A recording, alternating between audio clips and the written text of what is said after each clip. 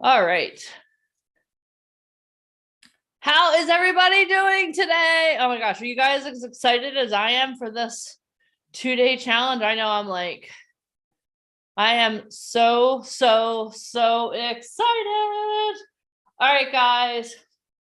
So this is going to be an absolutely amazing, crazy day. We have speakers literally from all over the world who are here. We have people who shared the stage with Tony Robbins for multiple years who are going to be on today. This is going to be the biggest event that we have ever had. So you guys are here at the right time. Let's go. All right. So this is what I'm going to need from you guys. I'm going to need you guys to bring all the energy you have today. Can you guys do that for me? Oh my gosh, that's awesome. Okay. So before we get started, I want to get to know you guys. You're going to get to know me probably much better than you want to over the course of the weekend. But what I want is to get to know you guys also. So in the comments, can you let me know where you're from, how old you are, and whether you're an actor, model, or musician? And also, are you a seasoned veteran here with us at our 2-day challenges, or are you a first timer? That will help me get to know you guys. So this is going to be awesome. So just a couple little things as well. Make sure that you are on camera as much as possible this weekend. Now, I understand maybe you'll have to use the restroom or something like that. Please do us all a favor. Turn your cameras off if you do that. We're going to be tight by the end of the weekend, but I don't want to know you that well. Okay. So make sure your cameras are on all weekend, because this is a weekend where you're looking. How many of you here want to get discovered by an agent? Raise your hands. How many of you are here because you know what? You're like, I want to get discovered. Well, let me tell you something. You have 100% chance of not getting discovered if you're not on camera, because this is a visual industry, right? So make sure you're on camera for the whole weekend. Again, if you have to use the restroom or if you need to take a quick bite, totally understandable to be off camera then. Also, we're not in second grade. You don't need a hall pass to go to the bathroom. So if you have to go, just turn your camera off, go and come back. All right. Let's see who we have here. Let's see here. Classy Mike Trash is starting off by fibbing and telling me this is his first time. Mike Trash, that is not true. Let's see here. We have Kathleen Gay, 58, first time. This is your first challenge with us, Kathleen? How is that even possible? Well, this is Kathleen's first challenge with us. Everyone give her a round of applause. Welcome to the challenge. We're so excited. Let's see. Sophie Uma is an actress and model, first time here, moved to Nashville after graduating from the New York Film Academy. Sophie, thank you so much for being here. I know one of your mentors is going to be on here in a little while. We were talking about you in the best way yesterday, so that's awesome. Oh, let's see here. We have Christine Harding from Washington State. She's an actress, model, writer, podcaster, and VIP Ignite Inner Circle. Awesome. We're so excited. And she's 54 years young. We have Sarah Dietrich, is here from Alabama, 57, actor, model. Hold on. Candace Rayford is telling me a fib, saying this is her first time here. Ha ha ha. She's also a seasoned professional with us. What are you guys doing to me today? Are you trying to set me off balance? I see how you guys are. We have Lennar Brown here. Good morning. We have Soraya Johnson. This is my first time here. Awesome. Welcome. Masharad is 19 from San Francisco, actor, model. Lennar is 49 from Bangor, Maine. Awesome. Christian Albert. Hi, Christian. How are you? Oh my gosh. I just saw Christian last Sunday. That's pretty cool that he's here on this event. Christian is a wannabe actor and wannabe model. I think you could do it, Christian. I've met you. I think that you could possibly do this. That's awesome. Acting. Oh, okay. Mike Trash said he's acting. He's not lying. Okay. I do apologize for calling you a fibber. Okay. Thank you for clearing that one up. All right. So we got Darrell Radcliffe, 40 from Atascadero, California, actor, model, not her. If anyone needs a comprehensive list of notes from any of our previous challenges, boot camps, coaching classes, Darrell is your person. Trust me on that one. All right. We have Diamond Bedford from Cincinnati, Ohio, actress, model, not her first time here. Demetri Gordon is from Houston, Texas, model, actor. Awesome. John Hopkins from Batesville, Indiana. Awesome. Welcome. And again, if this is what I want you guys to do is I'm asking everyone to introduce themselves in the comments. So let me know where you're from, whether you're actor, model, or musician, and if this is your first time with us or you've been here before. We have Tarika Patrick from Gulfport, Mississippi. Awesome. Welcome, guys. Oh, guys, also, we're streaming on Facebook. We're streaming on YouTube. So first of all, let's do this. Everyone who's on here on camera, let's say hi to Facebook. Hi, Facebook. Hi, YouTube. Oh my gosh. If you guys want to join us live on the Zoom, this is what you have to do. Text the word talent, TALENT, to 26786. That'll get you into the Zoom. And if you do join us from Facebook or YouTube because you texted the word talent to 26786, let us know so we can welcome you here, because we want as many people here on the Zoom as possible. All right. And here's why we want you on Zoom, because we want to be able to see you, right? It's cool to listen to people. We're going to have so many amazing speakers over the course of the weekend, but we want you here. You're going to be here with a group of new friends by the end of this weekend. Okay, everyone, this is what I want you guys to do. Look to your left. Look to your right. Look at me. We're your community, okay? So by the course of the end of this weekend, we're all going to be friends. We're all going to be a community, okay? And here's my guarantee to you. How many of you are here because, you're like, let's do this? Or how many of you are here because you're serious? How many of you are here because you want to start working in the industry? You want to start booking more sets, more stages. You want to get on more photo shoots. If that sounds like you, raise your hand. If you want to start booking more work, how many of you want to find an agent that's right for you this weekend? Raise your hands. Yeah, that's why you're here, right? That's our goal for you. So, but this is what I need from you in order for that to happen. I need you to play full out this weekend. What does that mean? That means that we are going to be on here until we're done today. So you know what that means? That means you're on here until we're done. No, oh my God, what time? No, you're here to play full out. If you're not here to play full out, honestly, I don't know why you're here. Because we're here with a group of people who are here to play full out. That's what we're going to do this weekend. I'm going to give you 100% of my energy from now until when we're done tomorrow. Is that okay? Yes or yes? Is it okay if I give you all of my energy? But here's what I need from you. I need you to say that you're going to give me all of your energy. So do me a favor. I want you to, you're not committing to me. You're not committing to the person to your left or to your right. You're committing to you. Can you please commit to yourself right now that you're going to play, you're all in all weekend? If you're going to be all in all weekend, type I'm all in the comments, because I want you to make that commitment to yourself right now. Okay, because we have amazing people. We have the line, hold on. I have the lineup right here. The lineup of people we have this weekend absolutely blows my mind. Like, if you saw the accolades that each and every one of these people has, you would be like, whoa, this is crazy town. Okay, so make sure you play all out. A couple other housekeeping things. I already talked about being on camera. So if you're just joining us, please make sure you're on camera.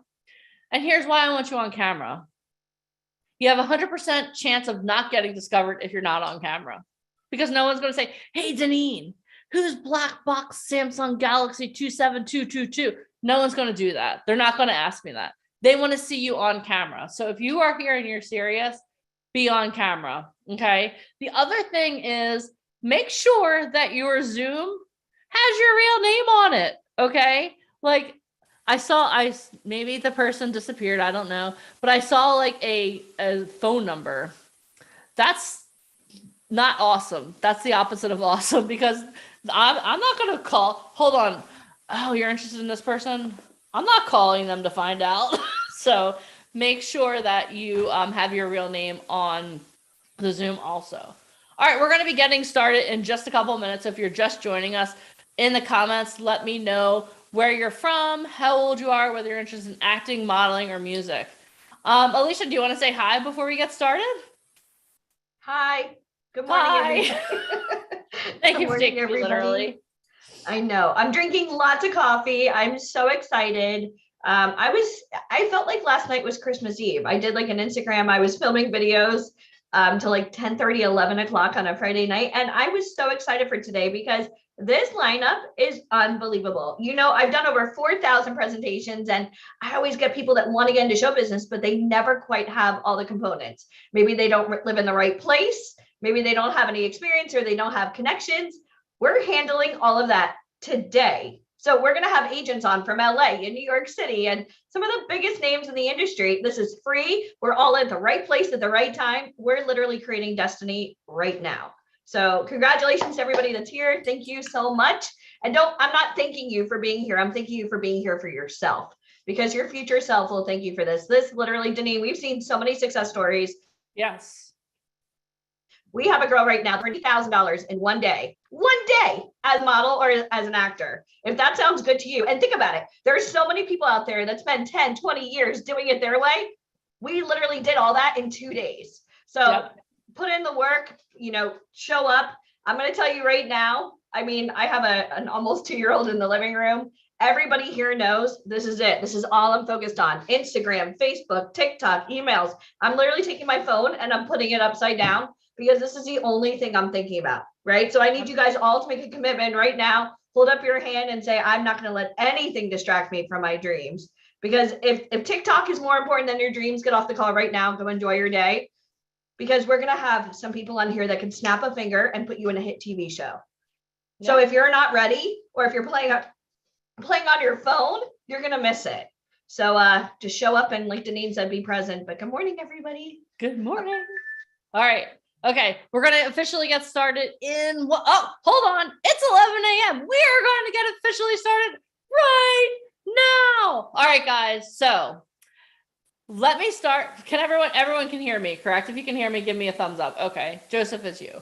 Okay, so let me introduce myself and then we're going to get started. My name is Denise White. I'm the publicist for VIP Ignite. I also, I host our live and virtual events. I also am the president of talent services for Truth Management, which is our mother agency. And I tell everyone that I have the absolute best job in the whole entire world. How many of you would love to have a job where your job literally is to help people achieve those dreams, achieve those goals that they've had since they were little? Raise your hand. How many of you think this is pretty freaking awesome? How many of you want to be one of the people that I get to help, that I can use my success story, use as a success story? Raise your hands. Awesome. So I'm going to tell you my goal for this weekend. I'm going to go over a little bit about what we're going to do. And then I'm going to share why it's so important to own your story. Okay. So over the course of this weekend, my guarantee to you is this: if you play full out, if you are all in, if you are fully present, the person that you are tomorrow night when we're finished this call is not the person who's sitting here right now. Now, that's not saying that you're not an amazing person right now, but it's my goal and the goal of each and every one of the speakers that we're going to have to turn you into that person, to take you one step closer to that person who is living their dreams, living their goals. Is that okay with you? Is it okay if we take you on a journey this weekend where by the end of the day tomorrow, you look back and you can't even recognize the person who's sitting in this chair right now? Is that okay? Yes or yes? Raise your hand. If that's okay, raise your hand. And here's the thing too, over the course of the weekend, myself and a lot of other speakers, we're going to ask you to move. We're going to ask you to interact. We're going to ask you to answer. When I ask you to raise your hand, I'm not doing that because I want to feel good about myself. I'm doing that because when you raise your hand, you are physically telling yourself, hey, you know what? I'm taking action. I'm taking action. How many of you are here are action takers? If you're an action taker, type I'm an action taker in the comments. Because over the course of the weekend, we're going to ask you to take action. I'm going to get you guys up and moving. I'm going to ask you guys to drink water. How many of you guys, let's do a little water check right now. How many of you have water right now? Alicia, I'm going to send you to get water later. I made coffee with water to need. Okay, well. So we're kind of set. Okay, well, we'll work on that. Okay, but what I want you guys, I'm going to ask you guys to hydrate this weekend. The reason I'm going to ask you to hydrate is because your body is comprised mostly of water. So how many of you get a lull like at 2, 3 o'clock in the afternoon? You just get tired sometimes. That's because you're dehydrated. How many of you sometimes have a little bit of brain fog where you're like, what am I doing? Where was I going with this? That's because you're dehydrated. Okay, so when I ask you to drink water, I'm not doing it because I want everyone to run up their water bill by using the restroom. I'm asking you to drink water because I want you to be fully hydrated. I want you to be all in. I want you to absorb as much information as you can. And you can Google it. There are tons of scientific studies talking about how important it is to be hydrated. I'm not here to give you a scientific study, but I am here to tell you that it's my responsibility for the next 2 days to make sure that you're hydrated. I'm also going to ask you guys to take a lot of notes. So how many of you has a notebook right now? If you have a notebook, let me see your notebook and pen. Okay, awesome. This is why I'm going to ask you to take notes. We all learn in different ways. Some of us are visual learners. So you see me do something and then you can do it. That's awesome. Some of us are auditory learners. Some of us, when you hear something, you can automatically start putting it into play. But all of us need to take notes, because when you take notes about what the speakers are talking about, there's 2 reasons why this is important. First of all, when you're actually physically writing the notes, you're actually you're rewiring the synapses in your brain so that information will sit more in your brain. You'll retain more information. And here's a tricky one. Can I tell you guys a networking secret? Is it okay if I share a secret? We're only 4 minutes officially into this. Is it okay if I share a secret?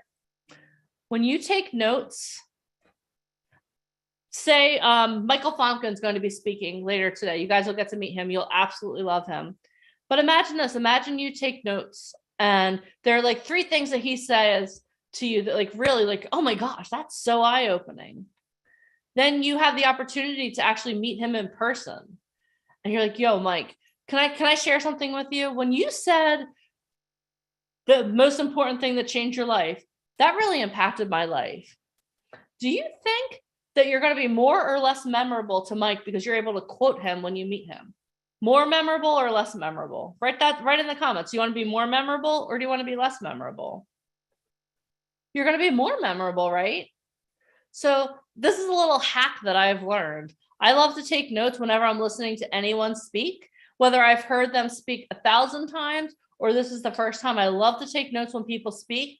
And then when I go up to them and I speak to them, because I have the opportunity to meet them, which you guys will have that opportunity, I love to say, oh my gosh, Mike, when you said this, like it totally changed my perspective on everything. And then he's like, oh, wow, that person was listening.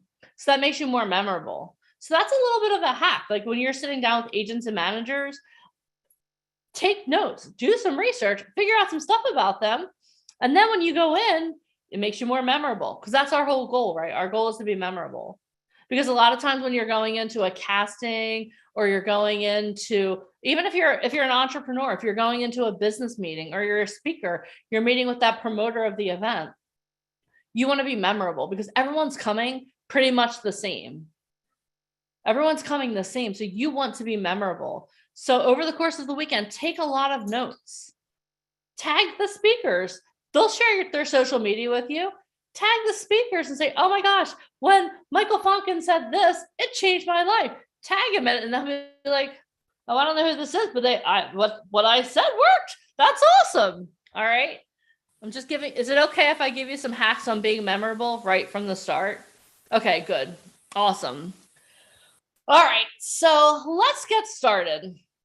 So one of the most important things that you have in your life is your story. How many of you know that you have a story to tell? Raise your hands. Okay, a couple of you. That's cool. A couple of you have stories to tell. That's awesome. But how many of you understand that your story is uniquely yours? We may have gone through a lot of the same experiences. Maybe we grew up in the same town, but we all have a very unique story. And I want you to understand something. And we're starting off the day by letting you know how important it is to share your story for a very important reason. Over the course of the weekend, you're going to meet people that have worked with Michael Jackson. You're going to meet people that have worked with Tony Robbins. You're going to meet agents that literally cast the biggest hit TV shows on television right now. And when they come in contact with people, they come in contact with a lot of people. And if I've spoken to all of them, everyone who's speaking today, I've had the opportunity to speak to them. And the one thing I can tell you is that each and every one of our stories makes us unique. Okay, so how many of you have embarrassing things in your story that maybe you don't want to share? It's okay, we all do. We all have those things. But what I want you to understand is that one of the most important assets that you have is your story. Because your resume probably looks a lot like everyone else's that's sitting in this room. Or maybe it's not quite as good. Maybe like you're, oh, I want to get into acting and modeling, but I have no experience. But you know what you do have? You have a story about how you got here.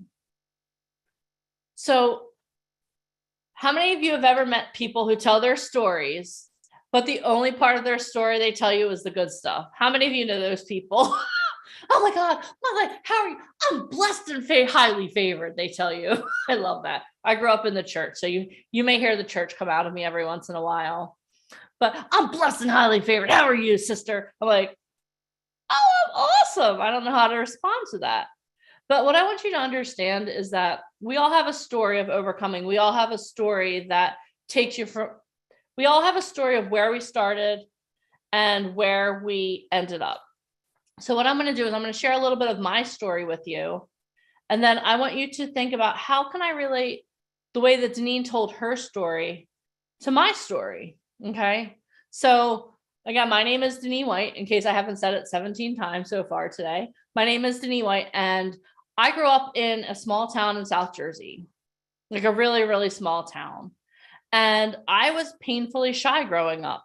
When I tell people that, they're like, there's no way you're shy. I'm like, yeah, no, I'm very much an introvert. I've always been very much an introvert. And when I was growing up, I was always at the top of all of my classes. Like I always tested on the high level, like those crazy tests that you take, whatever. I always tested really high. And when I went into kindergarten, I actually knew how to read some words. I knew all of my letters. I knew how to add and subtract. I was well ahead of the curve. But I wasn't very social. I was really shy. I'm to this day, I'm very much an introvert. And I was so introverted and so shy that they actually put me in my first grade class for developmentally challenged children. And my mom was like, oh, hell no, we're not playing this game. So my mom, because my mom advocated for me, she got me out of that school, put me in a different school where I was in a normal first grade class. But I was still really shy. Like growing up, to this day, I still don't have a huge circle of friends because I like to keep to myself. But when I was 7 years old, I could take you to the exact spot in my dad's house, because he still lives in the same house I grew up in, where I knew, and have any of you ever just heard something or just like, you just started owning it and you're like, oh, wow. Like, I know that this is true. So when my shy 7-year-old self knew that one day I would be speaking from stages and that I would be impacting a lot of people. But I was a really shy 7-year-old that didn't really have a lot of friends, but I knew it to be true. So again, I grew up in South Jersey, which is the Garden State. How many people from Jersey here? Raise your hands. The Garden State. And we had a big assembly, and the goal of the assembly was for each of us second graders to get up there, and we were going to be a vegetable. So I was assigned corn. I was like, yes. So I drew my little corn poster, and I stood up in front of the school, and I was so excited, super shy, but so excited to have my moment in the sun. So I get up there and I take the stage and I hold up my poster and I say, corn. And everyone started laughing. And I was like, why is everyone laughing at me?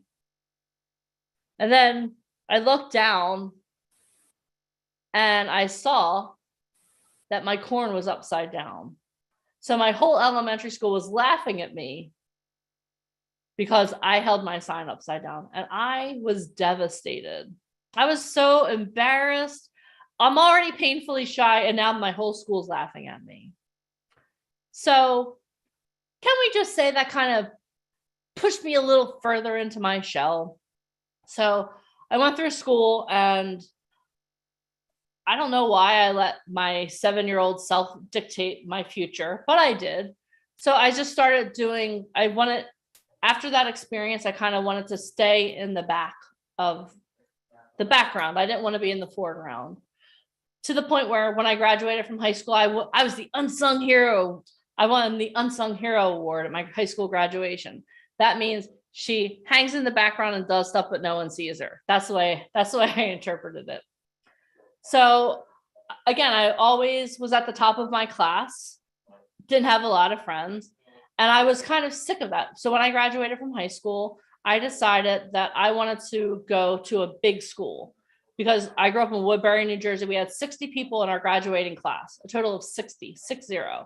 So I was like, you know what? I need to get out of Woodbury, because you know what? If I go off to a big school, then I'll be fully who I am, and it'll be awesome, and I'll still be able to hide in the background because no one will know my name. So I went off to the University of Connecticut, freshman class of 3,000 people, and I still was super shy. I hadn't overcome that. Didn't work out so well. Came home, and then I just started listening to what people told me to do. In high school, I was told I should be a teacher. I was told I should be a pharmacist. I was told all of these things, and because I didn't have the self-worth I needed, I was like, okay, well, let me do this, let me do that. And I lived my life doing what other people wanted. I worked in a bank. I worked, I worked in a bank. I did a lot of different things. I worked in a doctor's office.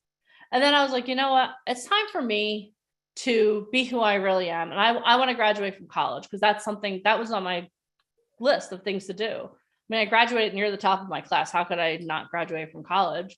So I decided to go back to college. I graduated from Temple University with a Bachelor of Arts in English. And I did what every English major obviously does. What do you think I did with that? You know what I did? I went and I started working in the dental industry, because that's obvious, right? So I spent 10 years working in the dental industry, and it was awesome. Like, I loved what I did. I literally helped a dental implant company that was new to the country get their ADA certification for dental implant placement. I taught dentists how to place implants. Makes total sense, right? English major, teaching dentists to place dental implants. And then I started working in dental offices. I was an office manager of a couple different dental offices throughout New Jersey and Pennsylvania. But always in the back of my mind, there was something like that call I got when I was 7 years old, like, this is really cool, but like, why aren't you doing more? And during the time, I developed a friendship with Michael Fonkin, who's the co-founder of VIP Ignite, who you'll meet in a little while. And he called me one day, and he knew that I was really unhappy at work. And this is how it went down. I was sitting at my dental chair like this, and he was like, hey, Denise, what are you doing? I was like, I'm working. What do you think I'm doing? He's like, well, I have a challenge for you. And I was like, okay, what's the challenge? He said, I want you to host a podcast for my company. And I was like, I said, hold on. Do you know who you called? I was like, I am shy.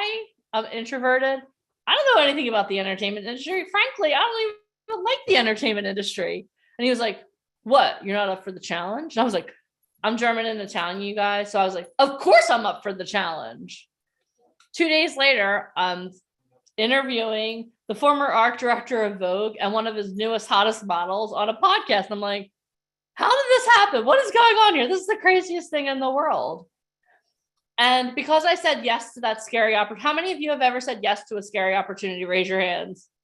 Haven't, like, it was really scary. And you may be thinking, Denise, you're sitting here on a Zoom talking to hundreds of people. How could that be scary? It was scary as hell for me. I was like, oh my God. And if you go back, you can still listen to the podcast.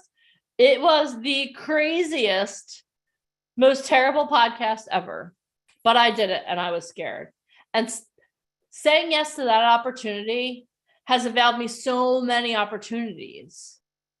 And the reason I'm sharing this story with you is I don't want to impress you. I want to impress upon you that there is something that you need to do that's on the other side of scary, that's on the other side of fear.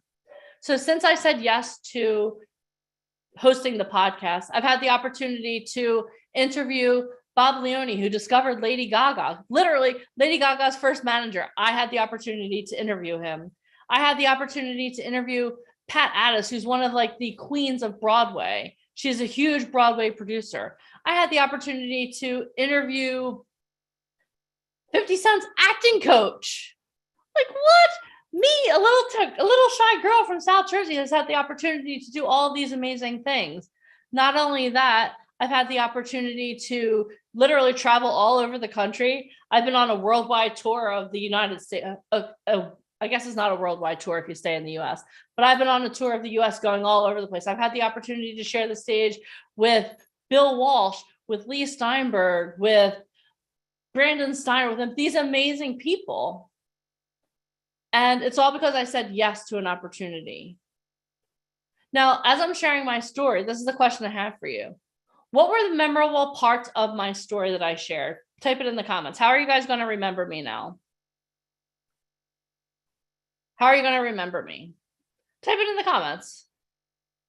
Corn, right? Take an opportunity, even if it's a scar. If it's scary, yeah. You took action as being like me. Okay, Lakin, that's awesome. Confident, from corn to opportunity taker. Oh, that might be the name of my talk. I love that. Thank you, Anna. Write that down, someone. Yeah, holding a sign upside down. But are you going to remember me as someone who, because she made a mistake, she stayed in the background? Or are you going to remember me as someone who said, you know what? I know who I am and I have to take action. A superhero that goes after challenges. Oh, thank you. I'm going to have to download these comments. You guys are making me feel really good about myself right now. It's awesome. But the point that I'm trying to make to you is this. Whenever you see me now in the future, whether you see me in one of those crazy ads on Facebook where Alicia and I are having a pillow fight together, or you see me coaching you, or you see me, no matter when you see me, you're going to, there's something memorable about me now, right? More than just being the host who like talks and introduces people. There's something that you're going to remember me by. And what I want you to understand is that we all have those embarrassing little stories that are relatable to everyone. How many of you, when you were in elementary school, embarrassed yourself at some point? Raise your hands. If you don't all raise your hands, I'm going to call you all fibbers, okay? Because we all were awkward when we were kids, right? But the thing I want you to understand is when you're sharing your story, if I would have told you, oh my God, when I was 7, I held my corn upside down and then I hid in the closet for the rest of my life. Would you be inspired by me or would you be depressed if I didn't overcome that story? If I didn't overcome that, if I was still hiding in the background, would you be inspired or would you be like, wow, we feel so bad for her. She's pathetic, right? So what I want you to understand is when you're sharing your story and you're sharing some of those embarrassing moments, you have to tell the story of how you overcame them. Right? You have to tell the story of how you overcame those moments. And I want you to own those stories in your life. But here's something else I want you to understand. When you're sharing those stories, you can't share them if they're still open wounds. Like we all have gone through things. I mean, if any of us hasn't gone through something in the last couple of years, God bless you. But I know we've all gone through some stuff. But when you're sharing your stories, make sure that you're sharing a story of overcoming, not of what you're still going through. Because if the wound is too deep, you're not going to be able to impact your audience. The point of you sharing your story is to make an impact, to make an impression. Okay. Yeah. No venting. That's right. No venting. Well, if I were still hiding in the closet because I was so embarrassed, that would be kind of pathetic. But anyway, yeah, you did what you didn't want to do to help you and understand. Yeah. And the awesome thing now is So again, to go back to owning your story, one of the themes that we're going to have over the course of this weekend is everyone that is coming on to speak to you has a story. They have a really impactful story to share. And I want you, as you're going through the weekend, to take notes. I want you to be super hydrated, but I also want you to start thinking about your own story. Like, how can you relate to each and every one of the speakers that are on? Because I can tell you, again, having had conversations with every one of the speakers, there's going to be something in each of their stories that you can relate to. And I want you to give yourself permission over the course of this weekend to own your story, because you're going to have the opportunity to talk to people, and I want you to be memorable.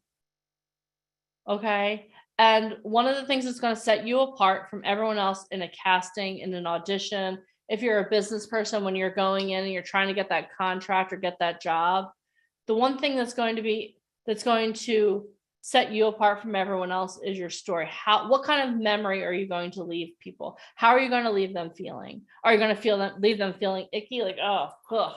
Or are you going to leave them feeling inspired? Are you going to leave them feeling like, wow, you know what?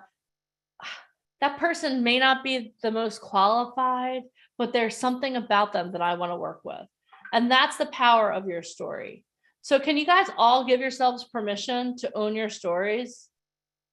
Can you do that? If you can, type in the comments, I will own my story. I will own my story.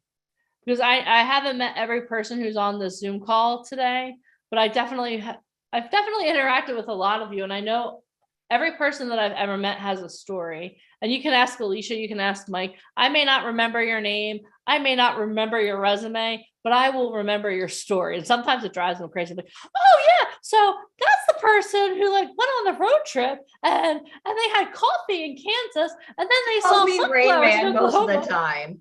Yeah, Alicia's Rain Man. She can it's my secret gift. She can recite your resume like nobody's business. I will always remember how you made me feel, because I understand the power of story. All right. So how you guys doing? Are you already getting tremendous value right in the first 25 minutes? Yes or yes?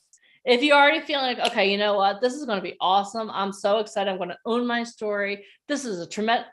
Oh my gosh, I already made someone cry. That's a record. It wasn't my goal to make you cry, but if you're crying because you're going to get in touch with your story, then I'm really excited, because I told you that I cry easily too, Lakin. You and I could probably go toe to toe. My goal by the end of this weekend is for you to be a more powerful version of yourself, because I'm looking for success stories. I'm not looking for people that are here just to chill and, oh yeah, this is so much fun. Oh, yay. I'm looking for success stories. I'm looking for people that are going to take what we have and what we're offering you this weekend. And I'm looking for people that are going to put that into action and be my next success story. So if you are my next success story, type I'm your next success story in the comments. I'm going to say that again. If you are my next success story, type I'm your next success story in the comments. Okay, good. I was like, hold on, I don't have any success stories. This is the first time ever. Awesome. Oh, Joseph can hear us now. That's awesome.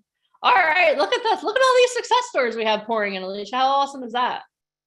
That's great. Well, part of success, just so you guys know, is turning on your camera. I'm just putting it out there. You know, Deneen, there's so many people that want to get discovered. This is their chance. We have agents on right now. I have an agent who's texting me going, I'm going through everybody's cameras. Like, why don't they have their cameras on? So we created the right place at the right time. We have some of the biggest names on here right now. Why aren't you on camera? Well, a couple of them have reached out to me and let me know that they're working or moving. So if you've done that, that's fine. But if you haven't, turn on your cameras. Let's go. Come on now. All right. Yeah, this is your chance. This is your chance to be. And if you want to be one of my next success stories, yeah, having your camera on. At work, I can't. Okay, that's fine. I'm not calling out anyone in particular, but I will start in a little while. Trust me. All right, guys. So before I introduce our next speaker, this is what I want you guys to do. We're going to get our blood moving right now because our next speaker is someone that you need to pay full attention to. And I realized that maybe I got people a little bit emotional, which is awesome. That's part of my job. But this is what I want you guys to do. Stand to your feet right now. Everyone stand up. Come on now. I can see you. Well, if you have your camera on, I can see you. Oh my God, it's Team Albert. Hi, Albert. Albert's in the house, everyone. All right. So what I want you to do is just like move around a little bit, like just dance your own, whatever you have to do. Get your blood moving a little bit. Raquel's taking it all out. She's like, I'm in Vegas. I'm going to dance. All right. Well, Sarah, then you don't have to stand up. It's cool. Stretch it out a little bit. It's still early for my West Coasters. It's only like 8:30 in the morning. So stretch it out. All right. Okay. If you're at work, that's fine. Just listen and again. Oh, Kaden, shake out your sillies, Kaden. Woo! All right, guys. Okay, so take your seats. Everyone get out some water. I need you to hydrate right now. Oh, I love water. Oh, okay, perfect. I love everyone's holding themselves accountable. I'm working, I'm driving, I'm at the airport. I can't do this. But you know what? I'm going to give you guys a round of applause for showing up, despite the fact that you're doing other things as well. All right. So are you guys ready for me to introduce our first speaker of the day? Okay, here we go. So our first speaker excels in leading and developing teams and individuals to peak performance. He and his business partner, Tony Robbins, VP of 18 years, has helped millions of individuals create the wealth and engineer the lifestyle they truly desire. He has shared stages with Tony Robbins, T. Harv Eker, Robert Kiyosaki, Les Brown, Damon John, Kevin Harrington, and many others through his training career. Michael has mentored and trained in the entertainment industry and helped producers, directors, writers, and actors meet their personal and professional goals. Everyone, join me in welcoming with a thunderous round of applause, the one and only Mr. Michael Silvers. Well, you guys are great. And Janina and Alicia, thank you so much. And Michael, this is a great place to be. Give them a round of applause for what they're doing here, everybody. Go ahead. Okay, so by the way, you're all on mute, right? And so this looks a little, so go ahead, just do this, right? Happy hands, jazz hands. There's a million things this could be. Right, fantastic. You guys are awesome. So yes, West Coaster, we're just getting up and getting going. I wanted to really welcome you all for being on the call today. It's really an honor and pleasure to be here. I'm going to tell you a little bit about my background. I love the inspiring story part. Put a 1 in the chat if you were inspired by that first piece and you realize you're more than your story even. Go ahead, put a 1 in the chat. Fantastic. Excellent. You guys are awesome. The other thing too is as you move through the day, it's really about being focused. So the word is focused. Everybody put the word. Why do you think I'm having you interact with the chat? Just making sure you're all here. Then we're going to talk about your cameras on in a minute, right? I don't need to do this for you guys, but it's my pet peeve. Yeah, there you go. So we meet a lot of people in our industry. So here we go. My name is Michael Silvers. I'm managing partner of the Mentor Studio. My business partner is Mary Glorfield. She was Tony Robbins vice president for 18 years, Harv Eker speaker development for 12 years. Between Mary and I live, we've seen 8 million people. We helped Tony Robbins go around the world. She took him to 82 countries, co-created the Platinum Partnership and put him on the Great Wall of China. Everybody get this? I was part of the company that not only did I speak and MC all the big shows, but we took Robert Kiyosaki and Tony Robbins internationally around the world for 25 years running. So give that a round of applause. That just means not about us, but that means that we were of service. Write that word down. We served a lot of people along the way because back then when we first did it too, there was no social media. So it was really word of mouth, if you can believe the numbers. With Harv Eker, when we took him internationally, it was 1 million students by word of mouth. So realize that when you do something for other people and your story is big enough and you play big, that doesn't mean you override other people. That means you walk into a room, you say, how can I be of service? When you're walking onto a stage, your first question that you should have worked on all morning is how you're going to be of service to that audience. When you get in front of that camera, how are you being of service? because the day it's about you is the day that you should do something else. The day it's about those that you serve, you're in the right place at the right time. I also want to introduce you. One of my compatriots is on today, just really supporting, backing up. Donna Campbell, give Donna a round of applause. And it's about making a difference in other people's lives is really what it does every single day. And Donna was somebody, right, who a year ago came into the Mentor Studio and just said, how can I be of service? It's all she did. Since then, we have helped her get on to over 75 live stages, give that a round of applause, and 150 podcasts, because it's that attitude of how do I be of service? Why am I in partnership with this woman who took Tony Robbins around the world, and they created what personal development is? Because 12 years ago, I walked in and I said, how can I be of service to what you're doing on this stage? And she's never forgotten that. And then we challenged each other, right? It's not always about, right? Then we challenged each other because we needed a time slot on this large stage, and we made it work because we did it as a win-win. So it's, as you build in your careers, first of all, number one, turn your cameras on if you can. That's exactly right. If you're in a position you should not turn your camera on, do not turn your camera on. But as your camera's on, we meet a lot of people in this industry, from talent agents to casting to promotion to stage. When I'm going to put you on stage, and this is going to really sound funny, we know names are very important, but the critical piece here is I might not remember your names because I've met about 8 million people live. Do you guys got that? And in the last 4 years, we've done over 700 digital events. But faces I'm going to remember. And I'm going to remember a face that looks engaged, that looks like they want to be here, that looks like this is something they want to do and they want to be of service, that they want to make a difference to somebody else. So, of course, in the Zoom world, right? So the minute COVID hit, what we did is we turned our 300 live stages into 300 virtual events. But part of it is we understand in the COVID world, people are doing things, they're working, they're back to work, the cameras can't be on. We understand all of that. But at any time that you can, keep your camera on because you're being engaged. The word is staying engaged. And your story will have you stay engaged because you're here for a reason.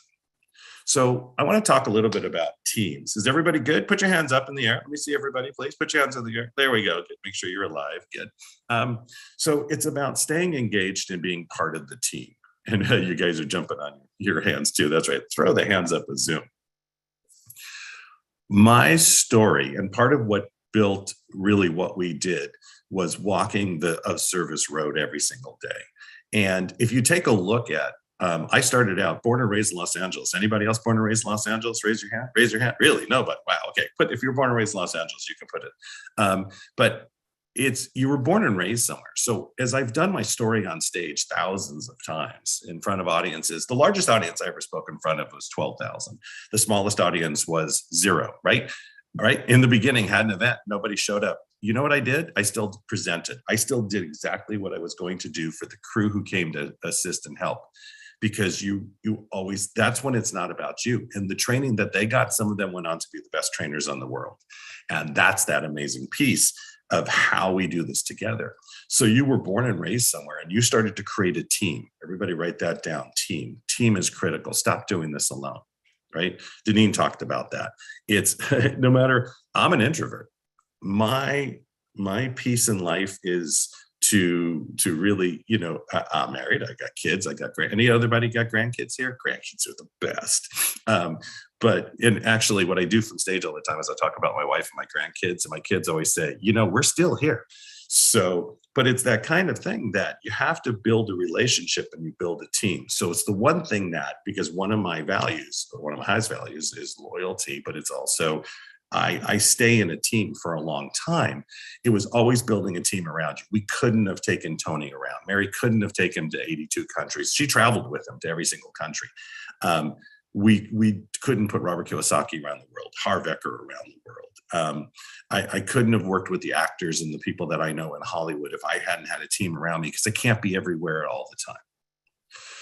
So what you want to do is you want to build that team around you. You want to build, whether it's a management team or a structure team. And actually within your own team, don't do this alone. You're not an actor. You're not a podcaster. You're not a person of one. You're of many. See, we have a large podcasting division that's about to launch. And we work with podcasting groups that produce 12 to 1,400 shows. Do you think they do it alone? So on that journey, as I took the journey, I started to look at who could I be of service with on the journey? And anybody's journey not go exactly straight or exactly the way you think it should have gone. Does that make sense? And that is part of that story when you get up in front of us. When you get up in front of us and you say, well, I mean, okay, how many things have you done in life? Because the more you've done, the more experience you've had. If you're young, you're starting in a great place because you're experienced with all these people here. You've got Deneen and Alicia and Michael, and you've got this powerful group behind you already, and you've just started. For some of us, the road is not always clear, but we get to where we want to go, because write this down, your vision is still clear. So you're still clear in where you want to be. I want to be the largest name actor, actress in the world. Why? Because that's the next piece. That's great, but what's the bigger vision? How many people are you helping? How many have you served along the way? What have you done? And by the way, making a lot of money is okay. It's what you do with it, right? Being of service to more people is okay. It's what you're going to do. It's always on the path. And that's that critical piece.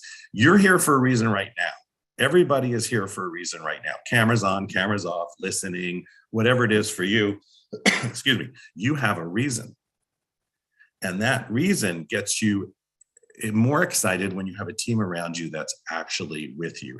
And that team, we talk about it a lot in masterminds, but that team will help you become more at what you do, which is why when I started down the journey, so I started down the journey in Los Angeles, I became an LAPD officer. I was injured. This is how I do it from stage, but I usually do 18 minutes. I'll do it in about 30 seconds. Injured on the job.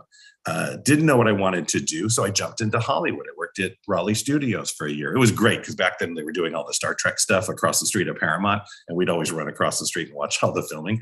But and then I made a shift because there was something that drew me towards working with children, and I got my master's in clinical psych, and I worked with children and adults for 8 years, and I became a male nurse. Why? Male nurse jokes, we're done. Okay, good. So I became a nurse because I wanted something really steady because I was moving to Seattle, and I had a family. And with that steadiness of becoming, a nurse and then a nurse practitioner. And then 23 years ago, I walk into something called network marketing. Everybody's like, network marketing? Oh, that's terrible. Yeah, I thought it was a cult. It's okay. And did really well in a year, but it introduced me to Bob Proctor and Zig Ziglar. And if you don't know who they are, that's okay. But that mindset and that sales shift changed everything in my world because I realized I had never worked enough with the teams around me. Being a police officer, your team was everything. Being a nurse, we were taught a little bit to be independent. Even though you had the team during a code, you got to get it done on your own. And I realized that they always had that team, that story, that vision behind them. And that launched me into meeting somebody else who took me to Australia for 5 years. And we built the largest coaching division. Our events had 3,000 to 5,000 people every weekend. And it wasn't about the numbers, it's how many people we served. That's all we ever talked about. How many people did we serve? How many people did we serve? Which took me onto the teams that took Tony Robbins and Robert Kiyosaki around the world, and T. Harv Eker traveling with him. And if you don't know who he is, that's okay. Read a book called The Secrets of the Millionaire Mind. It's still one of the best books you'll ever read today. The two books I'm going to recommend you, and I don't care what you do and what your background is, read The Secrets of the Millionaire Mind and read Think and Grow Rich. Think and Grow Rich by Napoleon Hill. The other thing too, from a mindset perspective, is listen to Jim Rohn every day on YouTube. He has passed away. Jim, Jim ROHN. It's that education and knowledge that will really move you forward every day and keep you. So here we go. We build a team. Now we build a team. So we're all over the world in these different countries. And during these teams, obviously working with Tony and everybody, we had a lot of actors, producers, Hollywood people come through the system. And at the same time, we just talked always about teams and building a team for yourself, because it becomes a world of you, right? You can't be everywhere all the time. You're going to have ups and downs. And that's where, we talked about the no whine factor. I saw that earlier. Here's how it works. You can always whine to those who are above you, like your mentors. And here's what your mentors wants to hear. If you need to vent, right, you get 30 seconds to vent. This was a bad day. I can't believe nobody picked me up for this role. How did this happen? I can't believe my podcast, blah, blah. Then you're done. And then I want to hear a solution. So write that down. If you ever work with me, if you ever get to know me, it's all going to be solution based. You get to do the whine, And then you get to move quickly to the solution. Does everybody get that? It's right into that solution. And that doesn't mean that you still don't have that feeling of what happened. Look, I've had podcasts. I had, if any of you know Joseph McClendon from Tony Robbins' world, right? Joseph is his right hand for 25 years on all the stages. And we did that podcast. We did probably, Joseph was he was going to be on about 30 minutes. He stayed on for 90 minutes. And you ever feel that I just wasn't clicking? I don't know why. So I just let him roll.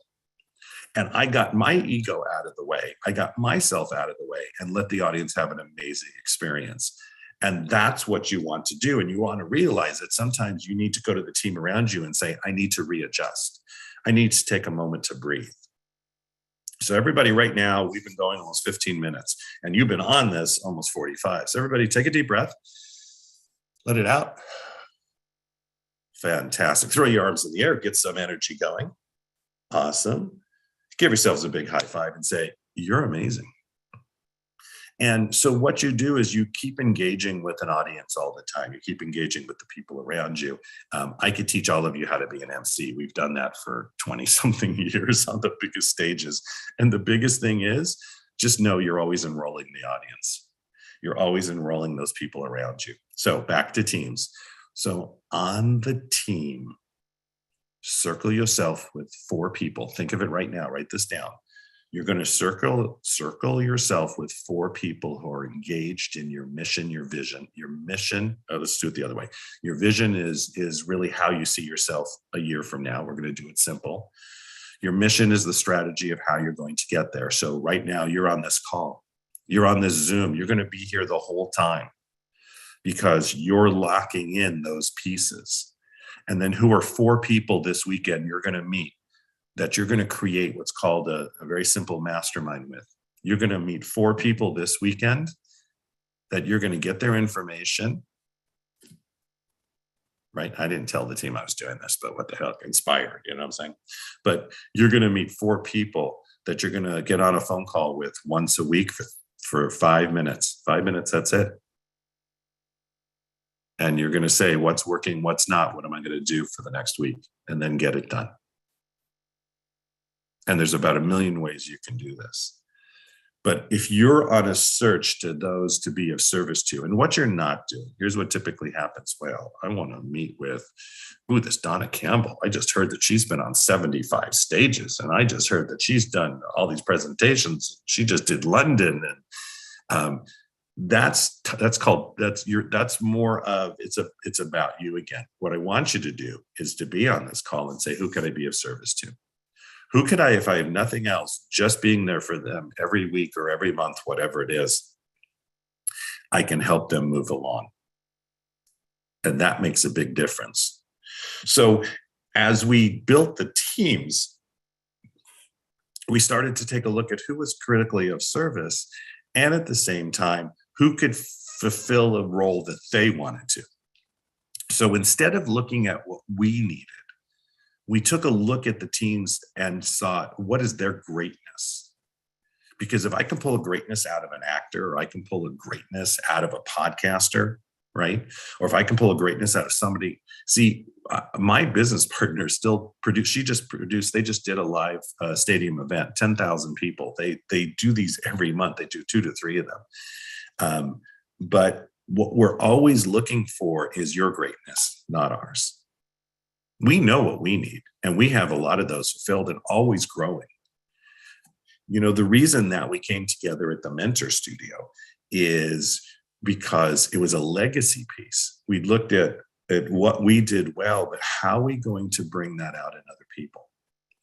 And how are we going to get mentors around the world who will mentor complimentary for those that don't have, those that can't have the access? And at the same time, how do we fulfill the legacy of what Mary Glorfield did with Tony Robbins? And how do we keep that piece moving along? So write this down. This is critical for your whatever. If you're not in business, you are. Say, I am. Everybody raise your hand, please. Say, I am in business. If you're an actor, podcaster, talent agent, casting director, If you want to be on stages, who wants to be on a live stage? Raise your hand if you want to be on live stages. Fantastic. More glory to you guys.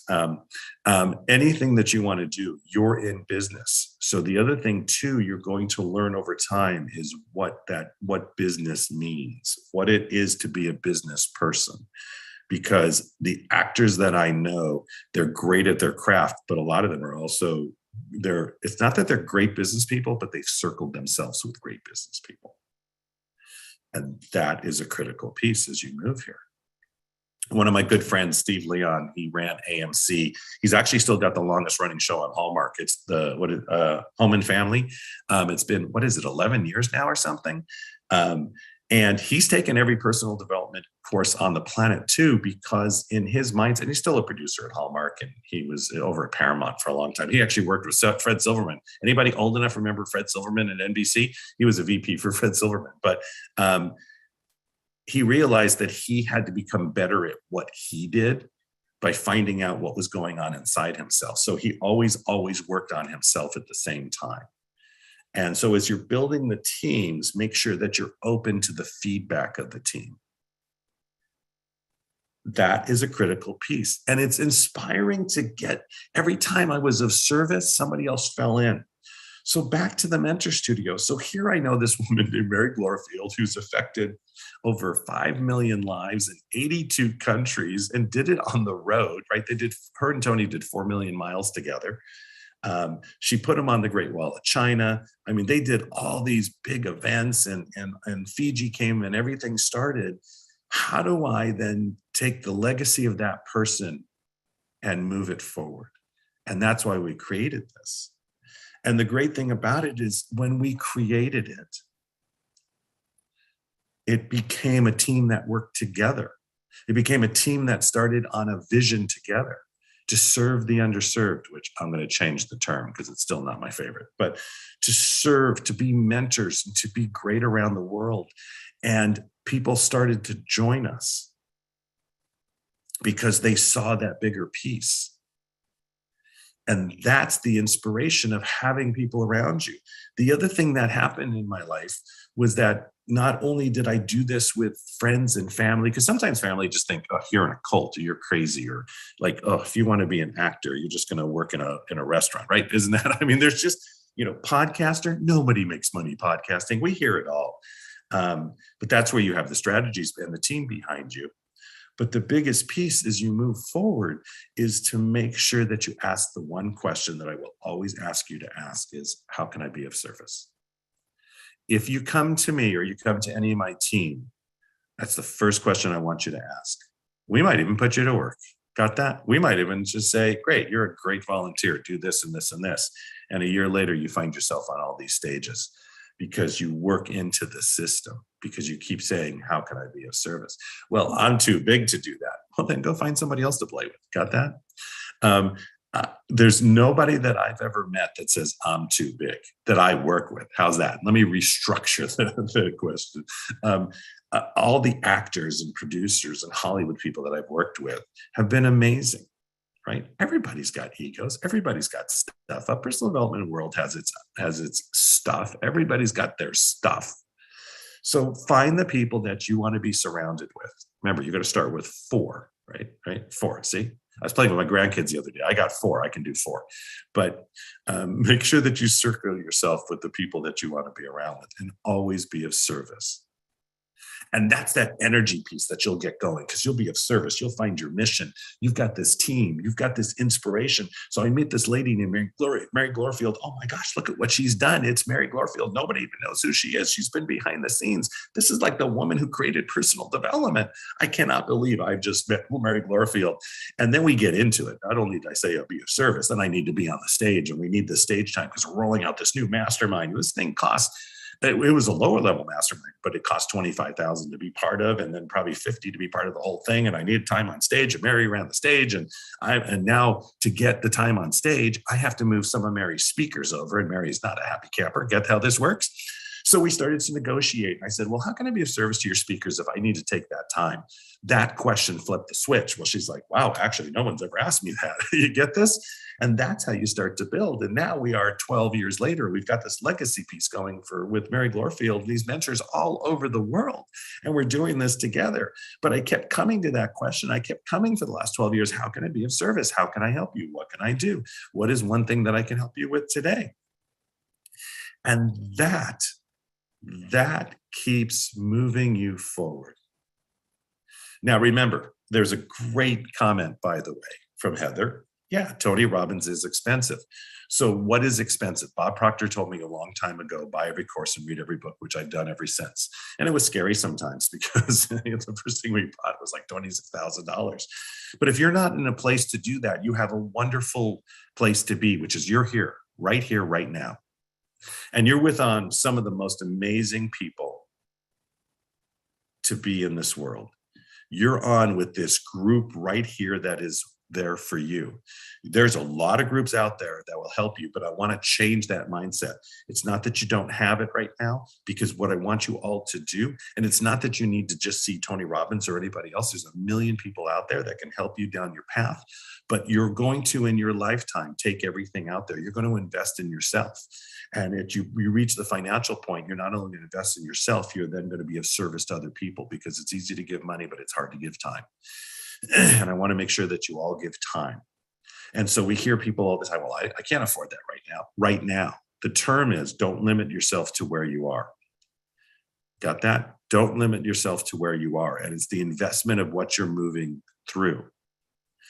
And it actually doesn't take money to make money. Okay. That's an old term that we used a long time ago. Your time and talent, I'll take any day. Any day.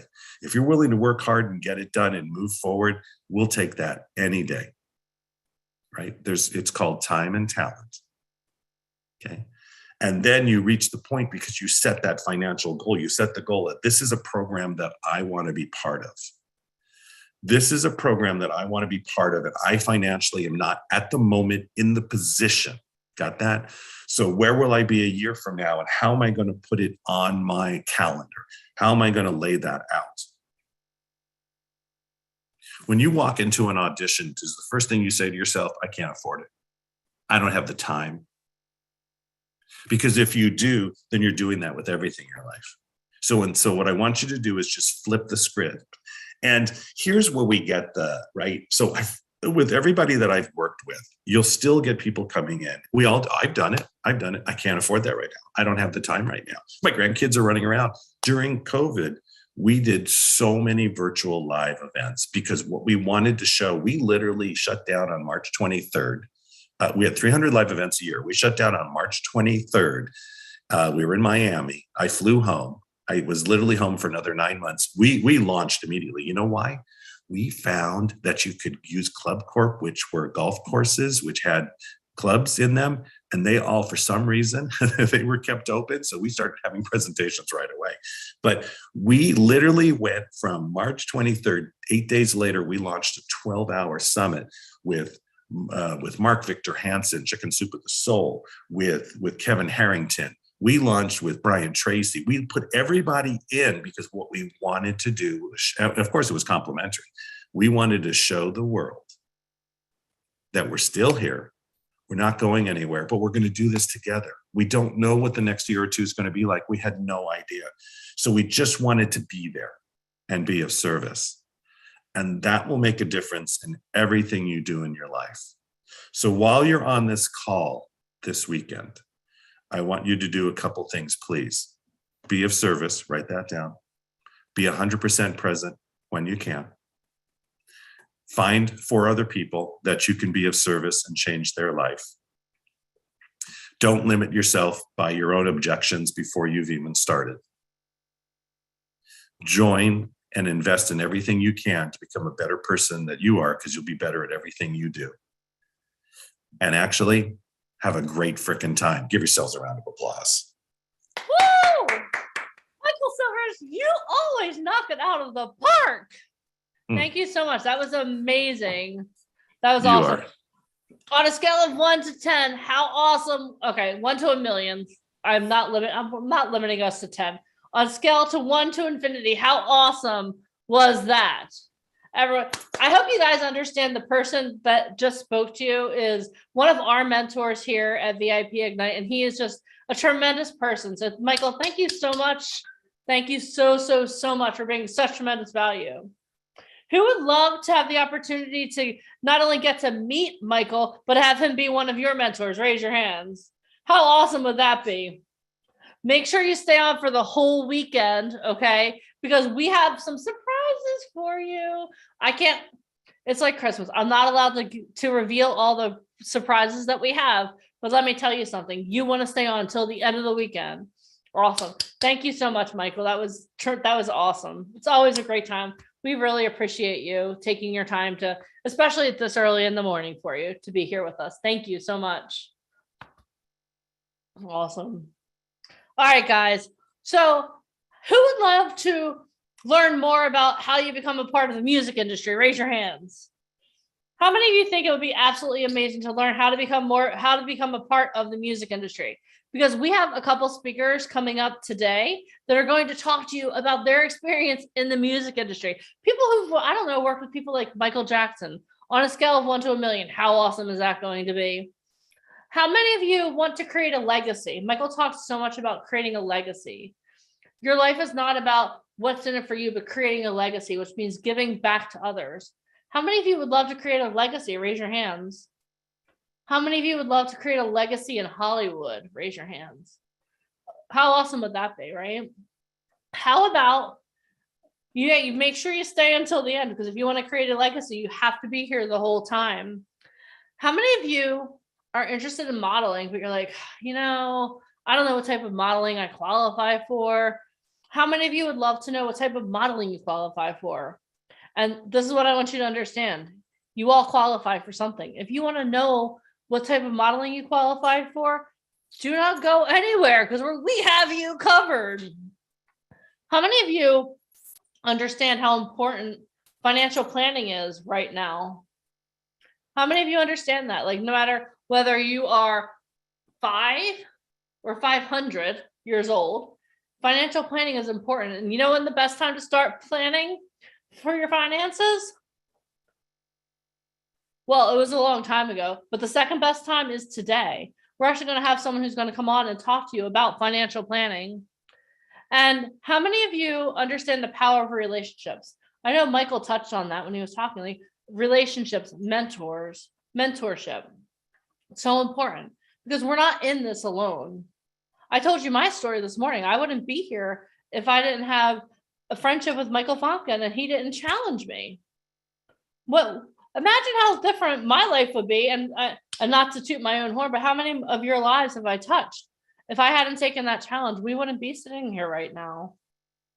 How many of you also, this is one of my favorite topics in the world. How many of you know that person that can just no matter what you throw at them, they can come back at you with anything? How many of you know that improv is very important to you? Whether you're in business, whether you're on stage, whether you are an actor, model, musician, improv is super important. We're going to have 50 Cent's acting coach come on later today and talk to you about improv. And then also, we are going to have the former art director of Vogue come on and talk to you about self-taping. How many of you have heard of self-taping? Raise your hands. How many of you have ever heard of self-taping? How many of you are like, that sounds really cool, but I have no idea where to even start? We're going to cover that today for you. We literally have you all covered. Okay. And that's just today. I haven't even alluded to what we're going to be doing tomorrow. Okay. So make sure Diamond has her hands on her head. She's like, oh my God, Denise, in my head, already so much information. But guys, we have you covered for the whole weekend. So make sure you stay on, because we have a ton of surprises in store for you. All right. So let's just make sure here. Are you guys good? Are you guys learning so much? Are you enjoying this? How many of you are patting yourself on the back for being here? Pat yourself on the back right now. You guys are doing great. All right. So I would like to introduce our next guest to you. So our next guest is a male pop artist from New York who has opened for musical artists such as Justin Bieber, Selena Gomez, Jason Derulo, and Sean Kingston. He has also toured Europe with the multi-platinum group Westlife. His last 3 singles have charted in the top 20 in the US iTunes pop charts and top 100 UK pop charts. His latest dance release, Die For You, hit number 2 on the iTunes dance charts. Frankie has debuted as headlining entertainer at Mohegan Sun in front of sold-out crowds. Frankie also had the number 1 TikTok emerging artist song with support from iHeart, SiriusXM, Pandora, Tidal, and coverage by Rolling Stone, Hollywood Unlocked, American Songwriter, and more. He has accumulated millions of views on multiple of his viral TikTok videos and over 11 million likes. What? How many of you would like 11 million likes? Raise your hands. How awesome is this? Frankie's work has been recognized and shared by icons like Janet Jackson, Neo, and Paula Abdul.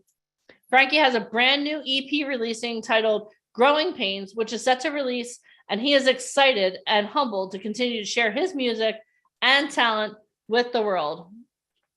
Everyone, please, with a thunderous round of applause, welcome Frankie Zolfino to the stage and Mr. Ryan Colby. Woo! I didn't get an intro. Ryan, would you like me to give your intro now? No, or would you like me I'm to joking. wait? I'm joking. Always I'm a diva. joking. Always a I diva. know. Ryan.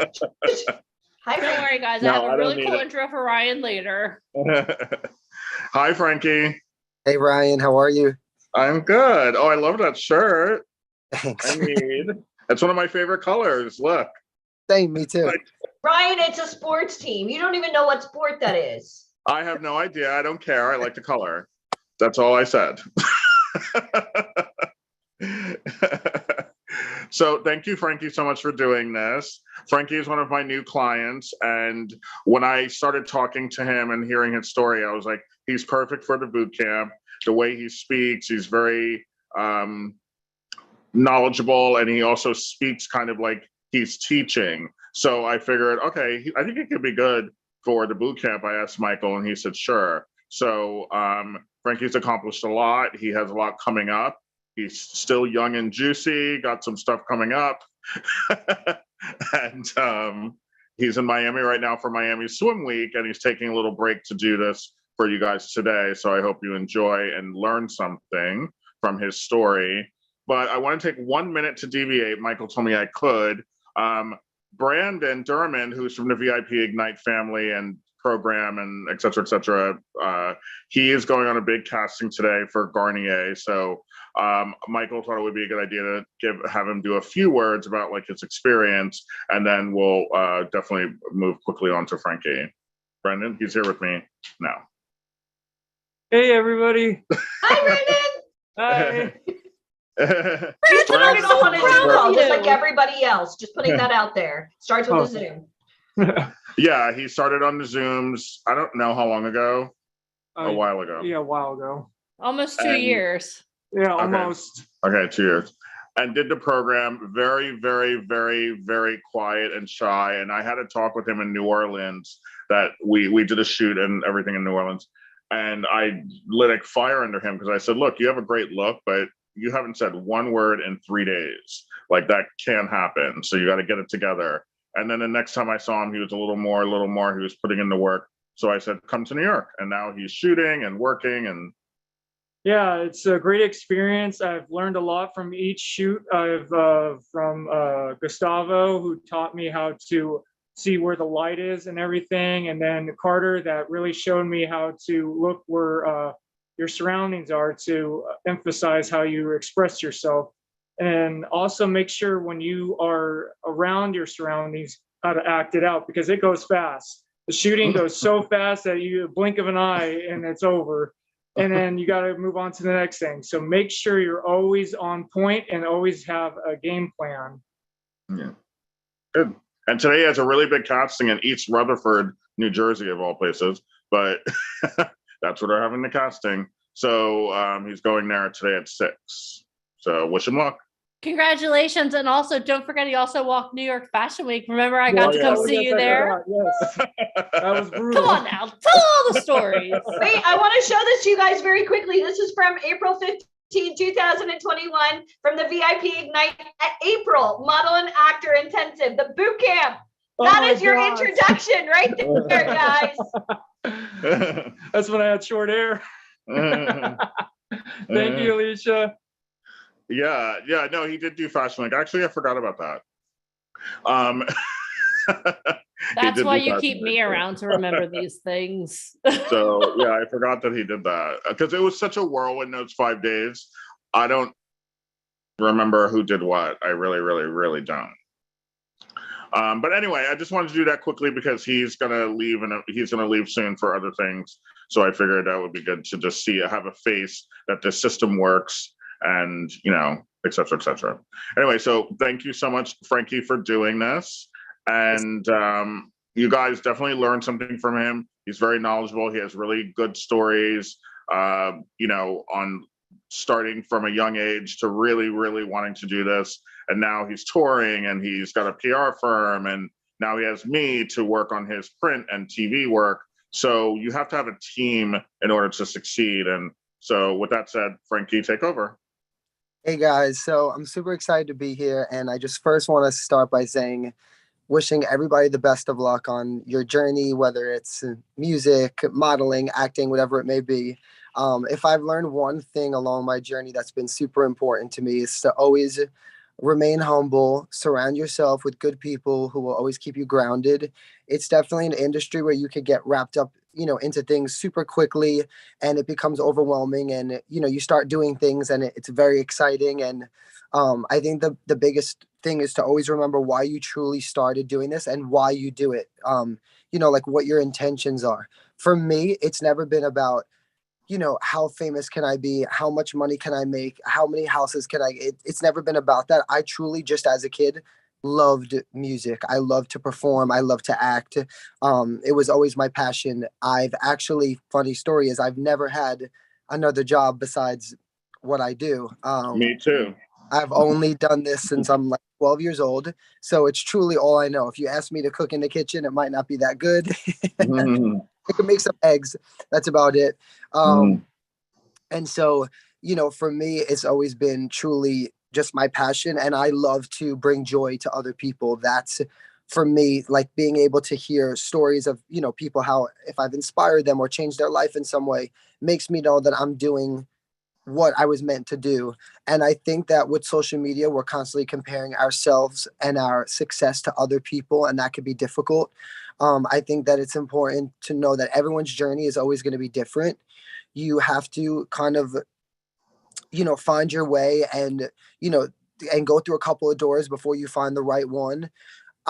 There's going to be a billion and one no's before you hit one yes. And so for me, it's always important to explain to people that like you have to have, a tough shell. We live in a world now where everyone kind of feels like, well, we all deserve a trophy and we all deserve this because we want people are very sensitive. And so, when you hit this kind of side of things, there really is no sensitivity. It's a yes, it's a no, you move on. Either you do it or you don't. And I always tell people, I never think it's the most talented people that succeed, but the ones that want it the most, the ones that are going to keep pushing and, do the things that it takes and sacrifice more than other people. When a lot of people view my life, when I see people, they always say to me, Frankie, you're so lucky, you're so lucky, you're so lucky. And I actually get mad because I'm like, no, I'm not lucky. Yes, I've had some luck along the way and I'm grateful, but I've worked my, excuse my language, ass off since I'm 12 years old, professionally, really since I was 18. And, I've literally, I've lived in my car, like no money, like literally have sold. From my first music video, I'll never forget, it was hours before I wanted to work with this huge videographer. His name is Eve Rivera, and he works with everybody from 50 Cent to Nicki Minaj, Jennifer Lopez. And at that point, I had no backing, no nothing, just myself. And I just always knew that I wanted people to see me in the light that I wanted them to see me in. And I never believed in excuses. And at the same time that I was doing that, I was teaching kids dance. And I remember for weeks, like just working and working and working and working until the night before. I was like short a couple $100. I went to the jeweler, sold all of my jewelry that I had when I was a kid.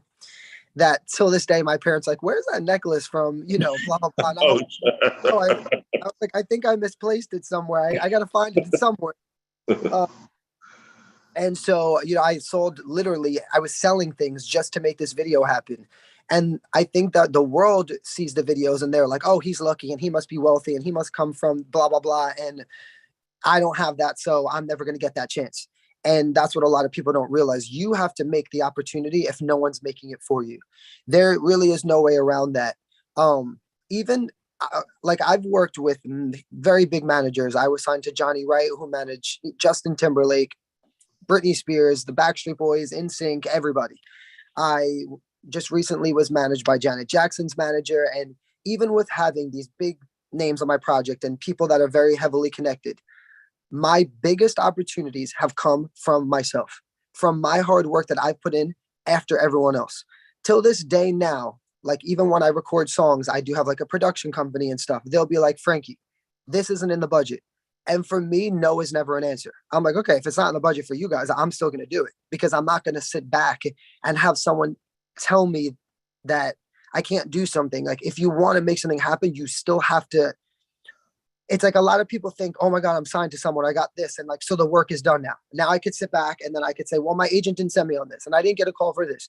Like you still have to create opportunity. You still have to be posting on your pages. You still have to be updating your social networks because your social media is your resume in a sense, you know, you like, I take pictures constantly, like everywhere I am. I'm like, okay, sure. Like someone's like, I want to shoot you. I'm like, yep, I'll take a couple of pics. No problem.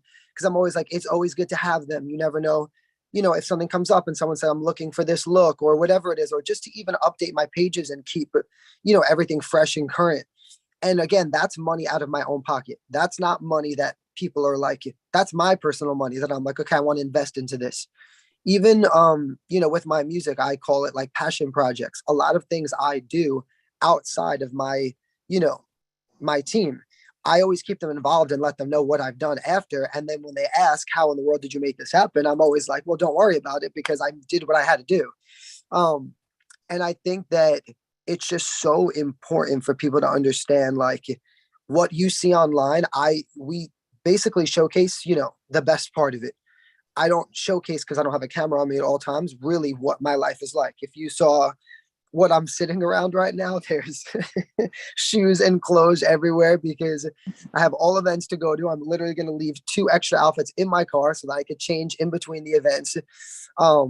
You know, it's like not, I always tell people it's not as glamorous as everyone thinks it is. You know, all of the things that you see, like you make it seem that way sometimes, but I think a lot of times it's people have an unexpected vision of what their life is going to be like in this. And you know, you have to sacrifice a lot. Excuse my voice because I've been on literally 10 flights in the past 4 weeks. So I'm exhausted, but it goes back to what I'm saying. Like, do I really want to go to all these swim events this weekend? The truth is no, I really don't.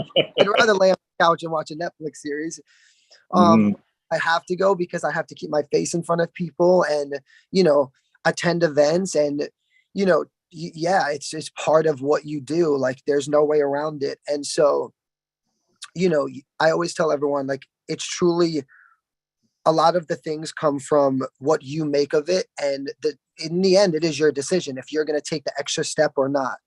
I was telling Ryan a story and he was like, you have to share this. And it's a good story about, maybe 9 years ago when Glee was popular, I was like, oh, this is the perfect show for me, but I didn't have an agent and I didn't have a manager. So I was like, how am I going to get this audition? So I decided to hire a videographer, cast like 20 like kids and teenagers that I knew, some like friends and stuff. I rented out my old high school. I sent them an email and basically begged. Choreographed, and I made this whole Michael Jackson medley that revolved around being on Glee. And the beginning of it, there's a teacher, and it's actually my sister because I was like, I'm not paying actors for this. I ain't got that kind of money. And she says, I was sleeping in class, and the video starts, and she's like, Frankie, you know, what are you doing? And I remember, like, I was like this, and I said, I just want to be on Glee. And then it turns into like this big musical. And that video started to go viral and people started to see it. And somehow, one way or the other, someone connected me with someone on Glee and they were like, you need to fly to California. We're going to have you audition. I go to California and I tell you, I had like, no money, very minimal. I go fly to California. I am there for a week in a hotel, and every day they keep telling me, okay, sorry, we have to push it back. Audition's going to be tomorrow. Audition's going to be tomorrow. And I'm just sitting there waiting, and more money's getting spent, and then food and hotel and travel. And I'm freaking out because I'm like, I can't do this for too long, And it was about a week, and they called me and they're like, you know what? It's probably going to be like next month because something's going on, with casting or whatever. And so I was like, okay, no problem. And so I booked my flight that day because I was like, okay, I got to get out of here. I got to get back home, got to work. I fly home. When I land, I have a voicemail, and it's from casting director of Glee. And they're like, Frankie, we had a last minute opening today. If you want to come by at 4:00.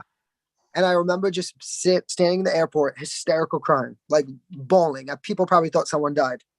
And, I just couldn't believe that. Like, why me? Like, why did, what? And so a lot of times I tell people, like, the way I look at it now is that it wasn't meant for me. If it was meant for me, I would have been there, because a lot of things are going to kind of fall into your lap the way that they're meant, they're supposed to happen. And there's going to be so many disappointments along the way and things that you're like, I just don't understand, how this happened to me, or, it's kind of. And fast forward to now that you've met me, I'm friends with Ryan. And, once we start working together more, you will see him and you can tell him this story. Ryan, and some people may not know who Ryan is. You have to use last names. Ryan Murphy. Who also created American Horror Story. Just putting that out there. So this is a reason why I wanted to tell the story is because it wasn't meant to be. I mean, it is unfortunate that you spent all that money and time and energy, and you thought that Glee was the show you're supposed to be on. And now Glee is over, and they're rebooting it, though, actually, by the way. But it wasn't meant to be. But now that you're older, you're wiser, you have management now, you have people to guide you, something will happen that will be in that vein. It's just not going to be Glee. And damn, it would have been a good one. Oh no, it would have been amazing. But like you just said, it wasn't meant to be. And so you move on and you cherish the opportunities that you did get out of it, which I'm sure you got other things out of it as well. I mean, that wasn't the only opportunity, Definitely, a lot of great things along the way, for sure. And, it's always when you have the good moments, I always tell people, actually, I appreciate the downs and the bad moments because it makes you appreciate the good ones so much more. You look at it differently. When I was 18, I got into a boy band, and it was the first thing I ever did. And I experienced like life, like how you imagine it as a star, like photo shoots and all the clothes on racks and luxury hotels. And I literally thought that this was normal.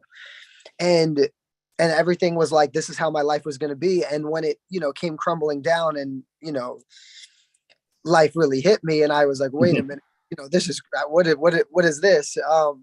It really honestly humbled me and made me appreciate what I do so much more, because if I had just started like that and it went all the way, I don't think I would ever honestly have even found my strength as much as I have now. Like, the one thing I'm most proud of for myself is not for my accomplishments, the numbers, all the things. It's truly the fact that I never gave up. And so, like, if I can inspire you guys with one thing, yes, all of the things I've done, like when I look back at it, I'm like, wow, this is awesome. And I still want to achieve so much more in my life. But it is important to also take in what you have done and say, you know what, like, I worked really hard for this. I'm proud of myself, because of course we always want more. But the most thing I'm proud of for sure is just never giving up. Like, a billion people have told me no. You know how many people that I meet to this day, and they're like, I still can't believe like you're still doing this. And I'm like, yeah, I told you I was never giving up. Voice for me, like, I didn't have a plan B. I never was like, oh, maybe I should do this. Yeah, at times I was like, you're losing your mind and you're absolutely crazy, because when I tell you, like, I invest. And like, in You ways that invest even when you don't have money, Frankie. I think so many people on this call have always been taught if somebody really wants you, you shouldn't ever pay for anything. Well, Glee wanted you. You had to cover all your own expenses. that's right. Like, You know, and you had to pay for all your trainings, your headshots. What are you going to show up like? Hey, I'm Frankie. till So this, I think a lot of people are confused about that part because Yeah, even when no, you did have money, you invested. Oh. You figure it the hell out. So I don't Till- even want to hear that from anybody. till this day, I still spend so much. You know, like I said, it even when I'm working on my own projects, choreographers, vocal training, like these people aren't like, oh, we're gonna do this for free because you're Frankie and you have blah blah blah. Like everyone's like, I need to get paid still. Like people, nobody works for free, and I think that that's also hard for people because they're like, I want to do this, but I can't, blah blah blah. And I'm like, I know, but like, this is the only way. If you, and if someone is giving everything to you for free, I would be a little suspicious because I'd be like, I don't know about There that. might be another form of payment. That's right. You're like, I'm not too sure about that. But I definitely, yeah, I mean, invest and also too, like, I'll tell you a story about something that's really that I invested in that I was really proud of. I did this Janet Jackson video. I had 2 days to put it together. A lot of times I do tribute videos to artists, and I'll explain to you why. In the midst of putting out my own music, I'm always thinking to myself, yes, I want to put out songs, but who in the world is listening to this if they don't know me? You know, like you have to like a lot of people, they're like, I sing and this is what I do. And I'm like, okay, but no one, like, how do you think people are going to hear this? Like, if you don't have an audience. So you have to build an audience for yourself. You have to engage and, you know, have engagement with people. And so in between my solo projects, I'm always doing a lot of like, I'll either do covers or I call them like tribute videos where like I'll take an artist and I'll take their best songs and I'll redo them and I'll, you know, shoot basically a music video with dancers and the whole to do and then post it, tag the artist. You never know if they're going to see it, if they'll repost it in return. If they do repost it, all of their followers are going to see it, blah, blah, blah. More opportunity for yourself. And so I did this video for Janet Jackson and it's one of my favorite artists of all time. And, you know, we put it together. Amen. We only had 2 days to put it together. And so it was quick. And when I watched it back, I mean, I thought it was great. You know, I was like, okay, like this came out really good. So I had a friend who worked at Billboard magazine. I sent it to him and I was like, would you send it over and see if maybe they would do, you know, exclusive like on it or just like, you know, an article on it. And they wrote me back a long email from Billboard and it was like, yeah, like we're not really loving this at all. It's super basic. Like we don't think that, you know, this is going to be right for our, you know, our site, blah, blah, blah. I was super like just nervous after that. I held the video. I was like, maybe I shouldn't post it. It's not good enough. I started critiquing every little part of it. I was like, this could be changed. 2 weeks later, after this message, I woke up and I was like, okay, I did spend so much money on this. So like, this is crazy for me not to post it. I'm just going to post it, whatever. Even if no one sees it, my fans see it, whatever it is, you know, it's content. And I posted it, and a day later, I get a call. I was outside from a friend, and they're like, "You're on Janet Jackson's Instagram." I literally, my phone, and they were like, "No, like your 5-minute whole video is on her Instagram with a long post underneath it." I started hysterical crying, and when I tell you, about 4 days later, it had millions of views, hundreds and thousands of comments. I mean, it literally changed a lot in my life. I had gained so many opportunities, so many big, you know, kind of people were following me from it. And point being is that if I would have listened to Billboard from that one opinion and never posted the video, I would have never had that moment with Janet Jackson. And now what's been great for my career is having artists like Janet and Paula and Neo, you know, give me props because when I send my project to people and they see that, it gives them some substance. They're like, okay, if Janet Jackson's saying this guy is good, he's got to be pretty good. You know, it does make a big difference when you have things like that. And imagine if I would have listened to the guy from Billboard and never posted it because of his one opinion. Not everyone is going to love what you do. You know, not everyone is going to say, you know, this is for you. You might go into a meeting, they're going to tell you like, listen, girl, get a, you know, Try something new. This ain't for you. It's never going to happen. And 6 months later, you might be on, the cover of Vogue magazine. Like, you just have no idea what can happen. So, the truth is, like, you have to, of course, I always listen to people's opinions. I always take them in. But then there does come a point too when I'm like, okay, you want me to have my hair short. You want me to have my hair long. You want me to wear this. You want me to wear that. Like, everyone's like, there's so many opinions. It gets overwhelming. You do at a point have to also trust a bit of your instinct and like your own gut. If I see things aren't moving with my project, like, I understand, like, people like, listen, it's not moving because I think this is what's wrong. And I think this is wrong. I take it all in. I look at the whole thing. Funny thing is I had all these big agents and managers, and right during COVID, I fired everybody. And I just started truly posting like as my authentic self. All the things that people said, no, don't post that. You can't say things like that. I started doing. I was telling people my real story. I was literally going online and telling people about my failures and all the things. And just to inspire you guys a little bit, I've been doing this for 11 years. During those 11 years, I've had shows and stuff, and obviously always sold merchandise. During the pandemic, I took my career into my own hands. I went from 50,000 followers to 400,000 followers to 700,000 followers to 1 million followers within 10 months.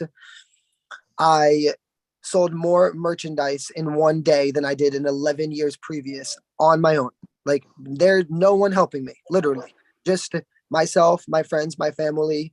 I hustled. And I sold out a concert in the middle of the pandemic. I had 2,000 people watching virtually. It was just like mind blowing. And the point, of all of it is that sometimes there comes a point too where you truly have to, like, sometimes take a step back and reflect, and you know what I mean? And do things from your heart and the way that it's going to work for you.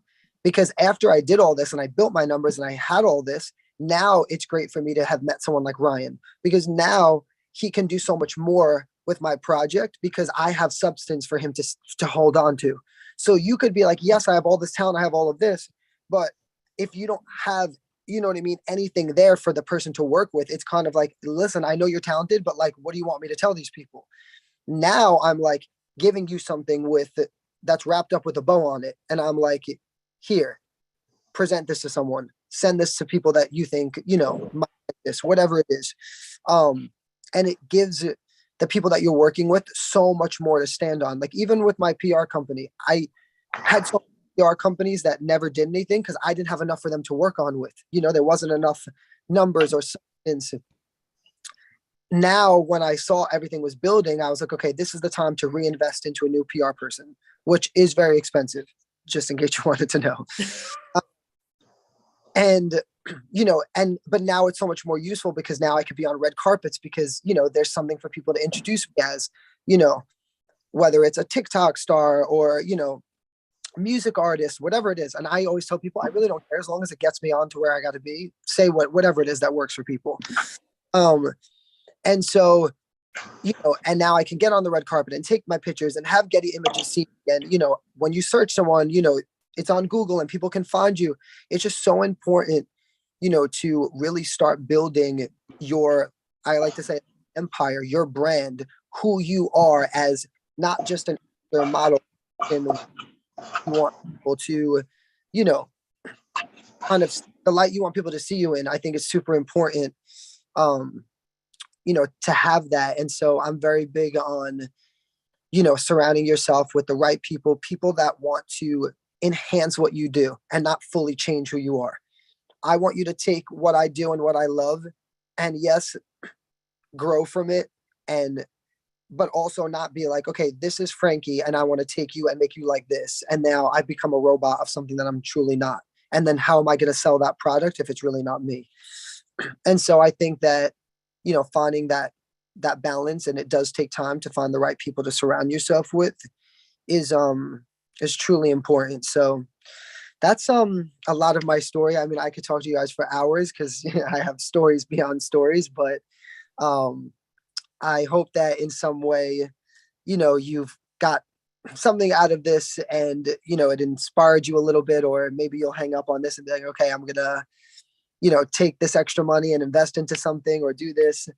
But if anything, truly the most important thing is to always, like I said, remember why you do this, because you love it, not for all the fame and glory. It's so important to,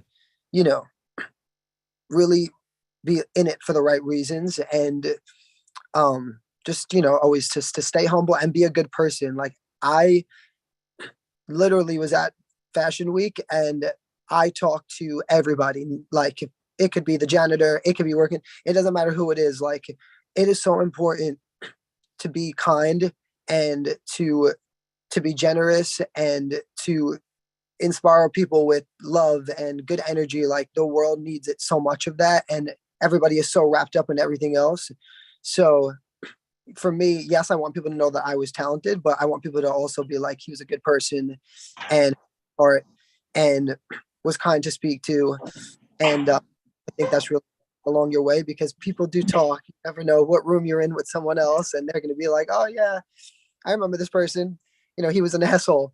And You're so always on stage, always. we're always performing.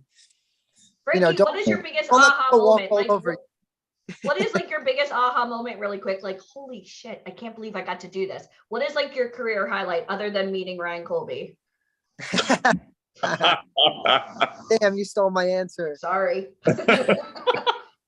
Wow. Maybe you're like, holy crap, like my friends all said I'm so lucky, but like you said, you get rewarded in public for kicking butt in private. What is your one biggest thing where you're like, pinch me? Because you've worked with some pretty amazing people. Performing the official Paula Abdul medley for me was like super, super special. And the whole situation of how it happened, because 30-second TikTok video, her people saw it, they messaged me. It went from a 30-second video to making a 5-minute official medley, to having her part of it, then to having 6 months later me flying to Philly to perform it in front of her and thousands of people, and literally her standing in front of me. And that was like a moment for sure. Like, I was like, I'm performing Paula Abdul's greatest hits for her. I'm choked up right now. I feel the tears. Do you guys see how good his energy is? That We was love him, Ryan. that was an Oh no, I would die. Like when I was a kid, Paula Abdul and Janet Jackson were my idols. If I got to perform for, I mean, We I'm got not that a Rhythm performer. Nation. Yep. Yeah, I'm not a performer. So I mean, I danced, but I was never a performer. Like that was never in my brain. I was a really good dancer that could take choreography, and that was it. But if I got a chance to ever do a medley of Paula Abdul's, like Cold Hearted Snake and Rush Rush, I Sounds think like I a would pass TikTok out. waiting to happen. Who's with me? I would pass out in the middle of it. There's no way I could endure it. And what's Well, special? make There's no that way. happen. There's no Just- way. Oh, Like I got to meet one of my idols, Heather Locklear, who I obsessed over in the 80s and 90s. And when I got to meet her, I did get it together and I pulled it together and I did it. But if I had to like perform in front of her, I'm not quite sure I could have done it. what's Maybe after a special? couple drinks, you'll be fine.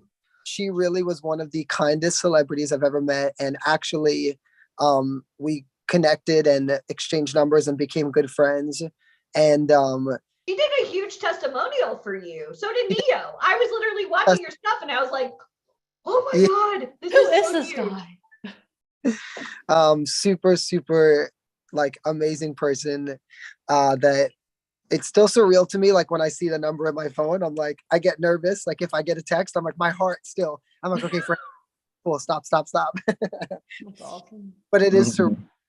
But besides that, honestly, if I had to pick one thing that like for me was my fans. Like every day when I see people that get tattoos of me on them and come to my concerts and send me letters, like to me, when I'll cry for hours reading people's letters. Like I spend a lot of time going through my fan mail and reading people's stories and how in some way I've inspired to change their life. And like that has been the craziest of my journey. Like the fans, like that's been, it's the most beautiful thing. I couldn't even explain. Sometimes a little scary because I'm like, oh God, I'm like, this is a lot. It's a lot for my heart. But You have all new fans now. How many of you guys are a fan of Frankie's now? We'll go get tattoos later. You Yeah, guys ready? you have 130 or so new fans, Frankie. Don't forget, we have Instagram, Facebook.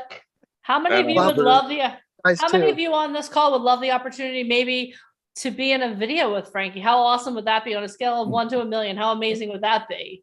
I would love that. Brian's like Oh my front row gosh, center. awesome. Yeah.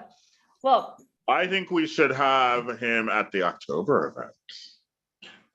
In Hollywood. it's Christmas. Frankie, We'll where do you talk, call Frankie. home? Because I mean, obviously Marlins is Miami. You're in Miami now, but So where's I home? call home the airplane, but between Miami and New York, because my whole Okay. family is in New York, so I am there a lot. Okay, cool. Awesome. All right. Well, Frankie, thank you so much for sharing your story. It was so amazing We love to hear. you. Oh, I Yes. love you too. Thank you. Yeah, we love you. Thank you so much Do we for have being a here. few minutes for questions or? No, we do or- not, but don't worry, Frankie, if we'll connect, maybe we can have how many of you guys would like an opportunity maybe to have Frankie on like a Q&A session one day? How awesome do you think that would be? I know you're busy. I'm not committing you right now, sir. So do I not would love to do it. that's an email we got. do We it. talked to Yeah, him one- so He's we'll super work it. accommodating. We can I figure it know. out. I know. I talked to him in like 10 minutes between shows yesterday. Thank you very much for that, by the way. Thanks. Yes. Awesome. Well, thank you so much for being here, Frankie. I know you have a crazy schedule. Ryan Colby, thank you for bringing Frankie to us. We appreciate it. And I promise you, in a little while, when you come back on, I will give you the introduction that you truly deserve, not just the Frankie and Ryan Colby. It'll be the Ryan Colby show. Okay. I just Awesome. need to All know, right. Ryan, did you plan the nail color for Frankie? I I did know, I not. noticed that. I did not. I did not. 'Cause you're I- super fashionable. Or You guys he do was like, that? "What color are you wearing?" Sabrina, please stop giving out your Facebook or your Wait, Instagram. Stop. All right. Awesome. All right. Well, thank you guys so much for being here. It was absolutely amazing. Ryan Colby, I'll see you in a little while. Frankie, Okay. I will Thank you. connect. Good so luck we can with have a graduation. Q&A Best session. of everybody. I'm waiting. Thank you, Thank you. Frankie, and I'll see you guys in 2 hours. See you soon. Bye, guys. Bye. Awesome. Guys, how amazing was that? Like, how amazing is it to have the opportunity to hear from Frankie, to hear from Ryan Colby, to see the whole process? Like, how awesome is that? How many of you would love the opportunity to be able to actually ask him questions? Do you think that would be that would be a tremendous opportunity, right? Yeah, it would be amazing. And I could tell you, I spoke to him yesterday before he got on the call, and what you see is what you get. He's an amazing, amazing human. So let's look where we've been. Let's look where we're going. And then we're going to introduce our next guest. Are you guys ready? Are you guys on a scale of 1 to 1,000,000? Like, how awesome has this call been so far? Like, how many of you are like, thank God I clicked on that Zoom. Like, oh, thank God. All right. So we've talked about the importance of owning your story. We've talked about why it's so important to have a mentor and have a team. And you just saw that in action with Frankie. He told his whole story was about why it's so important to have a team. Like why, and the thing I love most about his story is that right now he's doing a lot of this stuff on his own, but it's not because he's cute. It's because he's super talented, but he puts in the work. Like, I hope that you guys picked up when he was talking. Like, he literally works with choreographers. He literally works with vocal coaches to this day. It's kind of like we like to say, Al Pacino is Al Pacino. He still has a coach. Everyone still has coaches. So are you guys seeing a recurring theme here? You're not an island. You can't do this alone. All right. So I know a lot of times I talk to people and I'm like, hey, are you interested in acting, modeling, or music? And they're like, oh, well, I don't think I could be a model. Well, how many of you would love to learn more about what type of model you qualify for? How many of you want to know what type of model you are? So let me introduce our next guest. So our next guest is a co-founder of VIP Ignite. For almost 2 decades, he has dedicated his life to helping models, actors, and musicians connect with the most powerful people in the entertainment industry. He is the author of the new book releasing next year, Elevate Your Message, the Hollywood Framework to Creating Your Vision and Your Brand. He has spoken from the same stages as such notables as Russell Brunson, Greg Reed, Tony Robbins, Bill Walsh, and has done over $50 million speaking for both live and virtual stages. He has won multiple 2 Comma Club awards, and he is also a part of Russell Brunson's Inner Circle. He is a Tony Robbins Platinum Partner, and he is one of the founding members of Bill Walsh's 9-figure mastermind. Having invested over $1 million in education and leadership, he will be continuing his education next year, getting a degree in system dynamics at MIT. As a Broadway investor, he has won over 38 awards, including 6 Tonys, and in 2013 won the Tony for Best Play.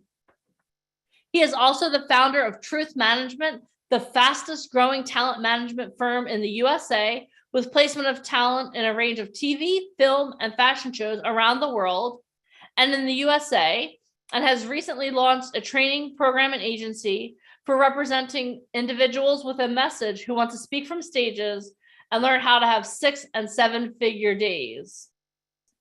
He is considered one of the top experts in helping talent, CEOs, and even entrepreneurs in creating powerful brands and launching the celebrity inside themselves. His company has been featured in dozens of magazines, including Forbes, Entrepreneur, Huffington Post, and also MSNBC, and CBS Digital in New York City. His company has donated and helped free over 3,500 kids from sex trafficking worldwide in partnership with Operation Underground Railroad. As a firm believer in the story you tell yourself is the life you create. Now, what I want each and every one of you to do is join me in welcoming to the stage the one and only Mr. Michael Famken. All right. Can everybody hear me? Yes? Okay, good. All right, let me share my screen. I want to get us caught up. We're a little bit behind schedule. So let me just get us caught up. Can everybody see my screen? Yes. All right. Thank you, Zandra. Awesome. All right. All right. So my name is Michael Famken, and I'm going to do today is we're going to talk about diversity and being you, the science, the structure, and the framework. What type of model are you? But I just want to let you know, guys, I've been sitting in the background listening, and Frankie is absolutely amazing. Later today, some of those projects that he was talking about, some of those videos that kind of help him go from where he was to where he is, I'm going to post those in the Facebook group for you guys. I have access to them on a couple of private links, so I will share those into the group so you guys can see them. All I can tell you, they will blow your mind. Like when I first saw those videos, like they are completely like at an unbelievable level. And if you guys are here for the whole weekend, tomorrow I'll be going over some opportunities for you guys. And I'd love for the opportunity for you guys to actually get to meet with Frankie or star in one of his videos and really get a lot more personal attention with him. So I'm definitely going to have a little conversation with him later about that. We have a lot of amazing people coming up today, just to let you know. People have worked, castings for HBO, Netflix, dozens of other companies coming up right after myself. We have people from Dancing with the Stars. I have a young lady that's going to come on today. She's going to talk about finance and literally show you a proven path to go from where you are to at some point in your life being able to be a millionaire, like literally just showing you the steps to be able to do that, to have financial freedom in your life. And I want you guys to know when we put these events together, yes, obviously the theme overall is always about modeling and acting in the entertainment industry, but it's also about life. It's about creating relationships. It's about finance. It's about being able to create that legacy in your life. So today is where we lay down all the foundation. Tomorrow we do what's called transformation. And like Deneen said earlier today, where we started and where you're going to be by the end of the day tomorrow, your life's going to completely change in ways that you cannot even ever possibly imagine. So with that thought in mind, let's get started. Diversity and being you, the science, the structure, and the framework. What type of model are you? Obviously, we all know the world has changed. How the industry works over the past 2 years has been such a hard time, but at the same time, through hard times create strong people create great times. So there's been a lot of benefit in how things have changed. A lot of technology has accelerated where the world might have been 5, 10, 15 years from now. We kind of jump started and kind of jumped into the future for a lot of things, how the industry works with talent and so forth. And honestly, to be successful in this industry, the one thing, and I think this applies to any industry, is you have to have a new mindset. and only having a new mindset, you're going to get new results. If you continuously do the same thing over and over again, and you're not getting the results that you want, obviously you need to shift what you're doing. Okay. So in today's industry, it's all about diversity. Okay. It's about different types of models. It's about different ages, different looks, different heights, trans models, plus size models. In today's industry, it's all about what makes you unique. Okay. You know, the industry's changed so much. There's so much more opportunity right now today. Literally in the next 12 to 24 months, there will be more opportunities for people in the entertainment industry in the next 2 years than there have been in the past 10. Okay. Let me just say that again for you. There is more opportunity now and in the next 2 years than there have been in the past 10. With the proliferation of television, all the new shows coming out, digital magazines, e-commerce, and so forth. So in today's industry, it's all about what makes you unique. Okay. You know, we obviously, for our company, we have an agency, a mother agency called Truth Management. We're all about diversity. We represent a wide range of talent, different ages, different looks, and so forth. Okay. And our goal is to be able to work with people that are like-minded, people who, you know, can appear in television, magazines, catalogs, and so forth. Okay. Obviously, we have a wide range of expertise. Not only do we represent people in fashion, with lifestyle, commercial, social media influencers, voiceover work. So I think later today or tomorrow, we're going to have Tony the Tiger on here, which I'm so excited. He's going to blow your mind with his characters. You're going to probably have the most enjoyable hour ever in your life getting to talk with him. And obviously, we represent children and TV and film because it's all about diversity. Okay. Now, I'll jump back into that, but let me continue.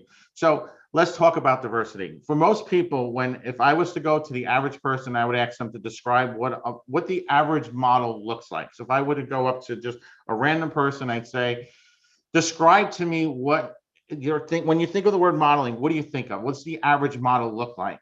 Okay. Most people are going to get the answer wrong. What they're going to describe to me is they're going to say, well, the average model is probably tall, they're thin, they walk the runways of Paris and New York.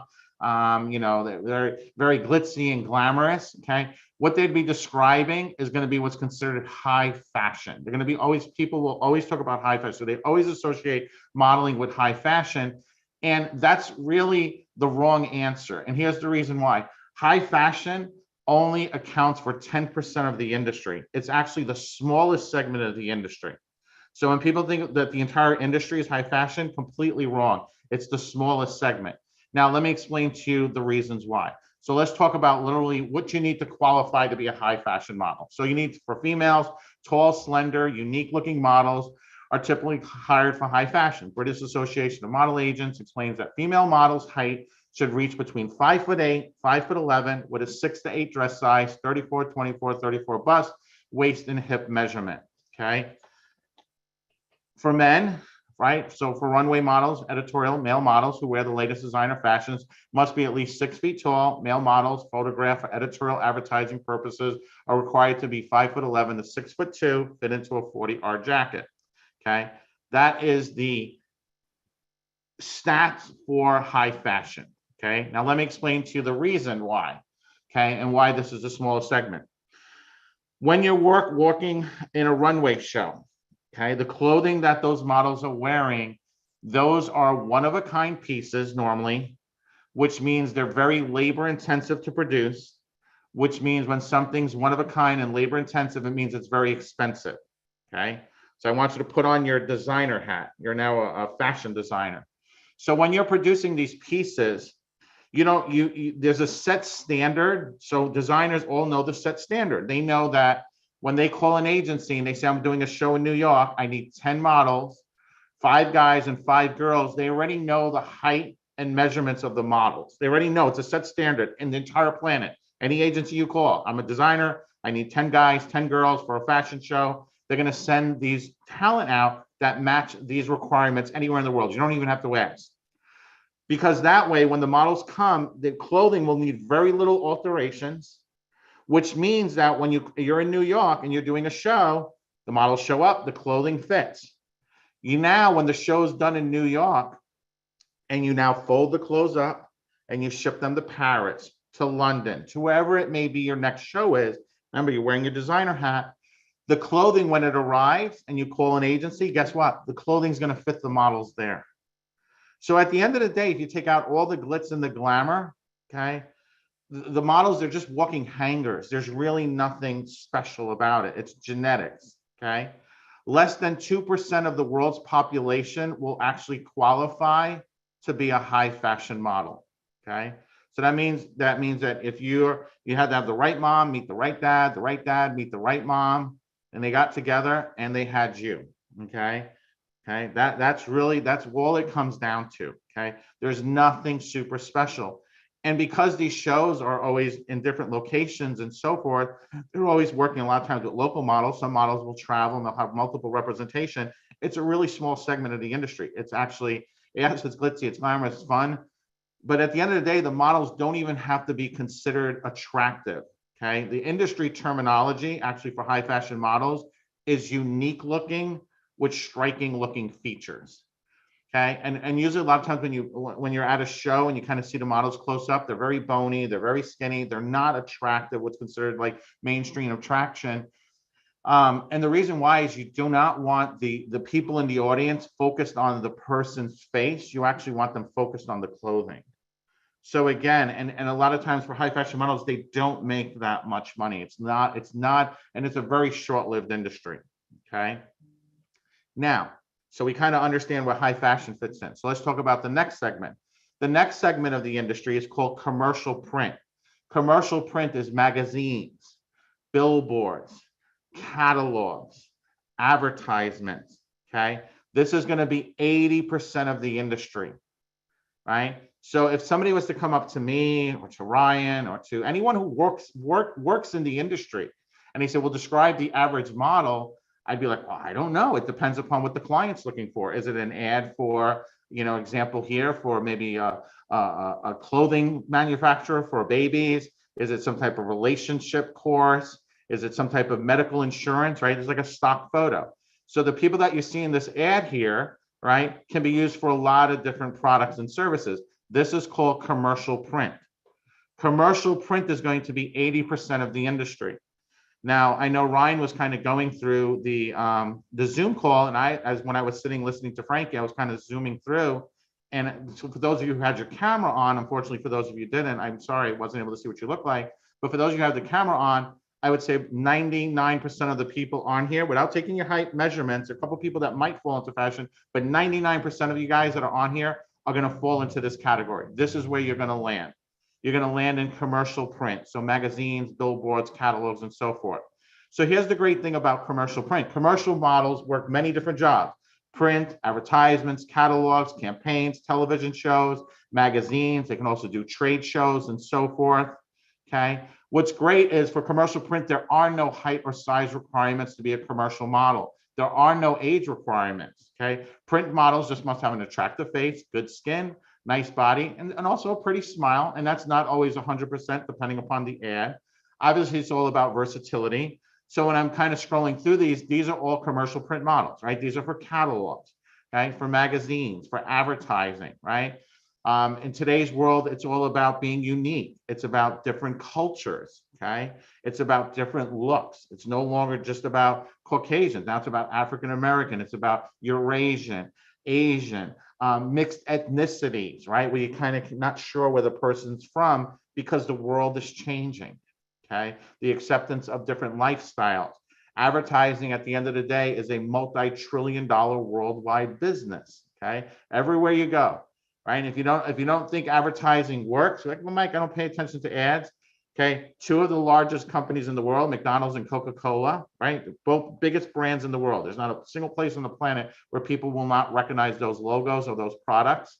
Advertise every single day, right? How many times have you not turned on the TV and seen an ad for McDonald's or for Coca-Cola or seen them in publications or billboards and so forth?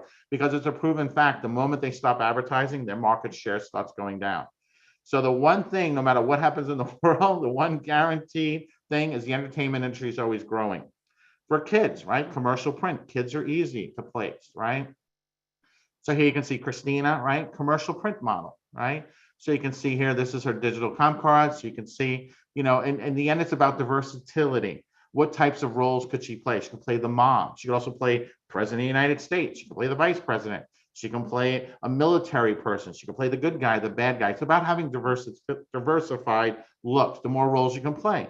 Again, age doesn't matter. Here's an older person in an ad, right, for a leasing company, right? Here's a great one. Here's an African-American woman, because she's probably in her 50s, right, for AARP. Again, this is commercial print. So what I want you guys to really realize, like, all those different ads that you see, like when you're driving, when you get the junk mail, when you're looking at catalogs, you're going through a magazine, start looking at the people in the magazine. Start saying, hey, wow, you'll start realizing what diversification is, okay? Here's a great ad, again, multi-mixed family, right? The mom, the dad, the son, right? Again, this is an e-commerce ad. This is something that was done for e-commerce.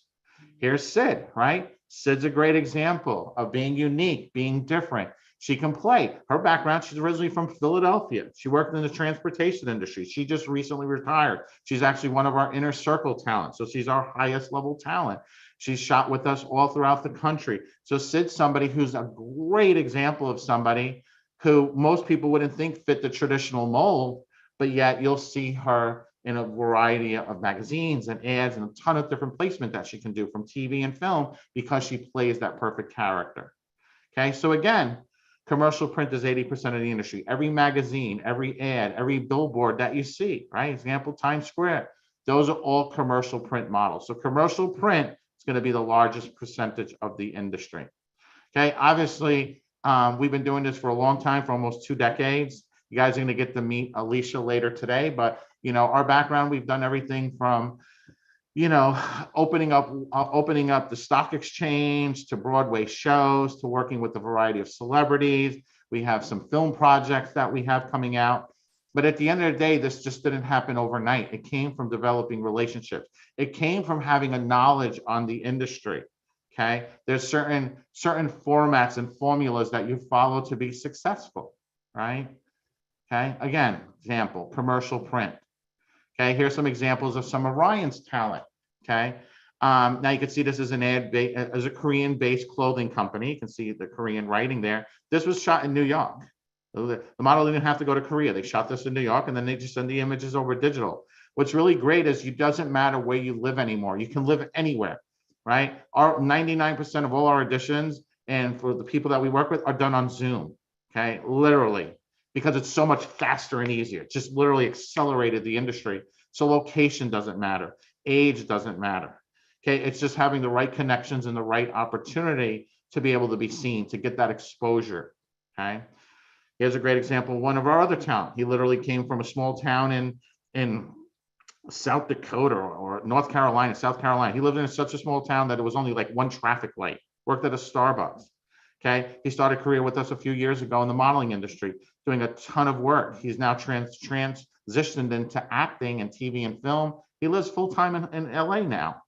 Okay, here's Mike Trash. Okay, super filmmaker, writer, podcast host. He's also part of our inner circle. Great character actor. He's able to do so many things. He can play the retired general. He can play the nice grandfather. He can play the creepy neighbor.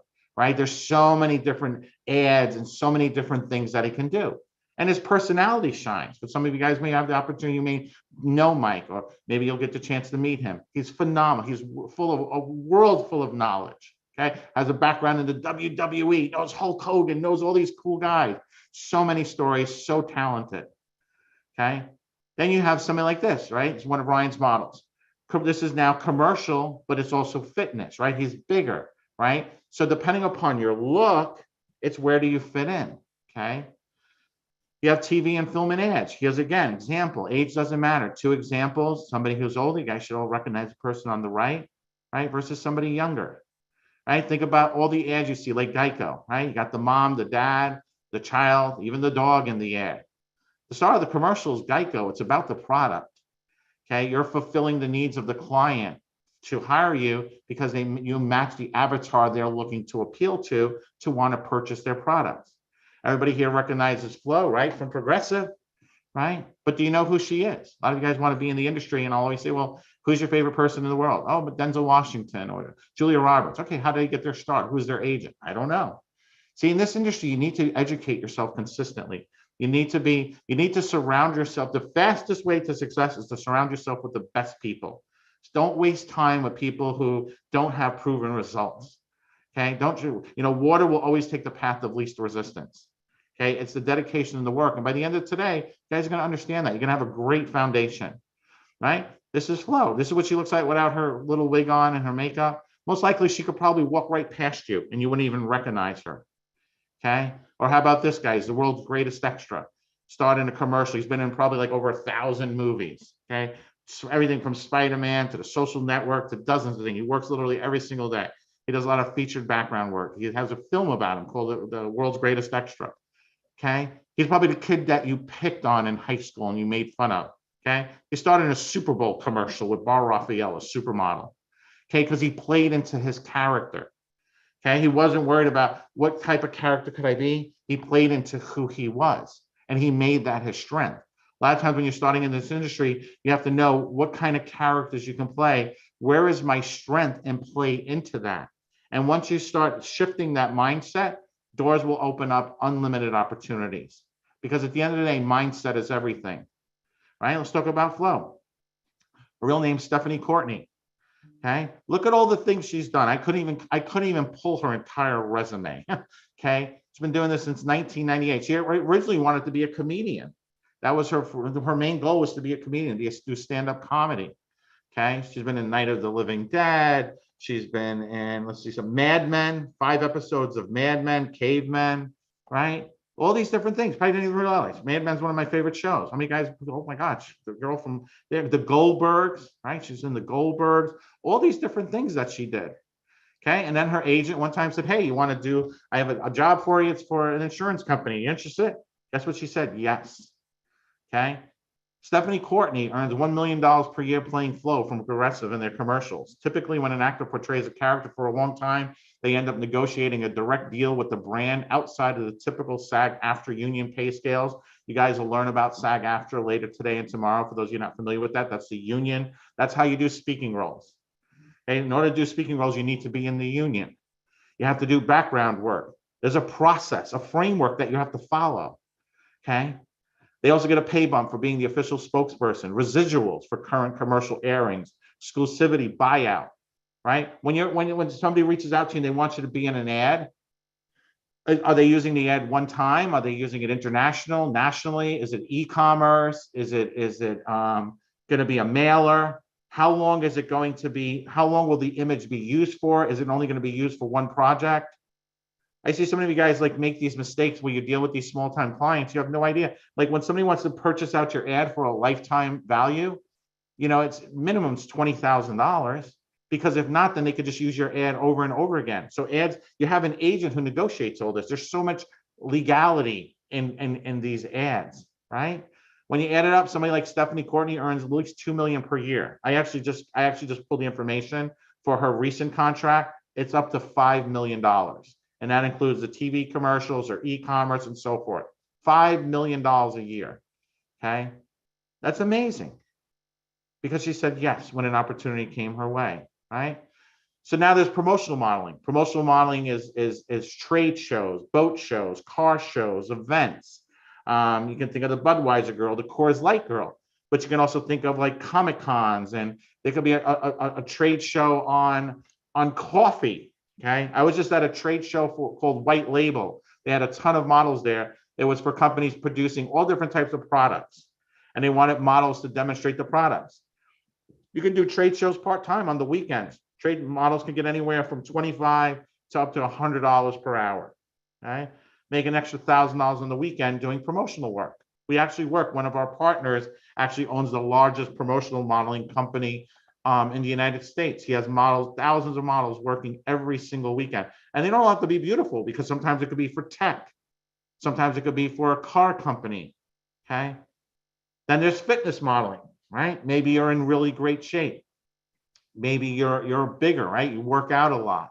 Maybe you're very toned.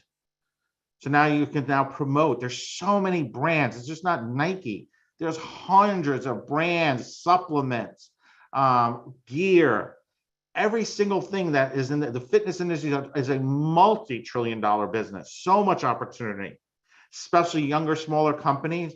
They may not be able to afford a supermodel or a major star to represent their brand, but you could, right? Because it's about the product. Plus, and curve models. Again, nine-figure opportunity. Okay. Kids are always easy to place, right? Again, commercial print, right? You can see here's a stock photo. The girl on the right, she can play a secretary, she can play a business person. There you can see an ad for clothing, mixed family. It's 2022, guys. Okay, the world has changed. Mindset is everything. Age doesn't matter. Location doesn't matter. These are all excuses inside of only your head. They don't exist outside of your head, guys. Just think about that for a moment. Those excuses are only in here. They don't exist in the real world. You're making them up. It's a story you tell yourself. Because in today's world, it's about what makes you unique. Okay? People who succeed at the highest level are not lucky. They're doing something differently than everyone else. Now you got to hear, this is Tony Robbins. He's a business partner of mine. Michael Silvers worked with him for many decades, right? If you talk about it, it's a dream. If you envision it, it's possible. But if you schedule it, it's real, right? A lot of you guys, you started today with a dream, but now you're envisioning what can be possible. Okay? But when you schedule and you make it a part of your life, that's when it becomes real. Very important points to make. I have a new book coming out next year, Elevate Your Message, Hollywood Storyboard Method. Everyone who's on this call, when this book comes out, guys are a part of the company, you'll all get a free copy of that, of course. Guys should have gotten a lot of gifts from us. You know, we do a lot of amazing things with our talent. We've been doing this for close to 2 decades. We have a tremendous amount of success stories. We place talent with larger agencies. We develop talent. We place talent on sets. We work with the most amazing people. You guys only got to see a small sample. By the end of the day, you'll really get to meet some amazing people. But I just wanted to share that with you guys and kind of really set the standard for the rest of the day. My name is Michael Fompkin, and this is Diversity and Being You, the science, the structure, and the framework. What type of model are you, right? You should kind of have a better understanding. Are you high fashion, promotional, fitness, plus curve, teen, child, commercial print, lifestyle? So I want you guys to see you all have the opportunity, and remember something. Everyone has to start somewhere. Do not let anyone persuade you any differently. So guys, let me turn this back over to Deneen, and I will see you guys later today and tomorrow. All right, guys. Thank you so much. Give yourselves a pat on the back for being here. Okay, on a scale of 1 to 1,000, how many of you are excited that now, congratulations, you qualify to be a model? For how many of you is that eye-opening? And this is what I want you guys to do. You just heard Mike go over like all the different types of modeling. In the comments, let's put this to action. What type of model can you be? What type of model are you? Type it in the comments. I challenged you guys to take notes, and now I'm going to see who's taking the notes. Commercial print, commercial print, promotional. Awesome. How awesome is that? Like, how many of you would love to earn a couple $1,000 on a weekend as a promotional model? Like, how many of you are like me and you have the gift of gab? I know this morning I told you guys that I'm really shy, but I also am very gabby. So how many of you would love the opportunity to do something like that, to actually like work a trade show? Or I'm a very big sports person. Did you know when you go to like a Marlins game or a baseball game or a football game that they pay people to hand out waters and stuff like that? Sign me up for that. How amazing would that be? Right? So you not only will you have the opportunity to do that, like, and Flo too. How many of you recognized her without her red lipstick and her like progressive? Well, some of you did because you've been on the calls, but for the rest of us, how cool is that? Like her dream wasn't to be a spokesperson for progressive. She wanted to be a comedian. Like, you saw her resume. Like, she studied. It doesn't just this industry. I think one of the things you're learning, and you'll hear the same story over and over and over again. It's not about luck. It's about being prepared. It's about the training. It's about actually putting in the hard work. And that's something I want you guys to understand. Like, every one of our speakers so far has talked about the hard work that they put in. Like, I didn't share all the hard work that I've put in to get where I am here today, but I can tell you, each and every one of us, every person who's successful, it's about the work. It's about putting in the work. And it's about having that mindset. Mike talked about the mindset. You have to have the right mindset too. How many of you absolutely, with 100% certainty, know that you can be successful? Raise your hands. How many of you are like, well, I still need a little convincing. It's okay. We totally get it, because you know what? This is a lot of information. Are you guys taking in a lot of information right now? How many of you are like, ooh, okay, hold on. So what we're going to do, why don't we do this? How many of you, your butt's maybe getting a little bit numb because you've been sitting now for a couple hours? That's okay. Connor's like, nope, my butt is not getting numb, but you know what? Maybe it is. This is what I want you guys to do. I want to get our blood flowing a little bit, and then we're going to look back, and then we're going to look forward. Okay. So I want everyone to stand up.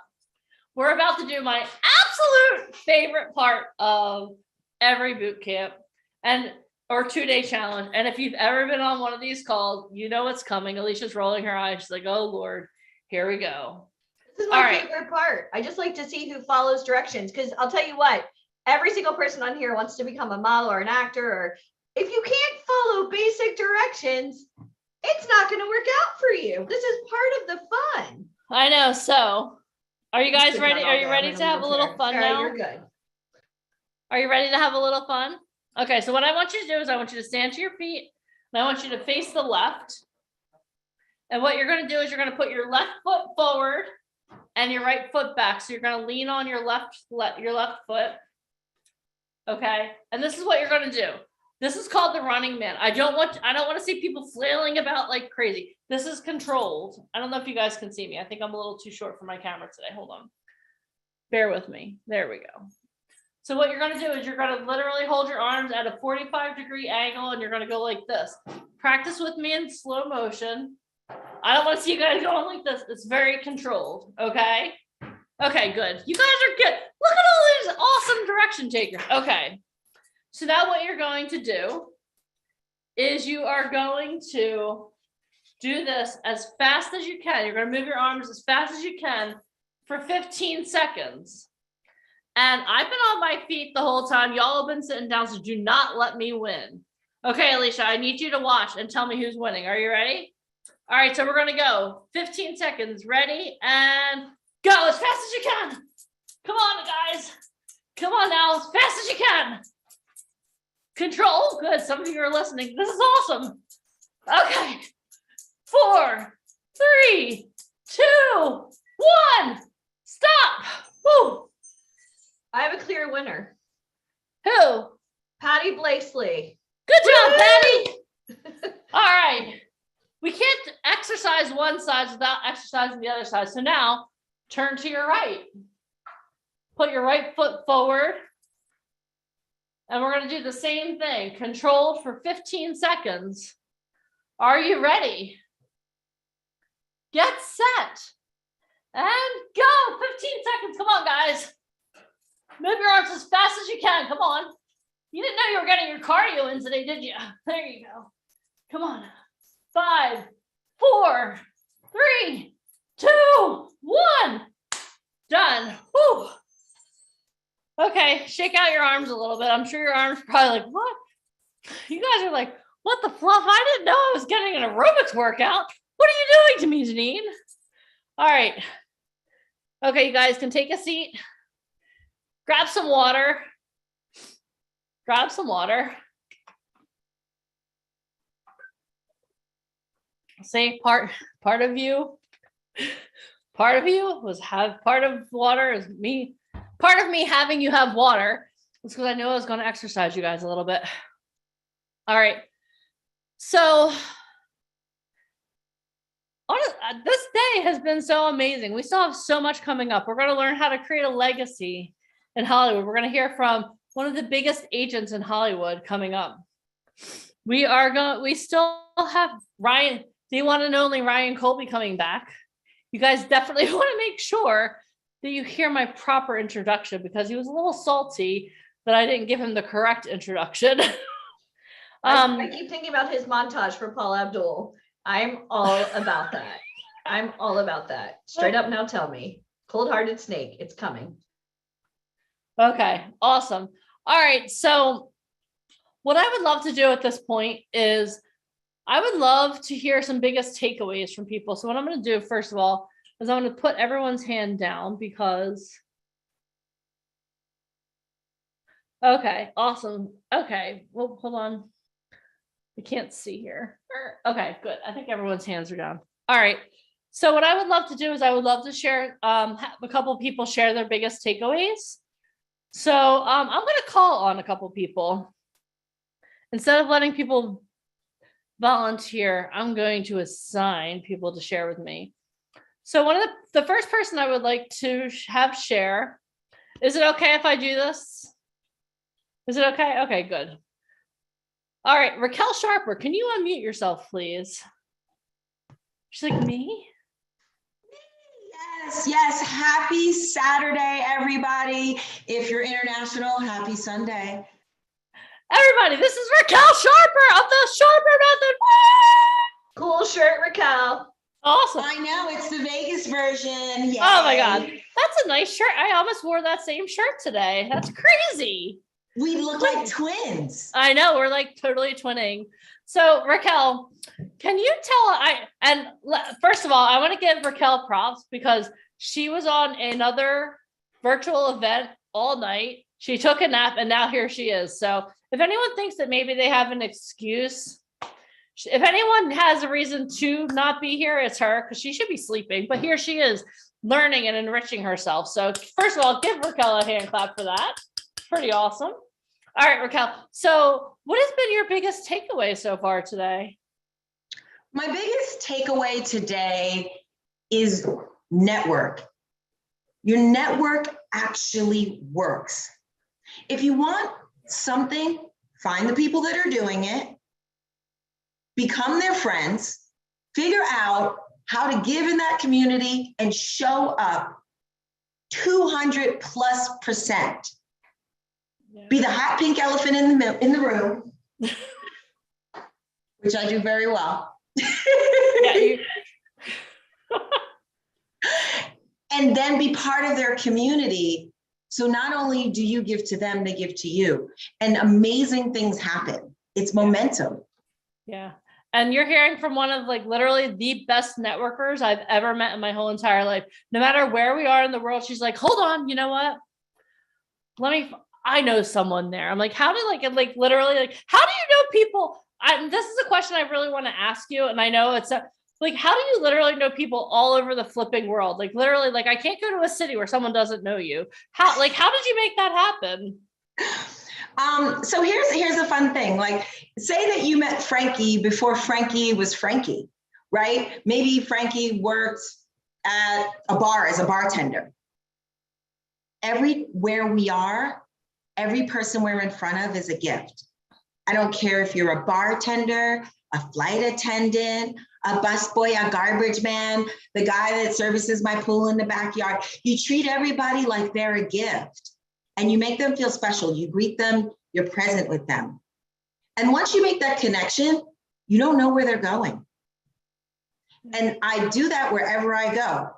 And I love people. I wholeheartedly love people. So I've gone to an event with Deneen, Ali, and Michael, and I was like dragging them all. Oh my God, you got to meet this person. Oh my God, you got to meet this person. This person, you meet this person. And I get so much joy from connecting people. I'm getting chills right now because I expect people to connect me, but I don't have to ask people to do it.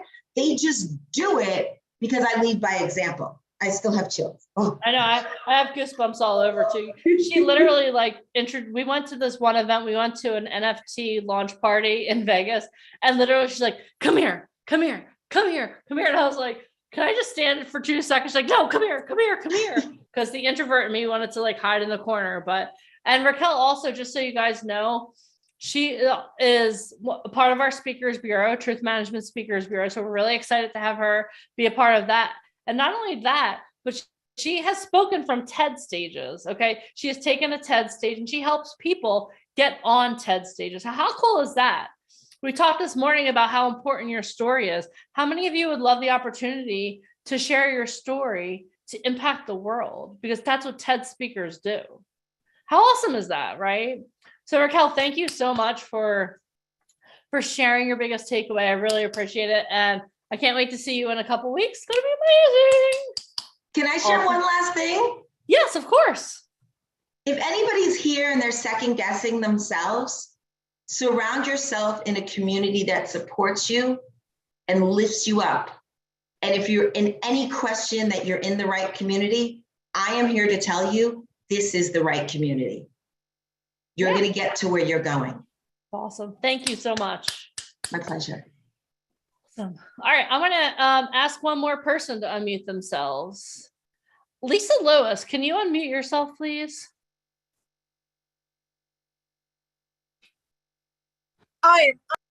Oh, hold on. Sorry. I muted you. I thought I didn't hit the right button. Can you unmute yourself one more time? I am unmuted now. Hello, everyone. How are you? We're awesome. So, Lisa, the reason I want you to share is you're here and you're an entrepreneur. You're launching an amazing campaign to get people to read 10 pages a day to change their lives. So, and you're also one of the founding members of the Truth Management Speakers Bureau, which we're really excited about. So, what has been your biggest takeaway today? Oh my God, the biggest thing that I am just embracing from all of this, because this is really my first time being in this kind of a group of people. Wow, what amazing personalities we have here. But gosh, I'm learning so much about how to be yourself. Deneen, I really want to thank you first and foremost, because you started off the day with what you were talking about, and you opened me up to the deeper part of my story. And I am so moved by what I discovered. And it was something you said about don't let it be an open wound still. And I got so much about how you really have to embrace who you are to the point where you heal from it and you can then move on and be somebody big in the world.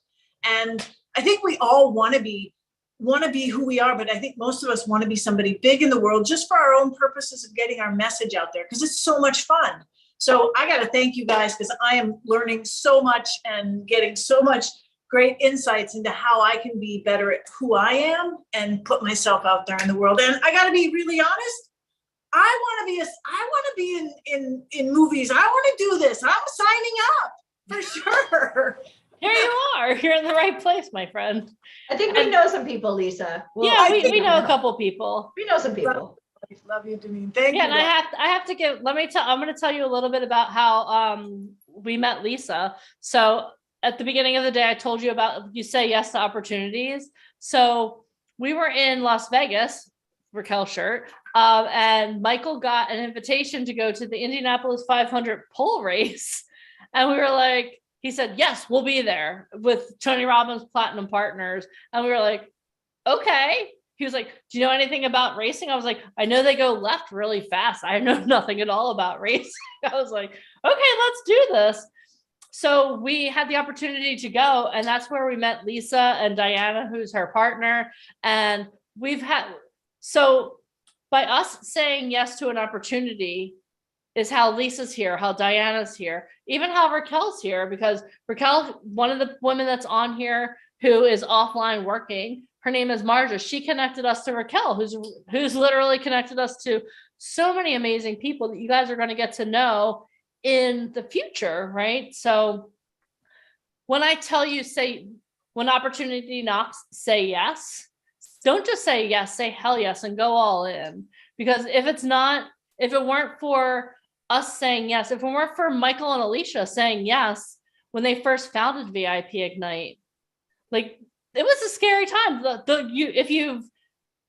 Every one of you should have received a copy of Finding Fame. So hopefully you all read it. If not, I highly recommend you go back and do that. But they started this movement that you're a part of today during a writer's strike. And it all started with an idea. You know what? We want to take talent and connect them with high level industry professionals, industry experts, people that can literally snap their fingers and in 30 seconds or less change their lives. They didn't have to say yes to that. They could have been like, oh, no, we're not, but they didn't. So when you live a life of saying yes, your life is going to change exponentially. So that's the whole thing. Like, I want you guys to take that away. And if Lisa didn't say yes to going to some crazy race, that was her first race too, she wouldn't be here. Her life would be exponentially different. Like, I had the opportunity to see Lisa last weekend. Michael and I drove 4.5 hours to Fort Lauderdale from where we are for a 3-hour meeting because we said yes. And amazing things are coming out of that too. So what I want you guys to understand is when opportunity knocks, say yes. When the scary thing comes, as long as it's like, if it scares you, you should lean into that fear and do it. Because you know what? Everything you want is on the other side of fear. And to let you guys know, you can ask Mike this later, like you can chat with him. I was freaking out this morning. I don't even know how many boot camps I've done. How many of these events have we done, Alicia? Like, too many to count. Too many to count. I still get nervous. My palms are still sweaty. Oh my gosh, this morning I was freaking out. I was like, Mike, why am I so nervous? It's like a Kardashian wedding over and over and over again. It's a lot. I mean, I commend you, Denise, because you're can I say ass? I just did. You are kicking ass. So I thank you because there's so much that you do. Again, you get rewarded in public for kicking butt in private. I saw that you were online at like 3 a.m. working. I don't even know how you do it. I don't even know how you stand up, and I'm glad you're drinking water. I'm drinking enough coffee for both of us. I'm double fisting my water here today, guys. I'm double fisting water. That's how dedicated I am to you guys. All right. So guys, this is amazing. And so I just want you guys to understand that the reason I share these stories, I don't want to impress you. I want to impress upon you why it's so important to say yes. Because if a shy girl from South Jersey who held her corn upside down and got mortified could be standing here and loving every second of interacting with you, it could be the same for you too. Because you all came in here. I heard Michael tell you guys, you all came in here with a dream, right? Oh my God, I want to be an actor. I want to be a model. I want to be a musician. I want to be a speaker. I want to be this. I want to be that. I dream. You have to take action to make your dreams a reality. And our next speaker, I have the distinct pleasure of introducing 2 amazing women to you. All right. So let me just see here. All right. So I am going to introduce 2 of the most powerful women in the entertainment industry to you for right now. Is that okay? Are you guys ready to start to keep this thing going and meet some of the most powerful people in the entertainment industry? I promised you that if you play it all out, you're going to be a completely different person. After you hear these next 2 women speak, I promise you that your life is going to be transformed. So the first person I would like to introduce is the host of this event, Alicia Kabak. How many of you came here because you got an email or a text or something from that Alicia Kabak? She's the most persistent emailer in the whole entire world. So Alicia Kabak is the co-founder of VIP Ignite, which allows talent to network and connect with high-level industry professionals in modeling, acting, and music. She has executive produced 5 Broadway shows that have won 38 awards, including 6 Tony Awards. She had a successful radio show on CBS Digital. She has opened NASDAQ with a cast of her Broadway show Dinner with the Boys, starring Dan Lauria from The Wonder Years. She is a Guinness Book of World Records record holder. Say that 5 times fast. She is the co-author of Finding Fame. She emceed the Israel Film Festival with the Prime Minister of Israel in the audience. She has been featured in Forbes, Huffington Post, and Entrepreneur. She has shared the stage with such greats as Bill Walsh, Greg Reed, Russell Brunson, Lee Steinberg, and Brandon Steiner. She is releasing her new book in the Q4 of 2023 called The Unglamorous Glamorous Life. She just wrapped her first movie, Target, which is currently in post-production, and is about to start filming film number 2, Night of the Living Dead. She is known as a Fox News music expert. She splits her time between Orlando, New York City, and Los Angeles. She has helped over 10,000 talent get signed and booked through her program. She has been in business for over 2 decades. She has done over 4,000, yes, I said 4,000 live presentations. And she is a 4-year running 2 Comma Club winner for ClickFunnels. Can everyone please join me in welcoming the one and only Alicia Kay back to the stage? Yeah. Awesome. All right.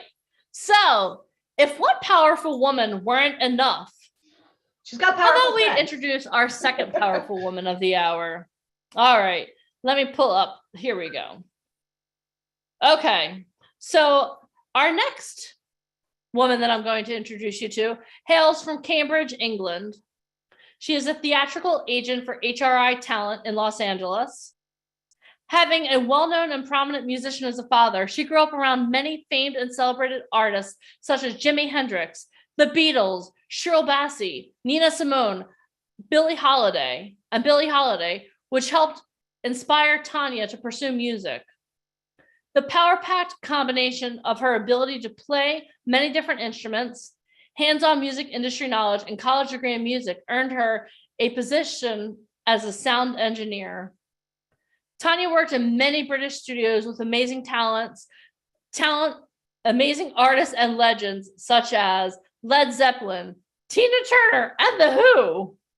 Later, Tanya decided that she wanted to explore other branches of the entertainment industry and left with the opportunity to work for the BBC.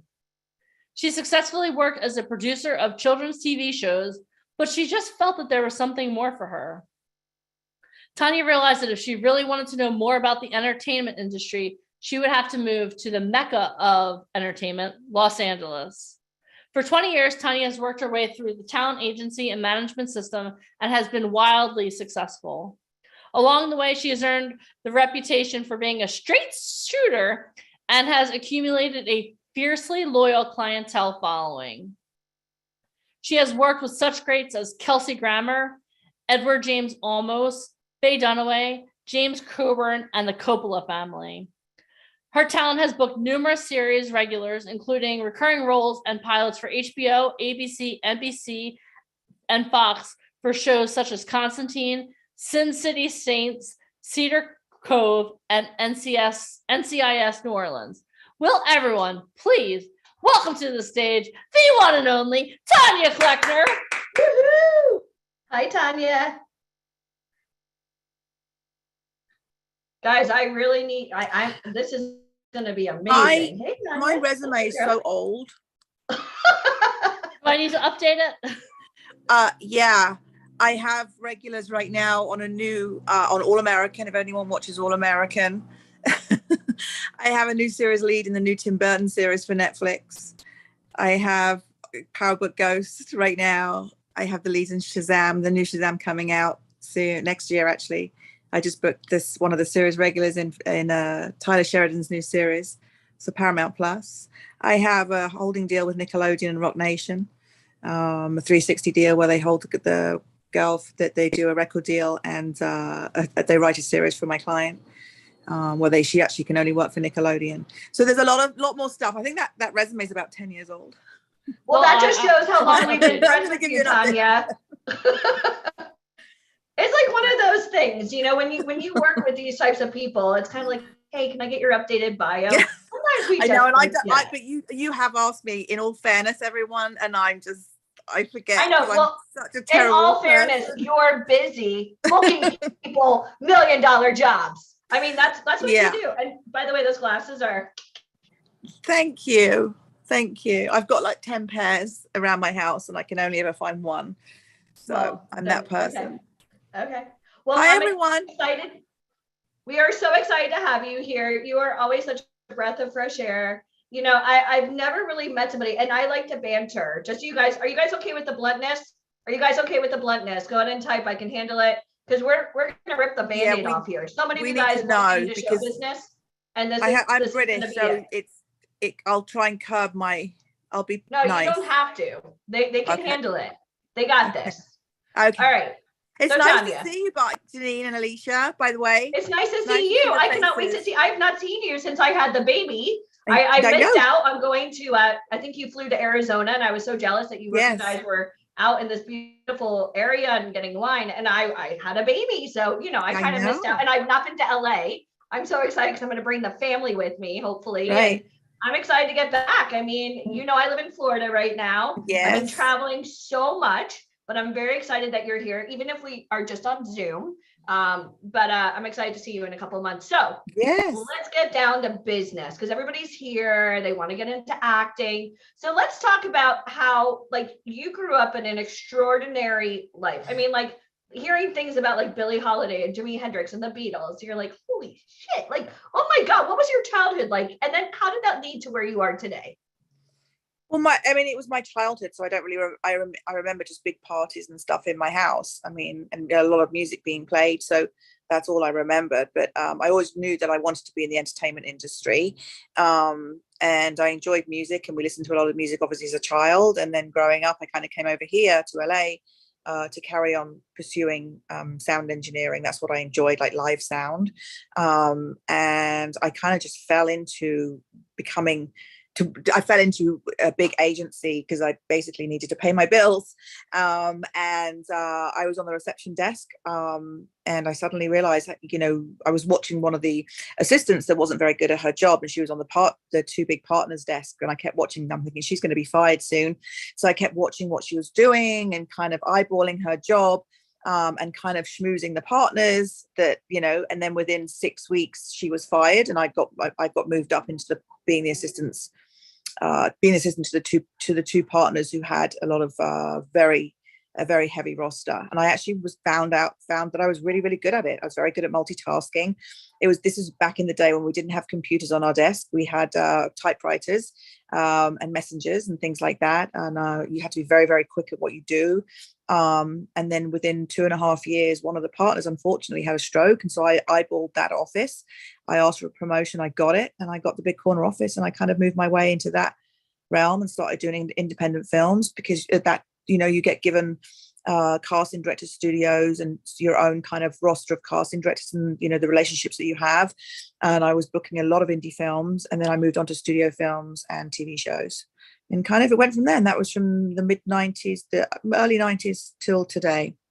So I've been around for a long time. You've been around for, it's funny. I was watching Mad Men the other day and I was thinking, man, without computers, how the hell did they do it? But like you said, like you put in the work. And now that we have the internet, you know what I mean? It definitely helps so much. I remember back when Colby, opened up the agency, we were pulling pictures off the wall and hiring, couriers to, you had to get all the breakdowns done by 1 o'clock to get them out with the messenger. The good news was back then you'd kind of have a hard out by 6:30, 7 o'clock at night because no one could really call you, really after hours unless they really needed you. But now, unfortunately, it's 80-hour weeks. 24/7. It's crazy. Yeah, it's crazy. Just this morning, I have a client who's doing a lead for a new film for Lifetime, and they've just sent me the long form contract. I have to, it's 20 pages that I have to finish today before I get on a flight tomorrow morning at 6 a.m. to New York. So I'm like, oh, so it's just kind of one of those things that just that never finishes, never ends. But sometimes you just kind of want a day to but relax. You're really good at it. I mean, like having a 20-page contract, I would be like hyperventilating, but you're like, strike. Like I've seen you in action. I've been to your office before. You know what you're looking for because we've already done the deal points for the contract. I've already done the deal points. Like you negotiate where the client's going to be in the position in the film, what kind of dressing room they want, what per diem they're going to have, travel. Like, we also ask for photo approvals and behind the scenes. A lot of logistics go into a contract. Then they send me a whole long form, which is the entire approval that I have to give to her on the film. And so it's like basically crossing the T's and dotting the I's and making sure. So there's there are no green M&Ms and that, the rider. So I just have to make sure that my client's completely comfortable because when you're a star of a film, there's a lot of post-production. They have to, we have to make sure that, there's going to be a lot of publicity to do after the film. So I want to make sure that my client is protected.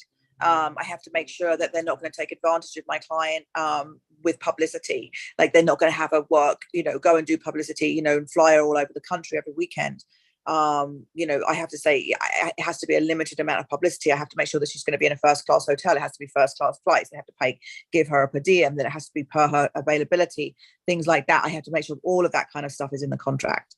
So I have to make sure, you know, and that's what we call a red line agreement. I kind of red line, cross everything out, and then I send that back to their legal counsel for the network. The Unglamorous Glamorous Life, which coincidentally is the name of my new book. But it's true, like nobody really sees like the bottom line and the bottom dollar. Like you're negotiating hard for your people because you only make money as an agent when your talent make money. Yeah. So, you know, I kind of want to go over this. Now, we talk a lot about networking, and we met through Ryan Colby. And I'll never forget one time Mike and I were in LA. This was, I don't know, 15 years, like forever ago. And Ryan Colby said, "Oh my God, I really want you to meet these two ladies. I love them, Michelle Henderson and Tanya Kleckner. They're with HRI. They want you to come out to their office." And I was like, "Oh my God, this is so cool." And back then we were just literally launching our LA, company.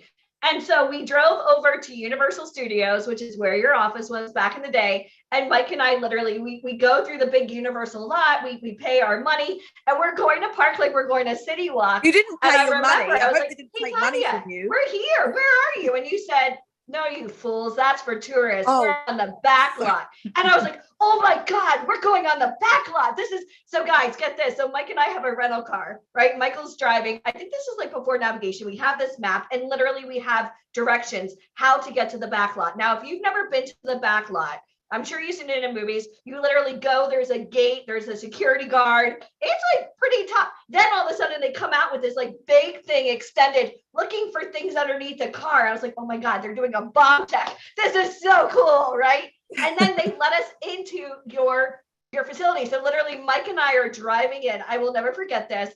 And there's all these like trailers. There's like, I see like the trams going by at Universal. Mike and I parked the car.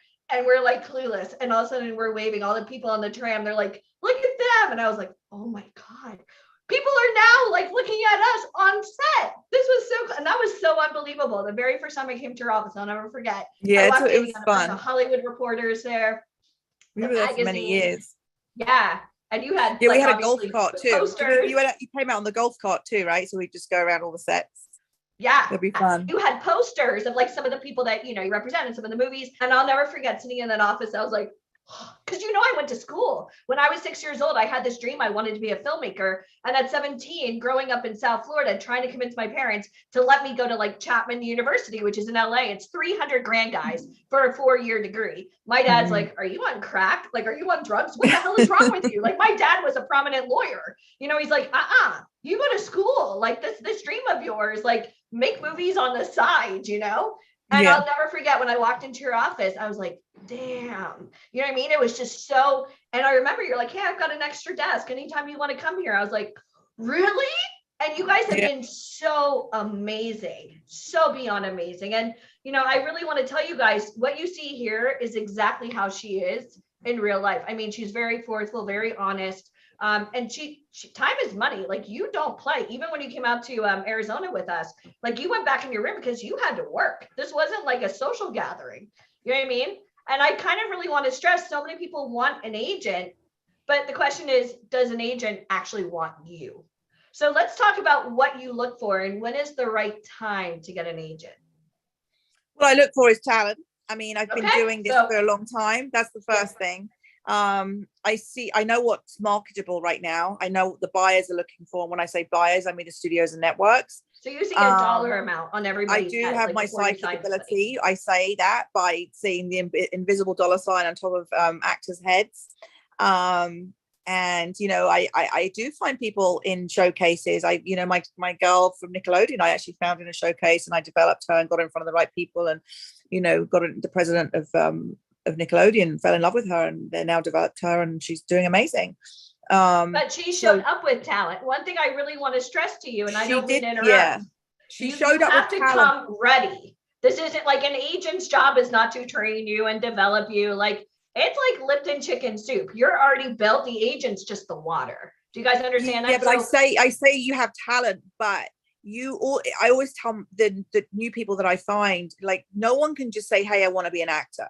because That's acting's unnatural. not We easy. hear that all day. I always That's say, you know, unnatural. if you're a musician, you can't just say, right, I'm going to play the saxophone tomorrow. I'm going to play the piano tomorrow, because you have to learn how to play that. It's the same with being an actor. You have to learn how to be an actor. There's too many things, there's too many logistics, and there's too many ways, you know, how to be an actor. First, as well, the first thing any network, studio, producer, casting director is going to do is they're going to be looking at your resume. Why are they going to hire you? You could do a good audition, but then why are they going to hire you? They're going to look at your resume, and they're going to look at your training. They're going to want to see that you're going to be okay on set, because they don't care about you personally. They want to make sure that you're going to be able to deliver on set. So they're going to be looking at what training you have. They're going to want to make sure that you're going to be able to hit your mark every time, that you're going to walk on set, and that you're going to know exactly what you're doing. They're going to want to make sure that if they change the scene up at the last minute, that you're going to be able to go back to your trailer, and that you're going to be able to memorize that in half an hour or an hour. That when they give you redirects, that you're going to know exactly what that means. Every terminology, every phrase, everything that they give you on set, that you're going to know exactly what you're doing. And that's where all your training comes into play. If you're really, really good and you have that talent and you have no training, they're going to go to the next person, because they don't want to have to babysit you on set. So that's why I Are you guys always make taking sure. this in? I mean, Yeah. like, I really want this to sink in, because Tanya, I get so many people, you know, I do a lot of open calls, and I typically talk to people that have never been in the industry, and they're always under the assumption, and I want like you guys to type like, that's me, if this Right. resonates with you. They've always been taught that if somebody really wants you, you don't ever pay for anything. If an agent ever asks for money, it's a scam. Or like, you know, agents only make money when you make money. But Tanya, you're saying that before you even sign somebody, they're spending money and time on training, and that doesn't even mean you're guaranteed to get signed. Yeah, I'm not going to make money until you make money. I'm going to Right. invest so much time into you as a talent. And the reason I'm taking you on is because I believe in you, and I'm going to be passionate about you, and I'm going to work really hard for you. So I'm going to make sure that you're training. If you don't train, I'm not going to work with you. That's it. Why would I work with somebody who's not going to be in class, who's not training, who's not giving it 150%? There's no point. Why would I do that? So And I they want have to to make come sure with headshots, correct? they have to You're come with not headshots. going out And there if you- paying for those for yeah, anybody. if you don't give me the right tools to start with, I can help you with that. Like, I can advise you on, hey, these are the types of headshots that you need to get. This is how you need to format your resume. You know, we can help you sort your reel out. We can get everything started for you. But if you don't do that in a timely fashion, and I have to keep bothering you to get it done, then I'm going to see, you know what, this isn't working. I need somebody that's going to really work hard, that's going to get things done timely. If I have to keep pushing you and pushing you and pushing you, I want to drop you, because I don't have time for that. I'm an agent, not a manager. So I have a lot more clients than a manager. I'm going to help develop you. I need all the right tools. I'm then going to make sure you're in class. I'm going to speak to the coach, or who, you know, make sure that they're doing well, that kind of stuff. And then when you're ready to go in the room, or, you know, do your self-tape, then I'm going to send that into the casting director. I've done this for so many years. I have a good reputation for sending casting directors good talent. I'm not going to ruin it by somebody sending a half-assed tape into the casting director with my name attached to it. So I need to make sure that anybody that I represent sends a great tape to that casting director. And it doesn't matter, like, if you don't book it or you don't get a call back or anything like that. As long as it's a good tape and the casting director sees it, then you can build, then that casting director becomes a fan. And then that casting director will keep bringing you back over and over. And then we start building momentum. And then you start getting callbacks. And then hopefully the bookings start coming in. That could take a month. It could take 6 months. It could take 2 years. But as long as we're building momentum, as long as I see that you're working really hard, as long as I still see that you're in acting class and progressing and things are really moving for you, that's all I care about. Now, while somebody's auditioning, and I really want to stress this and bring this home, because unfortunately, you know, when you're trying to get into show business, people always have these like grandiose ideas like, oh, well, I decide I want to be a model, so it's going to happen today. So while you sign somebody and they're going out on auditions, they're still paying for their own training. Yes. And obviously they're not going to book a job until the client decides to pick you. People always ask me, can you guarantee work? And I'm like, is there something wrong with you? How can I guarantee you work? I'm not the casting director. The casting director is the one with the money. And as an agent, you can't guarantee work either, because you're only submitting. So if that person has a horrible headshot, horrible training, horrible reel, and again, that talent had to come to the table with all that ready to go. You did not invest in a nickel. So like a lot of talent are spending time and money before you even sign them. Yeah. Yeah. And then remember this, guys, as you're going out in auditions and paying for classes and doing your training, because your agent isn't going to sign you without you doing all that, you're still able to maintain all of your own bills. So remember that. Like, I really want to stress that to you. If you're not financially stable, you don't have two nickels to rub together. An agent is not even going to take a chance, because I know Tanya and I know her reputation. If somebody's even, and I get a lot of these people, oh, please help me. It's almost like they're sitting on the corner with like a can out there. Please, I will do anything. Do you know who I am? I'm not going to risk my reputation to help somebody who already is showing me red flags that they're not trustworthy or reliable. I mean, what happens to your reputation, Tanya, if somebody doesn't show up, or if they don't? Well, that's when I start. I give it kind of like a three rule, like an audition rule. If they flake, or ask for windows consistently, or I need to have somebody whose schedule is flexible. Their schedule has to be flexible.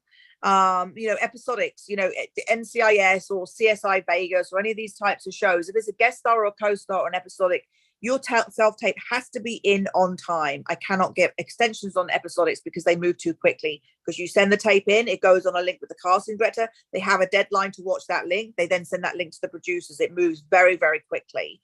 So we're actually going to break down after this what a self-tape is, because a lot of people don't know. But I mean, back in the day before COVID, people used to come in and audition live.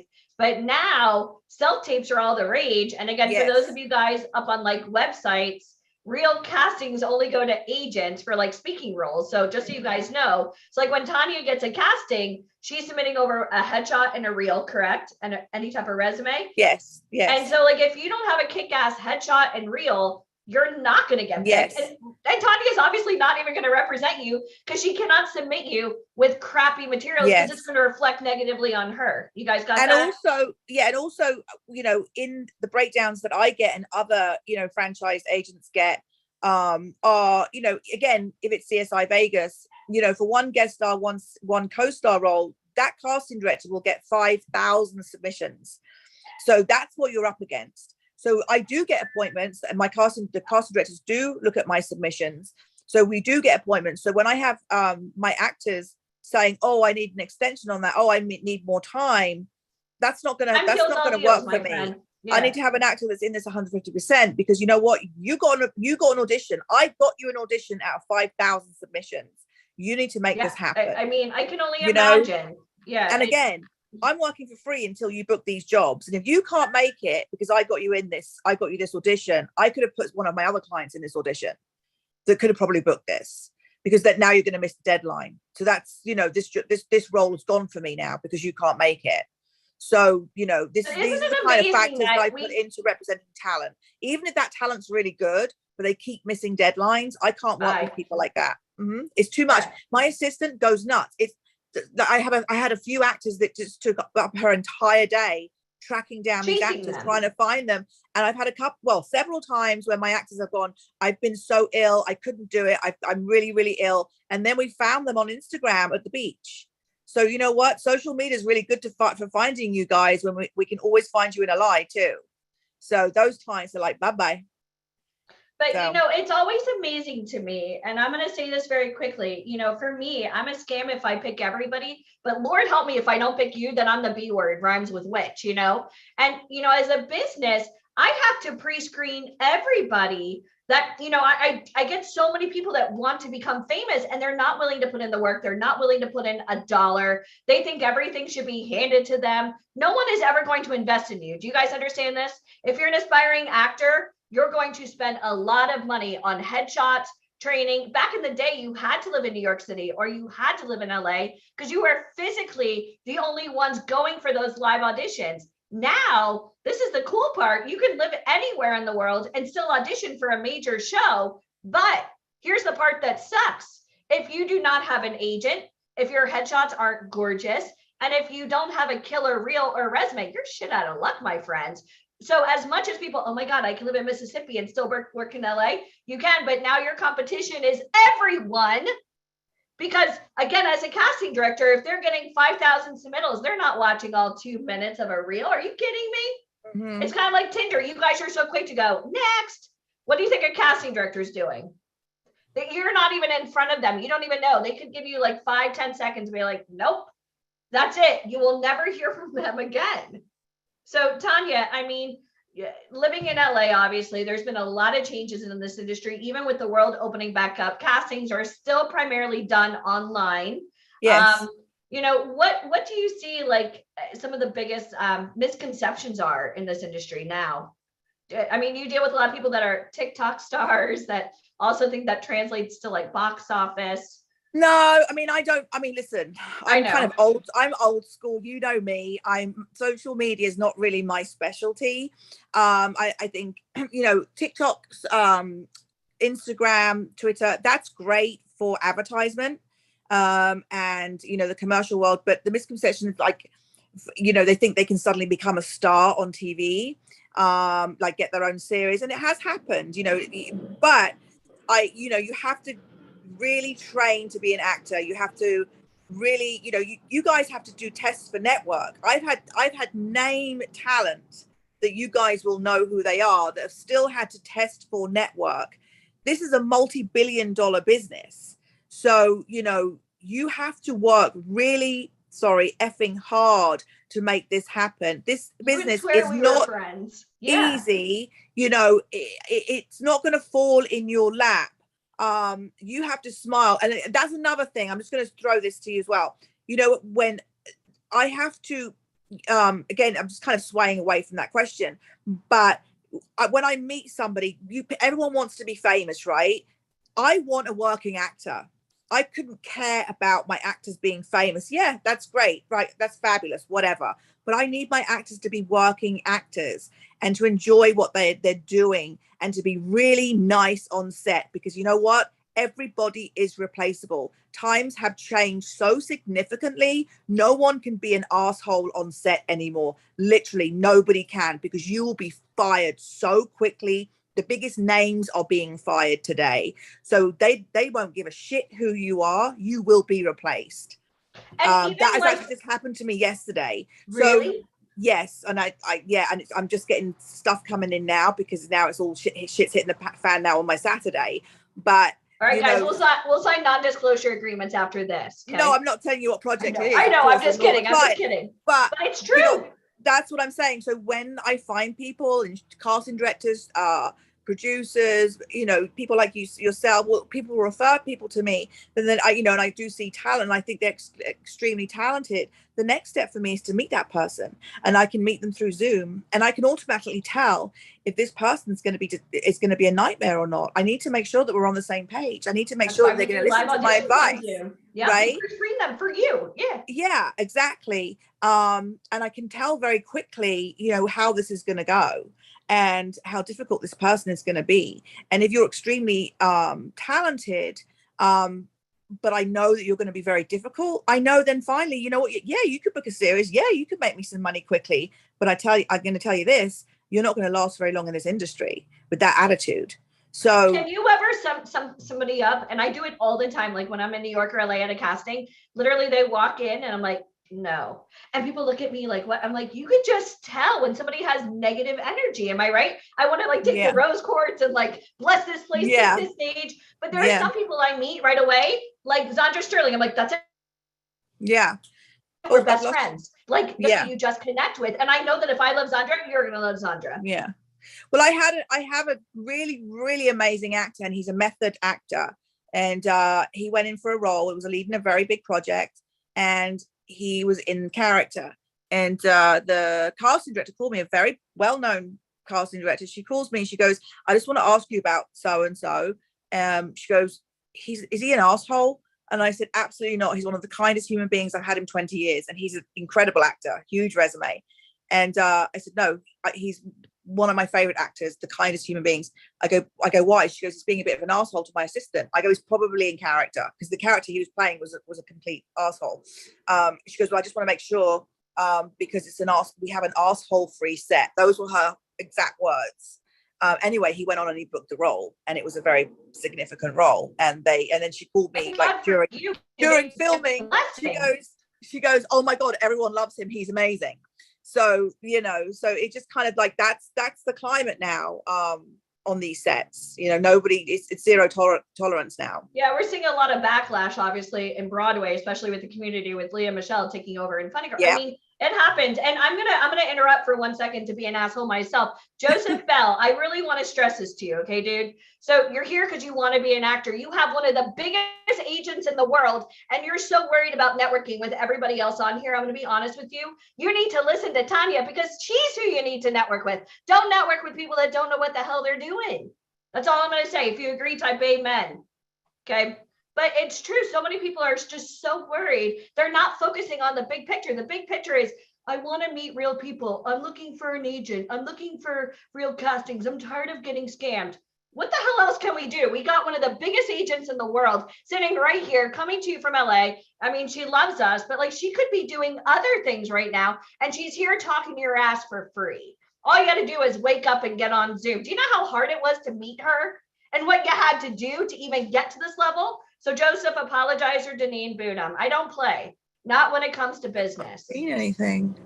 Okay, well, it's because you can't really, but it's the truth. You know, you get all these people there, look, they have their hands out. Well, you know, I want to get in this business. Can you talk a little bit about, and again, there's Actors Access. Actors Access is great. There's central casting. But in order to get speaking roles for major motion pictures, co-starring roles, you have to have an agent. So can you kind of go over a little bit about what a breakdown is? And like, yeah, breakdown is something breakdown. Breakdown is something that myself as a SAG franchise agent, licensed agencies get through, I guess you call it Actors Access, breakdown services, and casting directors kind of have us on a list, and they send us character breakdowns and a synopsis of the, you know, basically the storyboard of the project of that particular episode. So again, I don't know, NCIS, CSI, or a studio film or an independent film, and they'll break down each different character of what they're looking for. It could be guest star, it could be a co-star. You know, an independent film, it's the lead, it's the supporting lead, it's a supporting role, it's a featured role. Studio film, and then on the top of the breakdown, it will tell us the producers, the director. Indie film, it will give us the budget of the film, so that way it kind of breaks down what we know, how much you'd be paid if it's an indie film, you know, that kind of stuff. So you don't book extra work. Just so no, I don't do as anything. An actor, no, extra work is considered scenery. You can't even put that shit on. No, I don't do any. I don't touch any extra work, and I'll only do. There's no money. It's like $200 a day. You're gonna make what, commission off of $200? I'll only do good co-star and up. That's it. So it has to be normally at least 10 lines and up. That's all I'll do. And what does that pay? Just so people could. Well, oh goodness, I've got something in my eye. I'm so sorry. One co-star, one day co-star is 1 day scale role is, I think it's gone up. It's just gone up to like 1,082 a day. That's for a regular scale job. Yeah, it's about 1,082, or they can buy you on weekly scale, which is 3,500. That's for co-star. Now, if they book you on a guest star role, they can buy you on daily. So it depends. We can negotiate 1,500, 1,700, 2,000, 2,500. That's a whole different thing. But if they buy you for the entirety of the whole show as a guest star player on a 1 hour, they buy you for 8 days, and that's normally 9,000 plus for 8 days. Or if it's a half hour, they buy you for 5 days, and that's about 5,500 to 6,000. Phenomenal. And then obviously starring roles, like you've had people on like hit TV shows, starring roles. What does that pay? And I know it changes based on the network. It changes based on what what you've done before.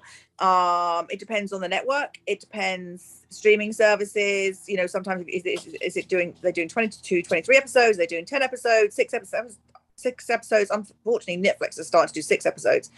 Anyhow, that can range from 20,000 an episode, 30,000, 40,000, 50,000, 100,000. Does that sound good to anybody here? So I really want to kind of plant the seed for you. We're gonna get a little mathematical. So as an actor who has the potential to earn $50,000, right, in a TV show, why wouldn't you? That's an episode, but that invest in headshots? Yeah, that's the right casting for you. But Yeah, that's even at, let's just say 10, right? No, it Why wouldn't be wouldn't 10. you invest 10 in could be- headshots, training? Because as an agent, somebody said, well, what if you're brand new? Well, then number one, you got to work with legitimate companies, get real training, get real headshots done, and have access to meet these types of people. Because if not, I saw somebody on here, I'm a photographer. Well, I checked out your photography services. You don't do professional actors headshots. I mean, my dog went to a photographer at PetSmart. I would never let that photographer, because Tanya, I mean, when you're getting headshots done, you're not going to a friend or an uncle. You're going to get the best headshots that you're going to represent, because it's your butt on the line when you're submitting them to AMC for like The Walking Dead or. Right. And real Right. headshots cost I money. need a good, we have photographers that we work with, and Right.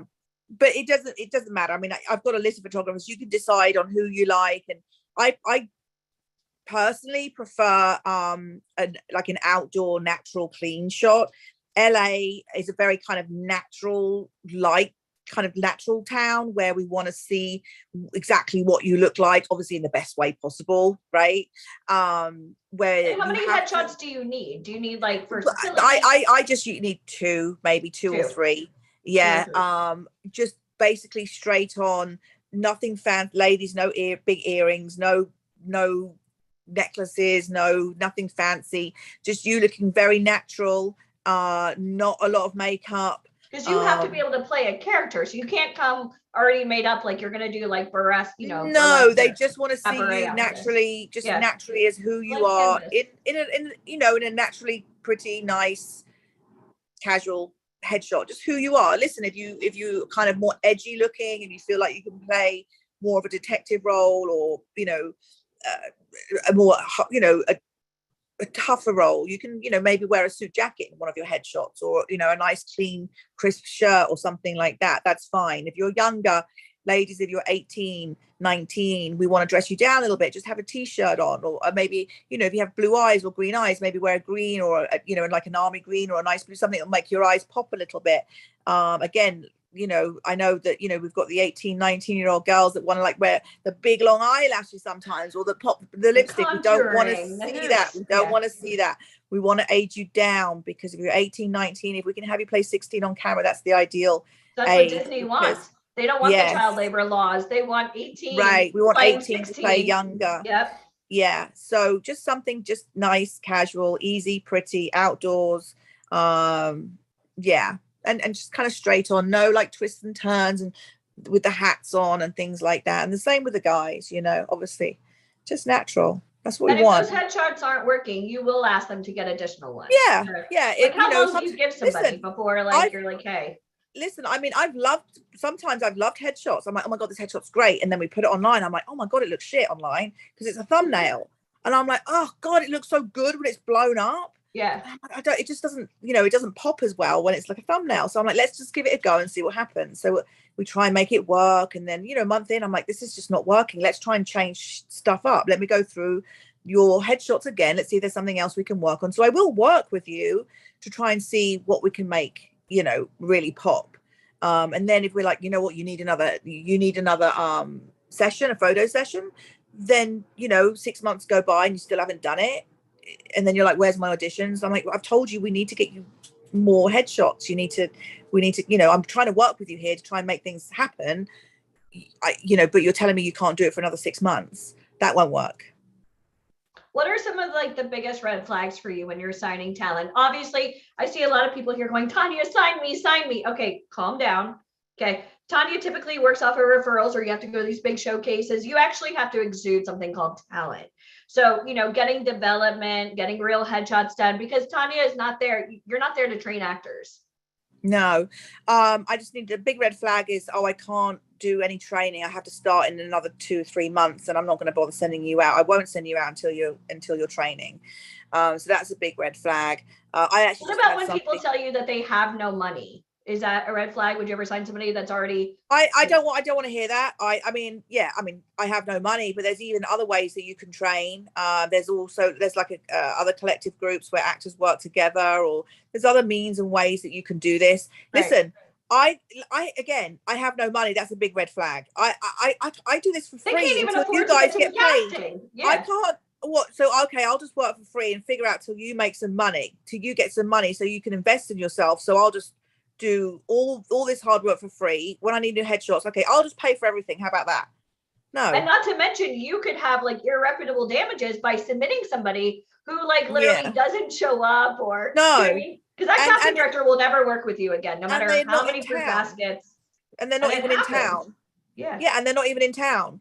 I just had somebody that isn't in LA, and I don't mind working with people outside of California because I can submit them still if they have an LA address or a New York address. They just have to fly themselves here if they book a job. And so this one guy just said, you know what, I've just signed a 1-year lease, so I don't have any money. So if you can just give me a 1-month advance, if I book a job, I'll be able to make it work. Massive red flag. I'm like, bye. Sorry. So wait, let me get this straight. So let's say somebody lives in Mississippi and you're a huge LA agent and you have a potential for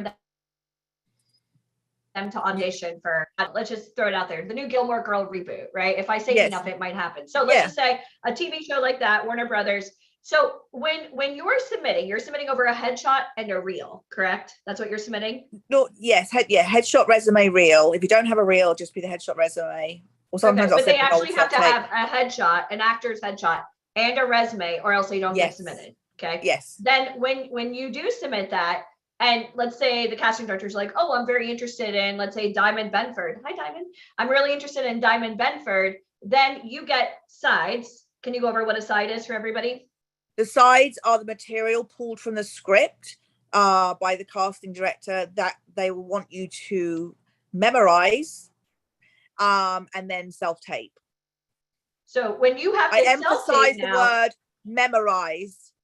Yeah, not like not read from behind the camera, because we can all tell you're doing that, or read below. We can all tell. It's all about memorize those sides. So you mean to tell me as an actor, you might have to memorize something? This is crazy. Yes. It's amazing what we see. Crazy talk.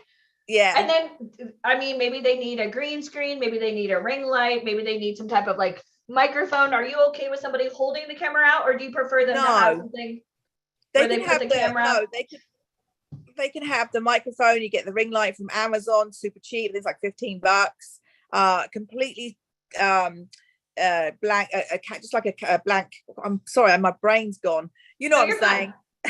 You can have just a clear background, like a sheet or just a blank wall or something like underwear in the back. Listen, I just had a self-tape with someone's kitchen in the background, and I was more interested in what was going on in her kitchen than her self-tape. Recipes. Yeah. So just a clear background, a clean background with a sheet or something like that. And then your reader off the back, behind the camera, make sure the reader has a subtle voice and doesn't overpower who is a reader? Who is a reader? The reader is because it's a scene. The reader is going to be the other character within the scene, and they'll be reading with you. So you can't just read your lines. You need a reader. No, you have to have a reader. Okay. Yeah, and you can also have. Sometimes I've had people Zoom with their reader in the background, and they've had that kind of work sometimes, because I've had a lot of times. I've had some of my actors say, "Oh, my reader just got sick. Oh, my reader can't make it," and I'm like, "Bullshit!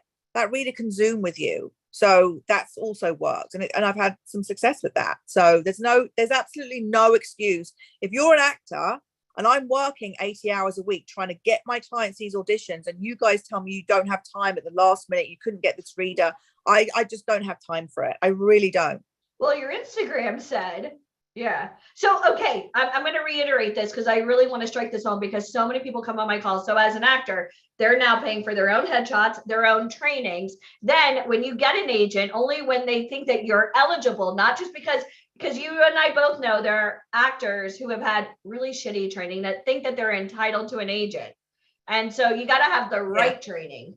And that is so important, because now it's so important. So now you have a headshot and you have a resume. You as an agent submit them to the casting director. You're literally like praying that the casting director is interested. Then when the casting director is interested, that actor, holy crap, the shit is now hitting the fan, because that actor now needs to know how to do a proper self-tape, which you guys are about to learn as soon as this part's over with the amazing Ryan Colby. Because if your self-tape sucks, you're not booking that job, my friends. No one's making money. Yeah. Your self-tape has to really stick out, because nowadays, like we say, the pros are the casting directors are seeing more people. That way we've got more chance of getting you seen by the casting director. The con is the casting directors are seeing more people, so there's more competition. So it kind of like, so we need to make sure, and I speak to casting all the time, and they're like, yeah, I just went through 100 tapes last night, on my sofa while I was eating my dinner. So they're watching the self tapes for these shows, but they're only watching the first 10 seconds because they know what they're kind of looking for. They can spot the talent immediately right for off that the character. bat. Yeah. So you have to be so good on that self tape. You have to engage with them immediately. And I always say it's always about the eyes. We have to be able to see your eyes in that self tape. You can't be too far back. You have to be in there. Like it has to be, like you make sure your head is not too far above. We have to see those eyes, like to be able to feel that character within you. We have to feel it, right? And we can't feel it unless we see your eyes. So that's very, very important. So we just need those tapes to really stand out. So there you go. Are you guys loving this? How many of you guys feel like you need to put in some more work before you get an agent? Let me see. Go ahead and type it. I need to put in some more work. Anybody here feel like they're legit ready? Yeah, and also on that note, don't force an agent to represent you, because they just won't do a great job. You need to make sure an agent is passionate about you, or a manager is passionate about you. Don't keep pushing that person to represent you. So you'll just then be a part of their roster and they'll just see what happens with you. You want an agent and manager to work for you. That's really important. So let me ask you a question, because a lot of people, and I know you don't really go on social media, but have you ever had a client that lost out on an opportunity due to social media? Yes. It's more commercials where there was a few naughty photos. Disney and Nickelodeon are not playing an ad campaign. I have when young people, I tell, just be careful what you put on social media. I've got other clients that do HBO, Netflix. They don't give a shit. But I know if they're on Euphoria, they're good. No. But politics sometimes try and keep it to a minimum, I would think, in this climate. I mean, everyone is entitled to their own opinion to whatever they want. I absolutely agree with that.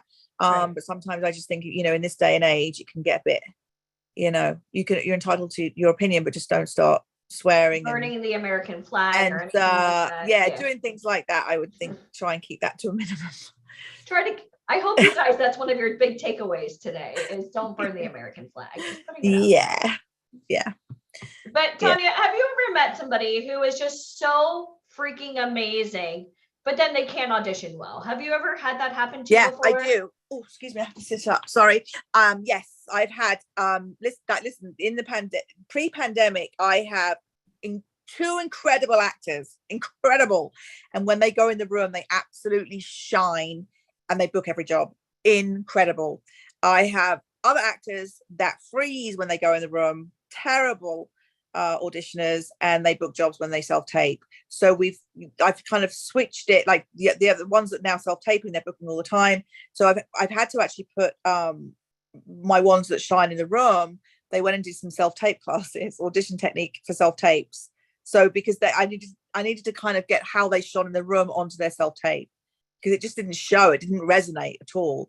Or I've tried to have them do live Zooms, which I think kind of helped their case, because they have big resumes. It's amazing. Every actor's different.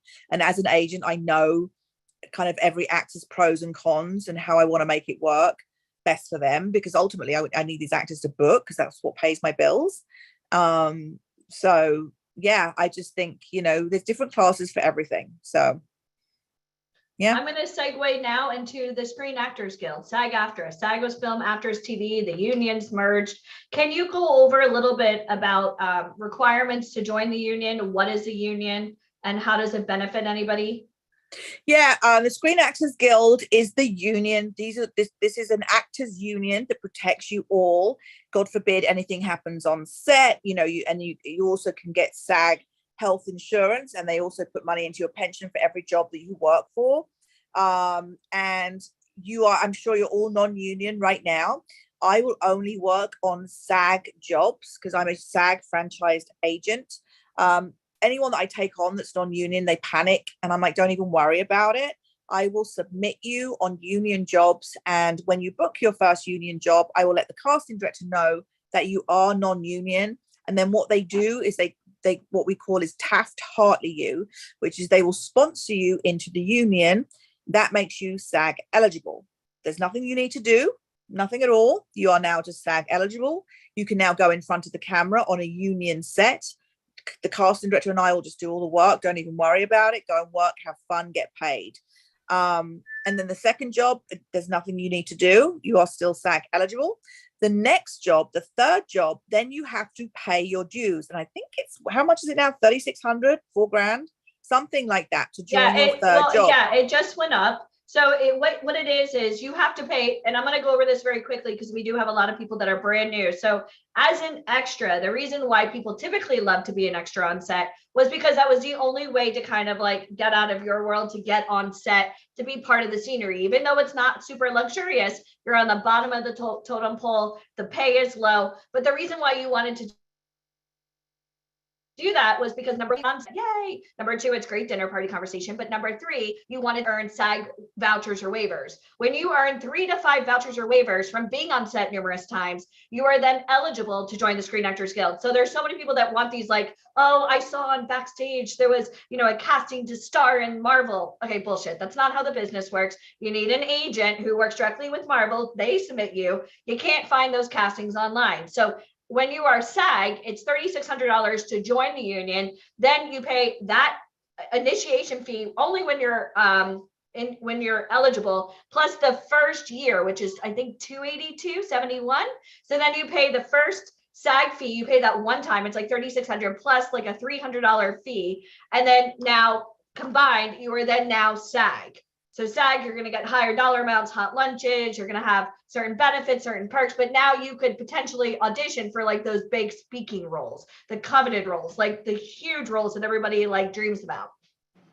You then have to pay out 1.575 of the first $750,000. Obviously, everybody in the union has to give back to the union.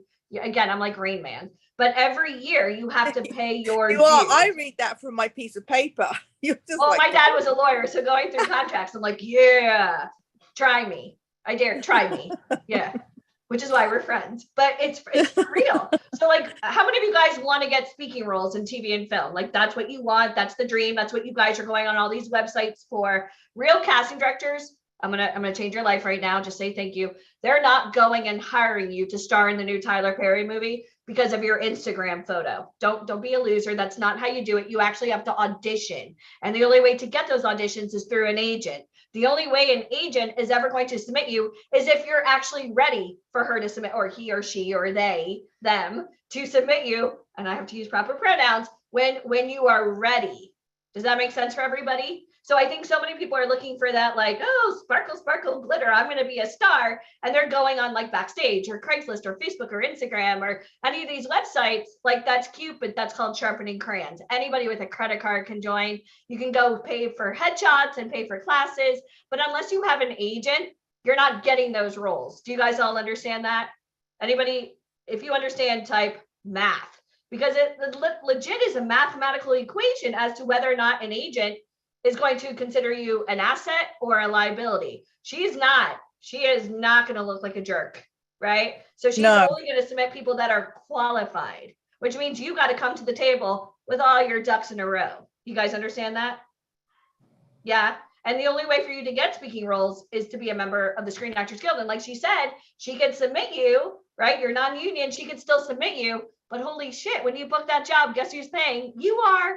No agent covers your SAG fees. So your friends and family that have ever told you, hey, if somebody really wants you, you shouldn't ever pay for anything, kind of look at that circle that you have and wonder, okay, were these people giving me advice? Are they actually in the industry? Because if not, I'm going to tell you right now, tell them to shut the hell up, because you have a real agent on here right now.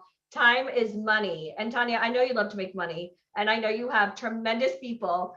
And let me ask you a question. What are you currently working on now? I'm working on, I'm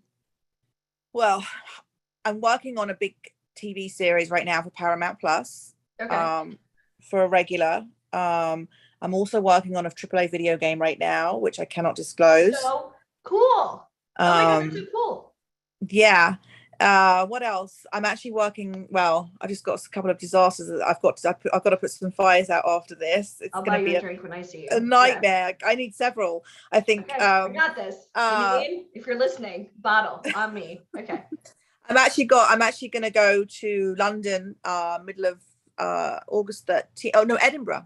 I'm going to go to London Scotland, also yeah. because my client, who is the lead in the Edinburgh Fringe Festival in a play, which is a huge deal.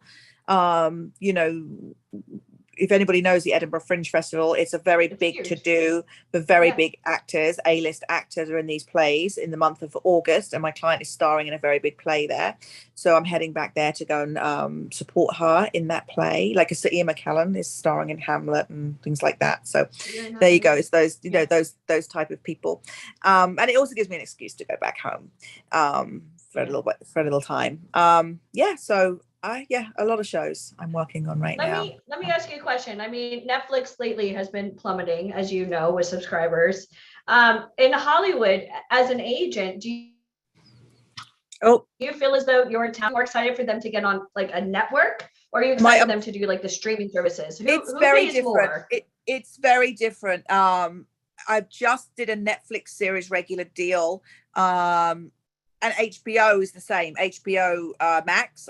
You know, we do series regulars for those. Yeah. The only difference is we have to ask for more money for the streaming services because they make less episodes. They make like 6 to 10 episodes, and you're held exclusively for that network. So it means you can't go and do other series regular jobs, and you have to ask for permission if you can go and do a guest star recur, you know, a mini So series. wait, even if you only book 6 episodes on, let's say HBO Max, let's say you're on a show like Barry, for an example, you can't work any other job. Well, they have to buy you as a series regular, which means they have to pay you series regular money. So they have to buy you for a certain amount of minimum episodes, and then pay you series regular money. So we negotiate that money, which is normally 25 plus an episode. Right. You know, but ultimately, you know, we could be only getting paid for 10 episodes, right? So say if we're doing CW, All American, something which could be 20 plus episodes, or, you know, CSI, again, many more episodes, much more than 10, right? 20 so many episodes. CSIs. So you have to remember, CSIs. I don't know why, because I just booked somebody on the show this morning, so that's why it's in my head. So, you know, you have to remember, if I'm booking somebody, say, for 25,000 on a 20 episode series, that's a lot more commission for me, as opposed to booking somebody on a $20,000 job on a Netflix show that's only 10 episodes a season, because they're both going to hold exclusivity. All right. So I always try and get, we always, with Netflix, Apple TV, Amazon, those kinds of, you know, streaming services, we want to try and fight the fight. Say, hold on a minute, you're doing less per season. That's why we have to have more money, because it doesn't make sense. But we still try and get more money on CW and Fox and ABC and that kind of stuff. So, you know, it kind of gets itself. But, you know, that's kind of how it works. So listen, we want to book anyone on a series regular. We're not going to, you know, turn that shit down. But we want to make sure that they pay enough for our client. We want to make sure it's worth their while. And they're not going to take advantage of our client. Yeah. Well, Tanya, I am so excited to see you in a couple of months. I cannot wait to give you me too. a It's real been too hug. long. Yeah, I know. I'm I'll really bring the baby, excited. but not for wine night. But I'm excited to see you. Did you guys enjoy this? I hope you guys did. Tanya, I know you've got a lot of contracts to review, and I'll tell you what, every contract you do, that's more money. So you get on with your bad self. We love you so much. And thank you so much. Love to you. Okay, bye you all. Thank you, Tanya. I love you. Have an amazing I'll day. text you later. Okay, bye. Awesome. Oh my gosh. How much did you guys learn listening to Tanya? Was I too blunt? I mean, it's Tanya Kleckner. I just want to ask questions that I think you guys need answers to.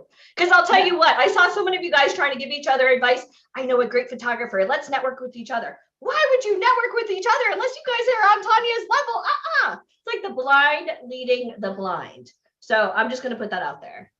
Yeah, well, Sorry. a couple of people Not got sorry. themselves taken off the event because they were chatting a little bit too much. So bye, Felicia. Anyway, guys, how many of you would love the, I know, I'm a comedian. What can I say?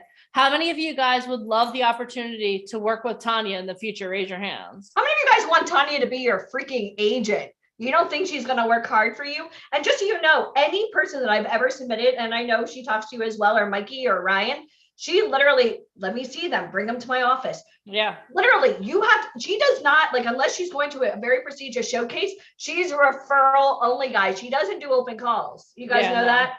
Like, she doesn't need to do open calls. She doesn't have people coming into her office.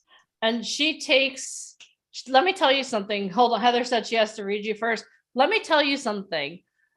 One of the best readers of people that I've ever met in my whole entire life, and I know a lot of people that are really good at this, is Tanya Kleckner. When we were in Arizona last year, she was like, Deneen, this person, this. I'm like, she reads people like a book. So yeah, I love Tanya. The first time I met her, I was petrified of her though. The first time we were, I know. I'm gonna tell you guys, it's like a little bit of a bridge, you know, and I Yeah. just had the baby and I was like, call me on FaceTime. no, You know what I that mean? wasn't the first. The first time I met her was when we were in Hollywood the last Oh, time. that's I right. was scared to death to talk to her. Yeah. I was yeah. like, they were like, go talk to her. I was like, no, I don't But think she's a so. lot. Like, I'm gonna tell you guys, she's very quiet until she's not. And literally And she then- just like looks at you up and down. You're like, oh my God, am I okay? I know, I was petrified. It's like she's not going off of energy. She's going off of energy. And I'll tell you what, like when we do our big Zoom calls, even after this, when you guys get a chance to do your interviews to see if you qualify to work with us, if you can't put your camera on, you can't get your crap together. If you don't have that positive energy, and remember, no excuses, because what we're doing is we're pre-screening you to then hand you off to these people. Does that make sense?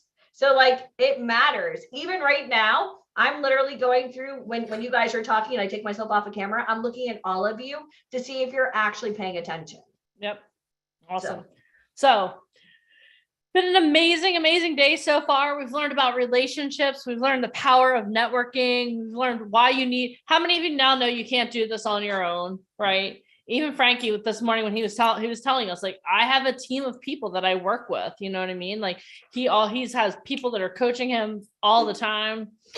You learned what type of model you are. Like how many of you are really excited that you can model? That every time I hear that, I'm like, yes, sign me up. Let's do this. This is awesome. Now you like literally learned how to create a legacy in Hollywood by one of the most powerful agents in Hollywood.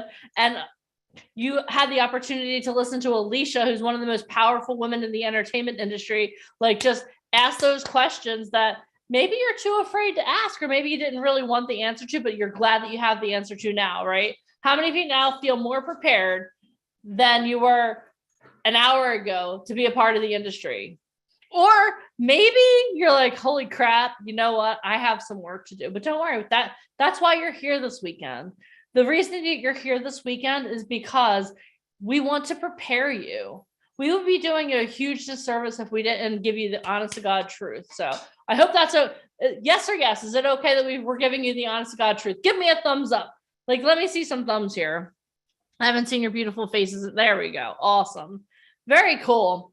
Well, are you guys ready for some more bluntness? Because you got the queen of blunt coming on. I know you've got the queen of bluntness coming on. So before Alicia, if you can unmute our next guest, I'm going to introduce him properly this time. Oh, so our next guest has been labeled one of the top 7 most powerful agents in the world. He started his career as a model at 12 years old and now has almost 4 decades in the industry as an icon of fashion. Here's a fun fact. His first gig was for Benetton. How many of you remember the United Colors of Benetton? All 3 of us aged ourselves, now we know.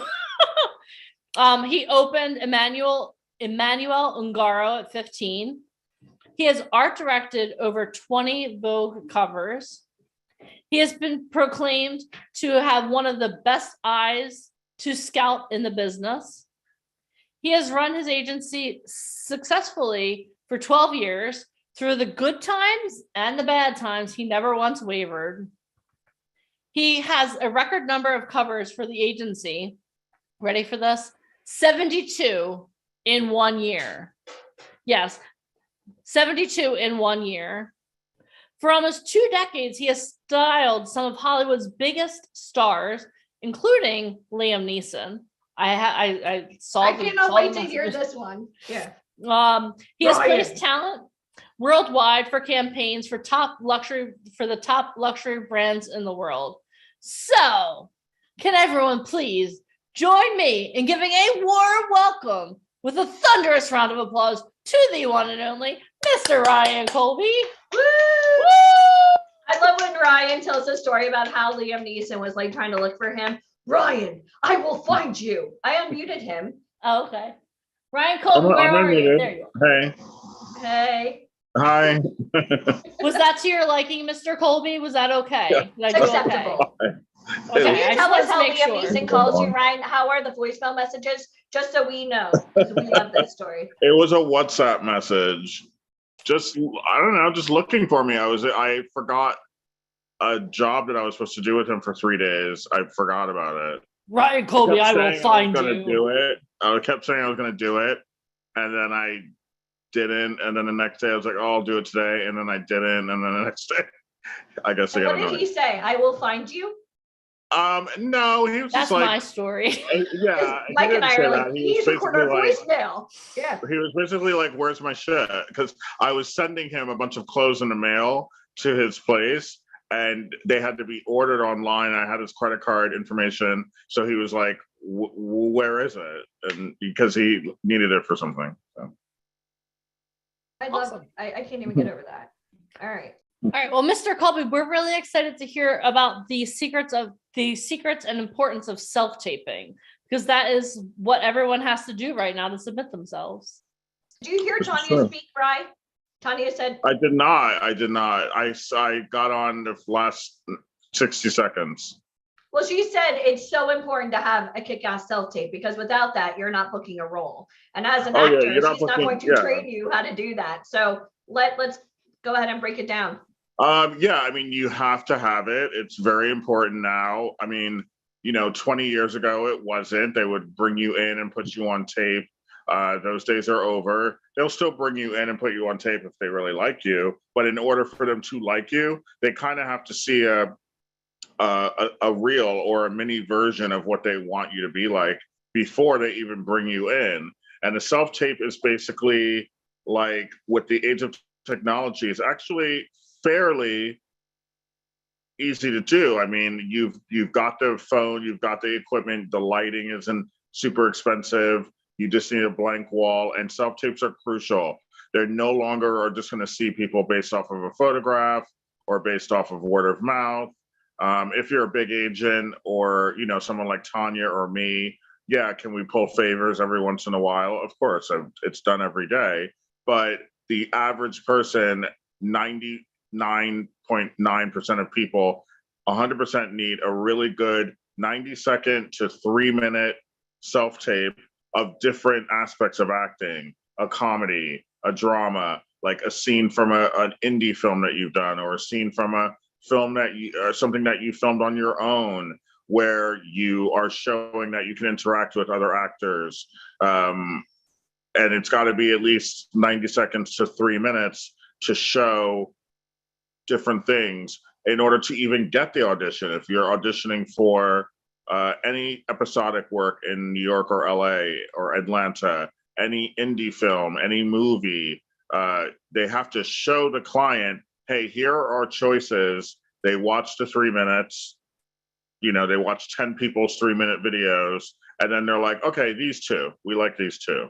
And these two will physically come in and go see whomever is casting, whomever is producing, whomever is directing. And that is how it works. And that's literally how it works across the board. New York, Atlanta, Europe, Los Angeles. It doesn't matter what market you're in. The self-tape has become kind of like your voice. If you don't have a self-tape, you cannot get jobs. You have to have one. It is like not even up for discussion. You need a headshot too, but honestly, out of the two, you need a reel more. Because you gotta have real both. for real. Yeah, you gotta have both. But the reel is more talent based, where a headshot is obviously a headshot of an image. This And guy that looks can like be a nice boyfriend. You watch the reel. Right? Yeah, you gotta So have a reel shows reel. personality too. Yeah, it shows personality. It shows your interacting ability with a stranger, because sometimes when you're doing the reel, the scene that you're doing, the person you've never met before. So it shows your interactions with them. And you may have to be nice to them. They may have to be your mother, your boyfriend, your, boss or whatever. And you have to show a deep relationship for someone that you've never seen. And that's part of acting. So all of these things are considered when you're looking at a reel. As a casting director, I'm not a casting director, but I speak to them enough and I get their opinions and I also get their complaints. So I know what they want to see. And they definitely want to see a real, believable interaction between 2 people, 3 people, 4 people who clearly are acting, but don't know each other so much. So sometimes people shoot themselves in the foot when they do reels with their best friend or their mom, because it's like, of course you know this person. Of course it's going to have chemistry. Of course you're going to do an okay job. It's your mom. It's your best friend. They want to see what you can do with someone you just met 5 minutes ago. Can you be their wife? Can you be their husband? Can this be your son, believably? That's what they want to see because that's acting. Like chemistry. Yeah. Like chemistry with a stranger. So anyway, you've got What to. if somebody's brand new, Ryan? Like if somebody's brand new, what, sorry, your internet cut out. What happens if somebody's brand new? Is my internet on? No, your internet's on. It just got a little bit spotty. What if somebody's brand new? How can you give them, I don't like to say fake it till you make it, but how can somebody create a reel that is brand new? Can you give us some tips? Yeah, these phones are amazing. I mean, these iPhone 97 or 98, whatever it's coming out with next week or whatever, these phones have the capability of filming for minutes on end in crystal clear, HD, and you just have to get creative. And sometimes you got to do them yourself with your acting friends, if you have to do a monologue, do it. Casting directors aren't so keen on monologues, but in a desperate need, of course, they're going to accept it and they're going to see if you've got any talent. I can tell from 20 seconds of someone talking on camera if they can work or not in the film and TV industry. So someone that is brand new, that's sitting at home in Arkansas, chilling on their couch, take that phone and get a script online, go on Google, find the script, find the sides, find the monologue, put your phone, prop it somewhere, put it on those tripods, whatever. Do you suggest they hold their phone vertically or horizontally? Which way do you prefer? They have to be this way. They have to be horizontal. All right. They have to be horizontal for self-tapes. For slating, it's vertical. So slating is when the client wants to hear your name, where you're from, your age or height. They will tell you what they want. And that's straight up and down. And you can stare at the camera, give a little of your personal personality, give a nice smile, whatever. And then the self-tape of the job or the reel has to be horizontal, like a movie screen, like a television. So they can imagine you on screen or on their TV and the way the TV is shaped. So yeah, that's how it's done. Now, a self-tape and a reel are 2 different things.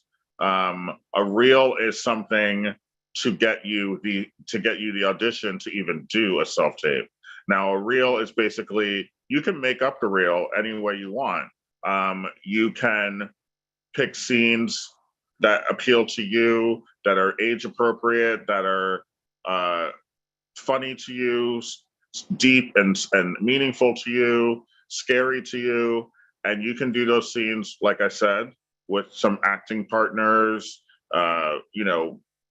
people who are in the same boat as you, and make like a little 90-second scene and use that, and make sure if it's your reel, make sure you're the focus and your acting friends are the sub focus. And then you can maybe do the same favor for them. If they need a reel and then you're the sub focus, let them be the focus. As far as the camera angles, as far as close-ups, as far as the dialogue, make sure you have the most dialogue, especially if it's your reel. You want to make sure you shine. You don't want your friends to. I saw a reel a couple months ago of a guy who was being interrogated by a police officer. This was the scene, and the police officer had like 80% of the dialogue, and he was good. The actor playing the police officer, and the guy that I was looking at the reel for, he had like 4 or 5 lines. I'm like, is this his reel or your reel? Like, it has to be the opposite, so you can't let someone outshine you on your reel. Now, if it's a job and they have more lines than you, okay, there's nothing you can do about that. But if you're doing a reel, it's about you. So you can't let someone in the scene with you outshine you with better angles, better lighting, more lines. Like, you got to edit it so you shine. Even if you have the least lines, you got to figure out to make sure that you shine. And you're talking about editing. You could technically like record all this on your iPhone and then send it somewhere for them to edit, like Fiverr or anything like that. Oh yeah, of course. Or you can download the apps and figure it out yourself. I mean, I'm not tech savvy, so if this was me, I would have to send it out or get one of my friends. You stopped using a flip phone a couple of years ago. So I used to love when Ryan was feverishly like trying to text. He's like, "See, hey," like it was. You guys remember flip phones? I love my like flip where there phone. weren't letters. You had to type like 3 times to get to the 3rd letter. It was really. I'm more of a laptop. And he would do both thumbs. I didn't see the purpose of the phone, but anyway, I've upgraded now. But now you have one. Now I have one. But anyway, so you need those. You need that, and you need variety. You also need maybe some comedy, some drama, some tears.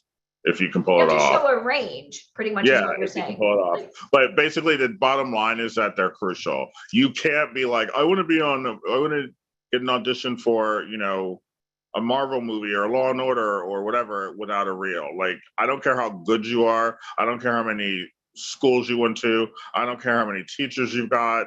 I don't care how many Zoom classes you're taking on acting. It doesn't matter. None of that matters at the end of the day without a reel. So you've got to have one.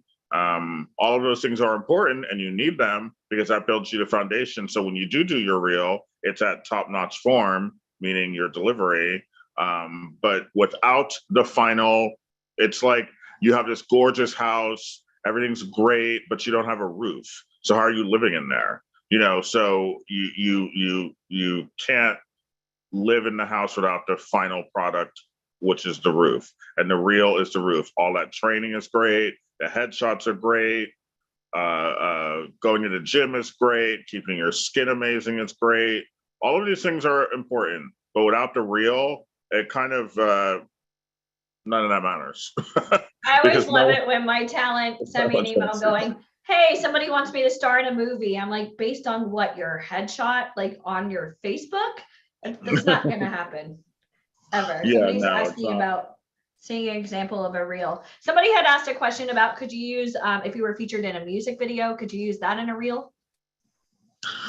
It's not really showing acting. If you're actually featured and it's a big enough music video, yeah, you could splice it into the reel for sure. Maybe you're playing Machine Gun Kelly's love interest, Yeah, I've seen that. If you're someone's love interest, like I've booked love interest gigs with, other talent, Katy Perry and different people, where they are the love interest, and that Anderson Davis, yeah. And that 4 seconds is spliced in with their reel for sure, but you can't just use that alone. No, you cannot. There's my acting ability. Can you splice it in with your acting reel? Yes, you can. Somebody's asking, one single video, or can you do parts?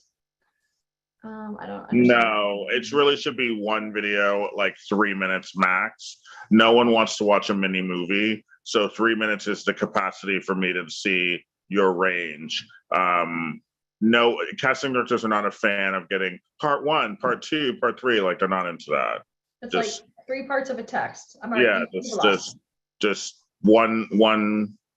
And if you're like a seriously working actor, I don't know who's on this call, but if you've done like a lot of episodic, say you've done like 7 episodic shows in the past year and a half, 2 years, and you want to take, 45 seconds or 30 seconds from each, and it happens to be over 3 minutes, obviously you'll be forgiven because you're showing recent work and it's good work. So yeah, if it runs into the 4 minutes, but you're killing it and you're giving me amazing stuff, okay, yeah, will I sit there for 4 minutes? Absolutely. But it's got to be that good. So, but it shouldn't be over 3 minutes. So, I always think it's amazing when people get training, or maybe they don't have any training at all, and they finally get their reel together. Ryan, you work with some of the biggest names. Like, we'll bring up Ryan Murphy again, because I'm a huge Ryan Murphy fan. But he's obviously not reviewing the self-tapes. It's a casting director. So when they have a part, sometimes he does, but yeah, there is a casting company that he hires.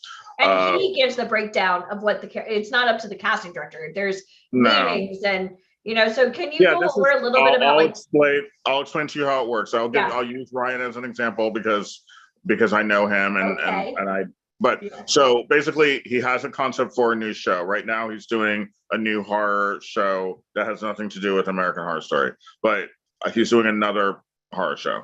So he has a list of characters. There's 12. 15, some girls, and he never puts gender. He never puts gender per se. He never puts race. He's more concerned about age than anything. So if the person needs to be 18, it needs to be 18. Find me a man or a woman that's 18. Great, I don't care what it is. So he sends them a breakdown of the 15 characters. We need a mom, a dad, 2 kids. We need a principal. We need the bully, we need the homecoming queen, we need the all of these things. And the casting firms will then send that out to the agencies that they work with, that they feel comfortable with, the agents that listen to them, and then the agents will supply a link to their website or whatever saying, these are the people, and on that link is a reel, and the casting director knows what the client wants, which is Ryan, and they will edit out who they like, and those people are sent sides from the script or from the pilot or from whatever. Sometimes, like I know Ryan is casting a new horror show right now, and he doesn't even have it written. So the sides he's sending out are for just random sides that he feels like sending. It doesn't matter. He just wants to see, can you act? And then he will mold you into the character that he's got in his head. So the sides are sent out, which is usually 1 to 3 pages of dialogue that you've got to do what is called a self-tape. So you've got to do that scene with someone off camera. And that can be your mom or your dad or your friend or your roommate. They don't have to have any acting ability. So a reel and a self-tape are 2 different things. A reel, someone is seen in it with you, and they do have to be able to act because they cannot embarrass you. But a self-tape, the person reading with you doesn't need to know how to act. They just need to verbally feed you the lines so you can deliver. Do you understand the difference? So a self-tape. Somebody's got to be the Beyonce in this scenario, like you always are to me. I understand. Yeah. So yeah, the self-tape is you've got to be the star, period. No one is physically in the frame with you. The audio is off camera. They shouldn't be outshining you. They don't have to have any acting ability. They just have to read the English language, and that's it. So and then the self-tape goes to the casting firm. Self-tapes from everyone they asked for goes to the casting firm. And how long do you wait to get that self-tape? Like, how long do you give one of your talent, like, to give you the self-tape? Between a half a day and a day and a half. Okay. So 2 days max if it's like a weekend. Like if you get something on a Friday, you got till Monday. But from a half day, sometimes you get stuff on a Monday and it's due Tuesday by lunch, So it just depends. So between 12 and 36 hours. And you don't chase. You don't chase to get that. Yeah. No. I mean, it depends on the job. If it's like a super important job where I'm like, I really, really don't want this messed up. Yeah, maybe I'll remind you. Maybe I'll want to see it first in case it needs to be redone. But in general, no, I don't chase. If I tell you to do it and you don't do it, you just don't do it. I mean, it happens. So you will review a self-tape before you submit it, maybe have them do it again. Do you ever break down the character Sometimes, with? if I trust the person a lot, then no, Yeah. I won't review it.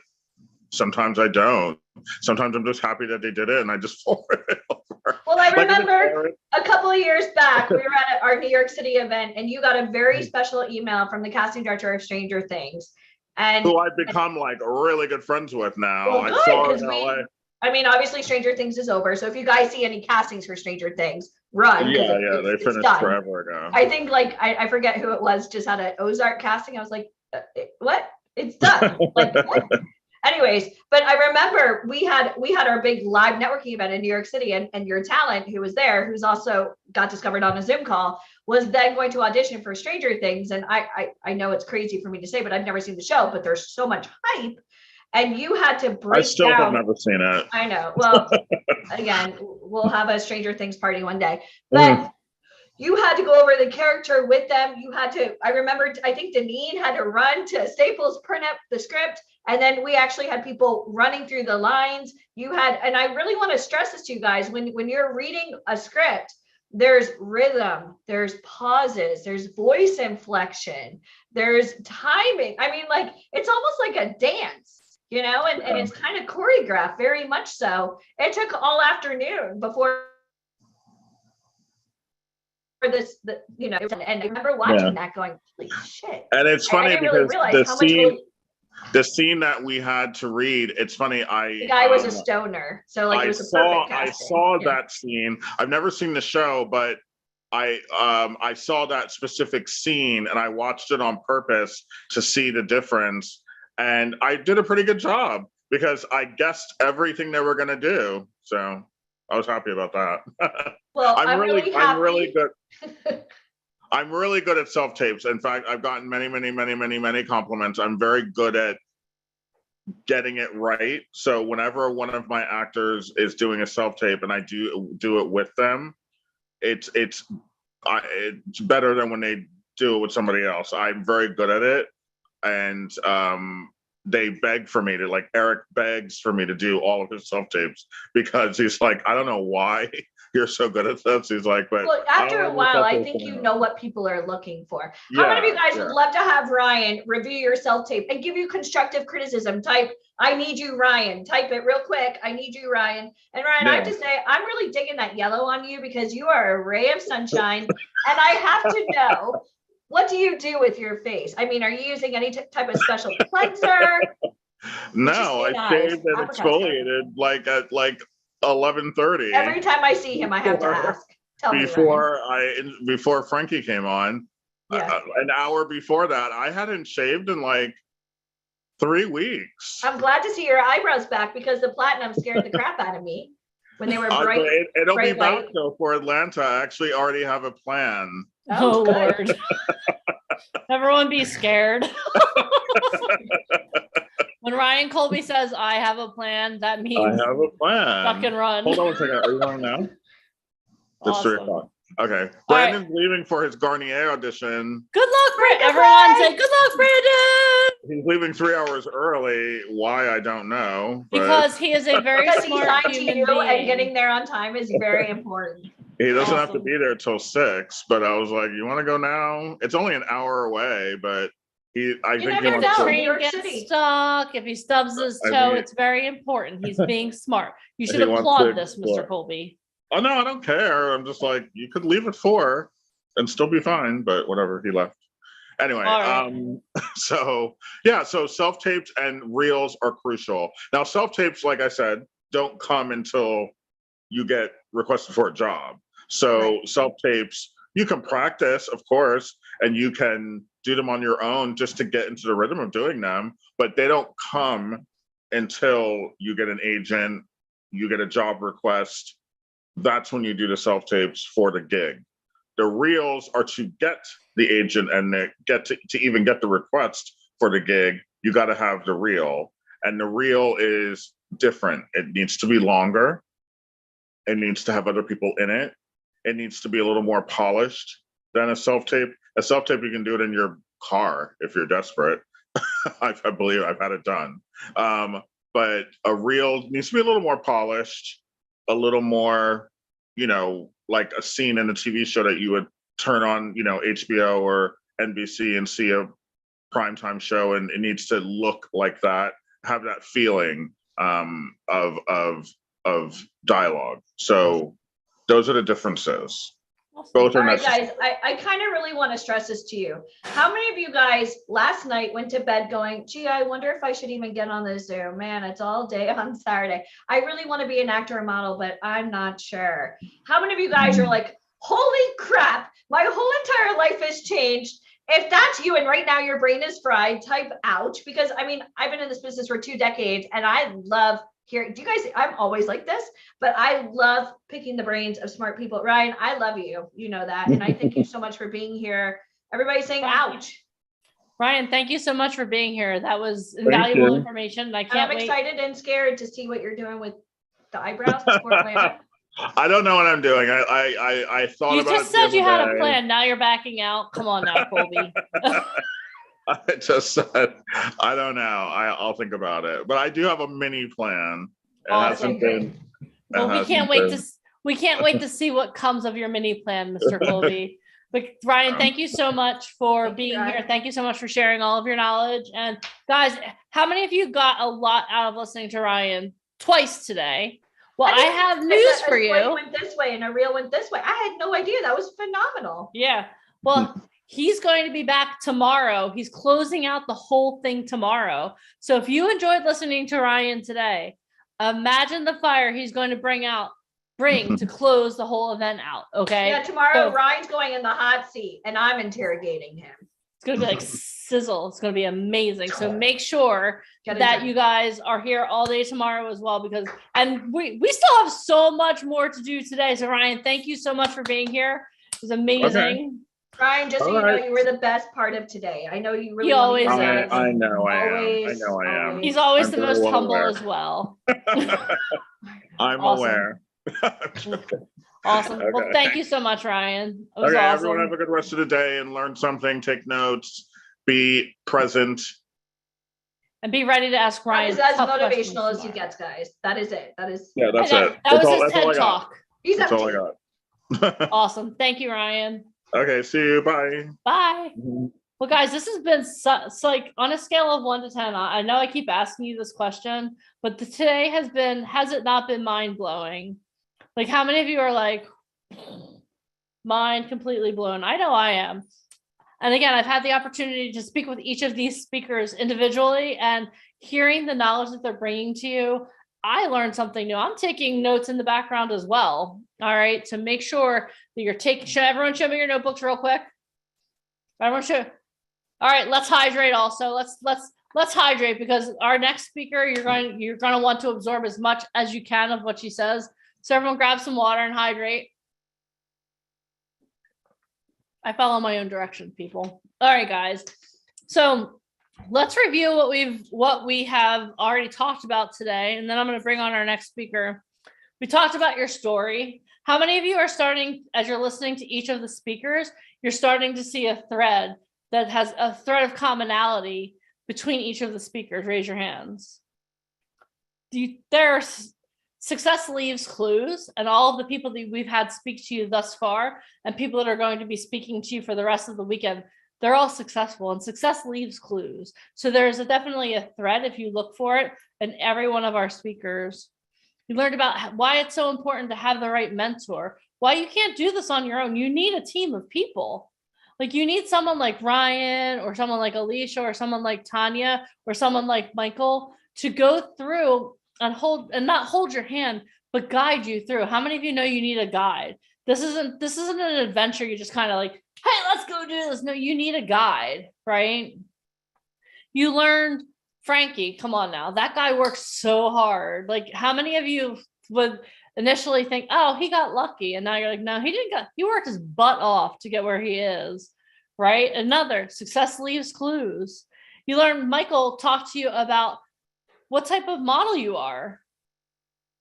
Like there are so many opportunities out there that you probably didn't know. How many of you, when you got on this call, you thought, oh, a model is like a tall, skinny blonde girl or a tall, skinny blonde or tall, skinny dude, right? Yeah, I know. That's what I used to think too.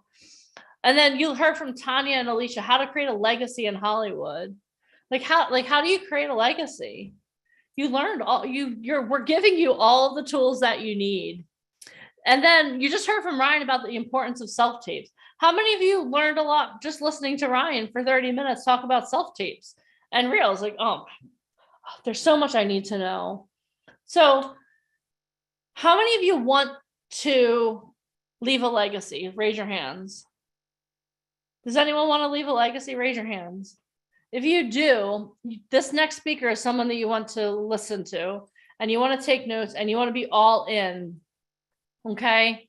So once you start becoming successful, once you start reaching a certain level of success, your finances are going to come pouring in, right?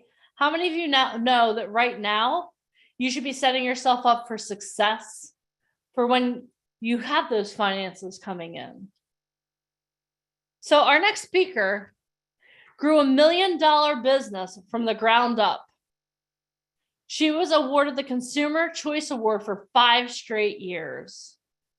She has been featured in the Indianapolis Business Journal, and through a client poll, she was voted the most impactful experience. And while she's been doing that and helping people develop financial plans, she's also finished 4 full marathons. That means that she's run 26.2 miles 4 times. Can everyone please give it up for our next speaker? Give her a thunderous round of applause for Deidre O'Rourke. Awesome. Deidre, we're so excited to have you here today. Thank you so much. Oh, hold on. Well, it's my first time on Zoom here, people. Okay, there we go. Ask to unmute. Awesome. Deidre, thank you so much for being here today. Thank you so much, Janine. I am privileged to be here and I am incredibly excited to share with you. We're taking a little bit of a deviation from modeling, but you're going to see that it all ties in with everything that we've been talking about today. And so that you don't have to look at my face, I definitely learned that I am for sure not a high fashion model. And when the 80s hairstyle come back, I am 5'1" on a good day. So I'm going to share my screen and bring up a quick presentation for you. And this part always takes just a slight bit to get going. Here we go. So today I am going to talk to you about Show Me the Money. Can anybody tell me what movie that came from? That's right. You guessed it. That's from the movie Jerry Maguire and wide receiver Ron Tidwell. And he was played by Gooding. And in that movie, which was over 2 decades ago, he made that line famous, show me the money. And so today, what I want to talk to you about is how to create abundance while living your best life today and in the future, and that you don't have to do it on a budget.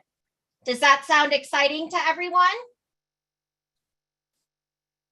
So my goal is to show you that how Tidwell advocated for himself to get paid what he's worth, which we've been learning that over and over today, putting in the work and advocating for yourself. I mean, I think Alicia so elegantly said that just earlier, is that we need to do the work, but we also need a coach to help us get across the finish line. And so my goal is to show you that you can have abundance today and in the future, as long as you know what your why is and you set your goals accordingly. So my friend, I'm getting ready to show you the money.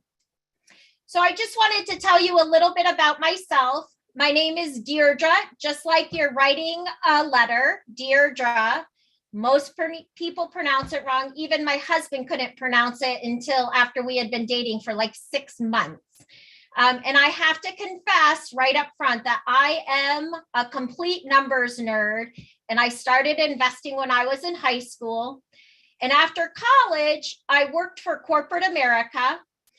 And then I transitioned into my own business where I helped a number of young professionals and those young at heart to help build their financial foundation, because I strongly believe that you can feel more confident and empowered with your money, especially when you know where it's going to be going.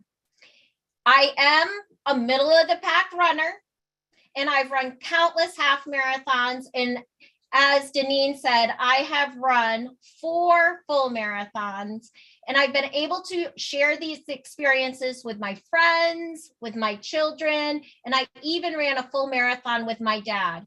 And I think just like what you all are creating here is, it's not just for you, it's to share your talents with the world, with the jobs that you get, the commercials that you're in.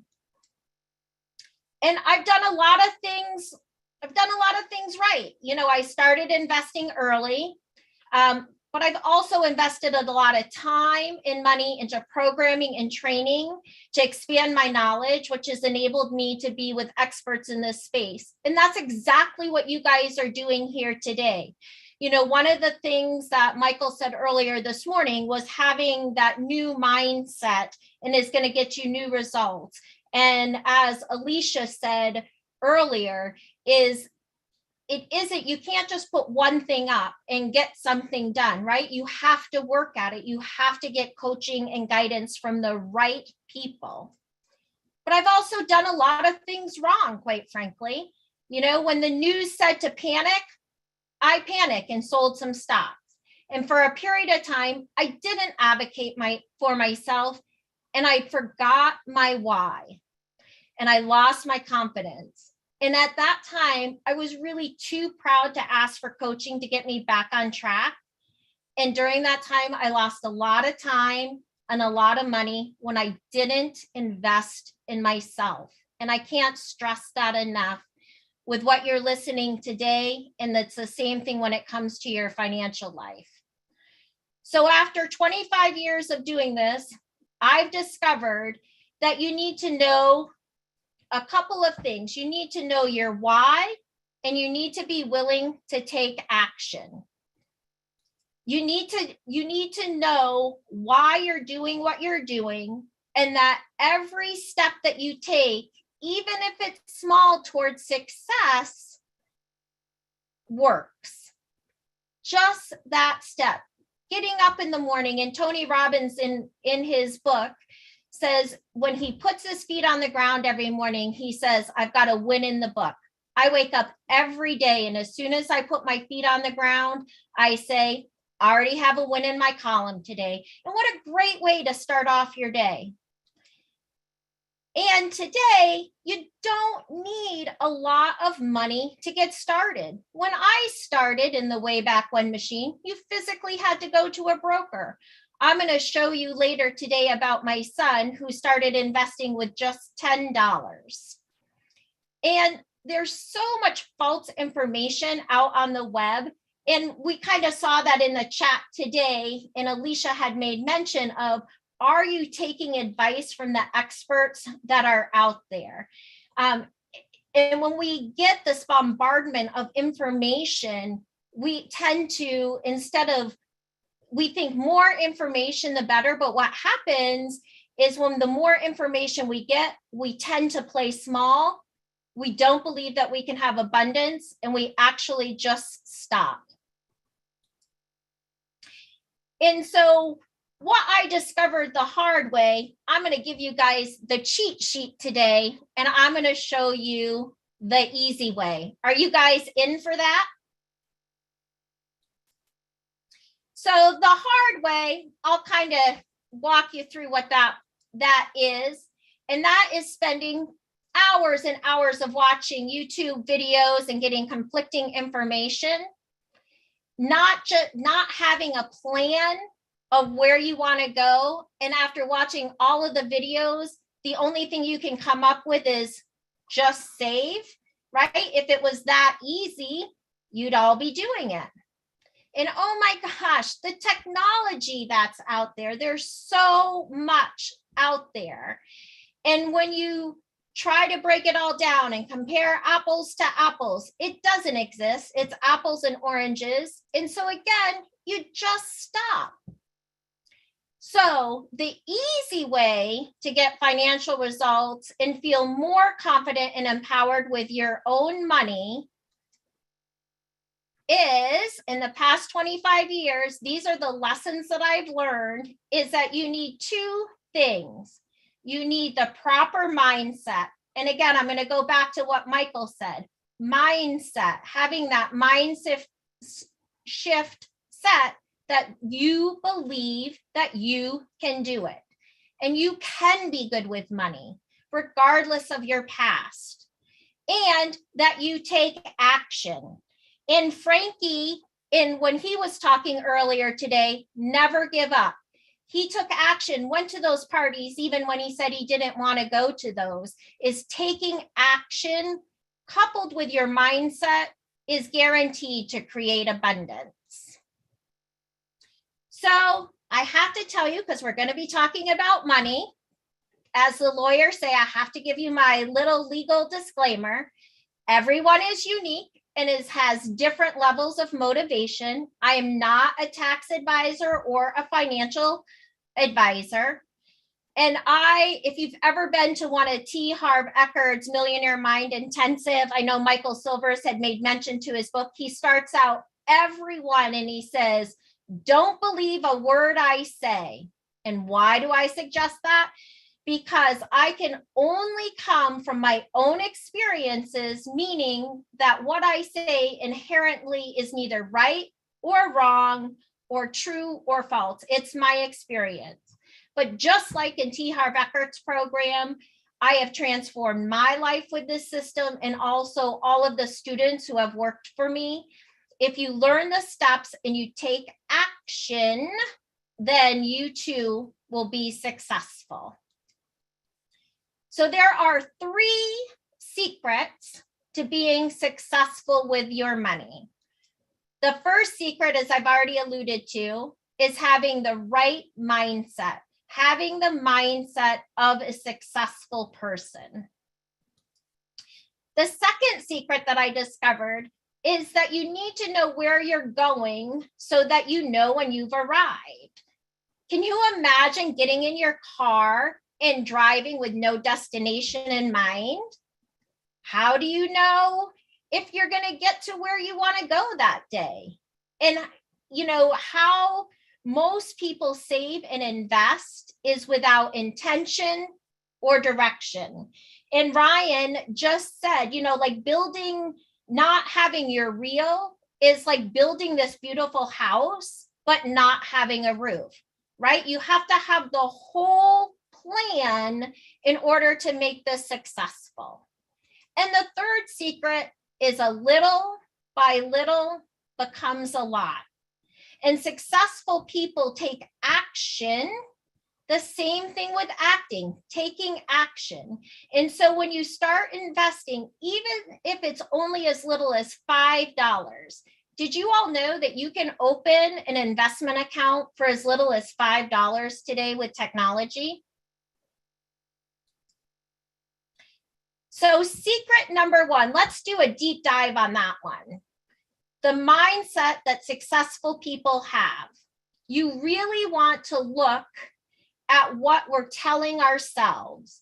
Most people, when it comes to money, quite frankly, just don't believe that they can do well with money, let alone understand the math. They've heard the sayings that money is the root of all. Can you guys put in the chat? Exactly. I saw some people doing it.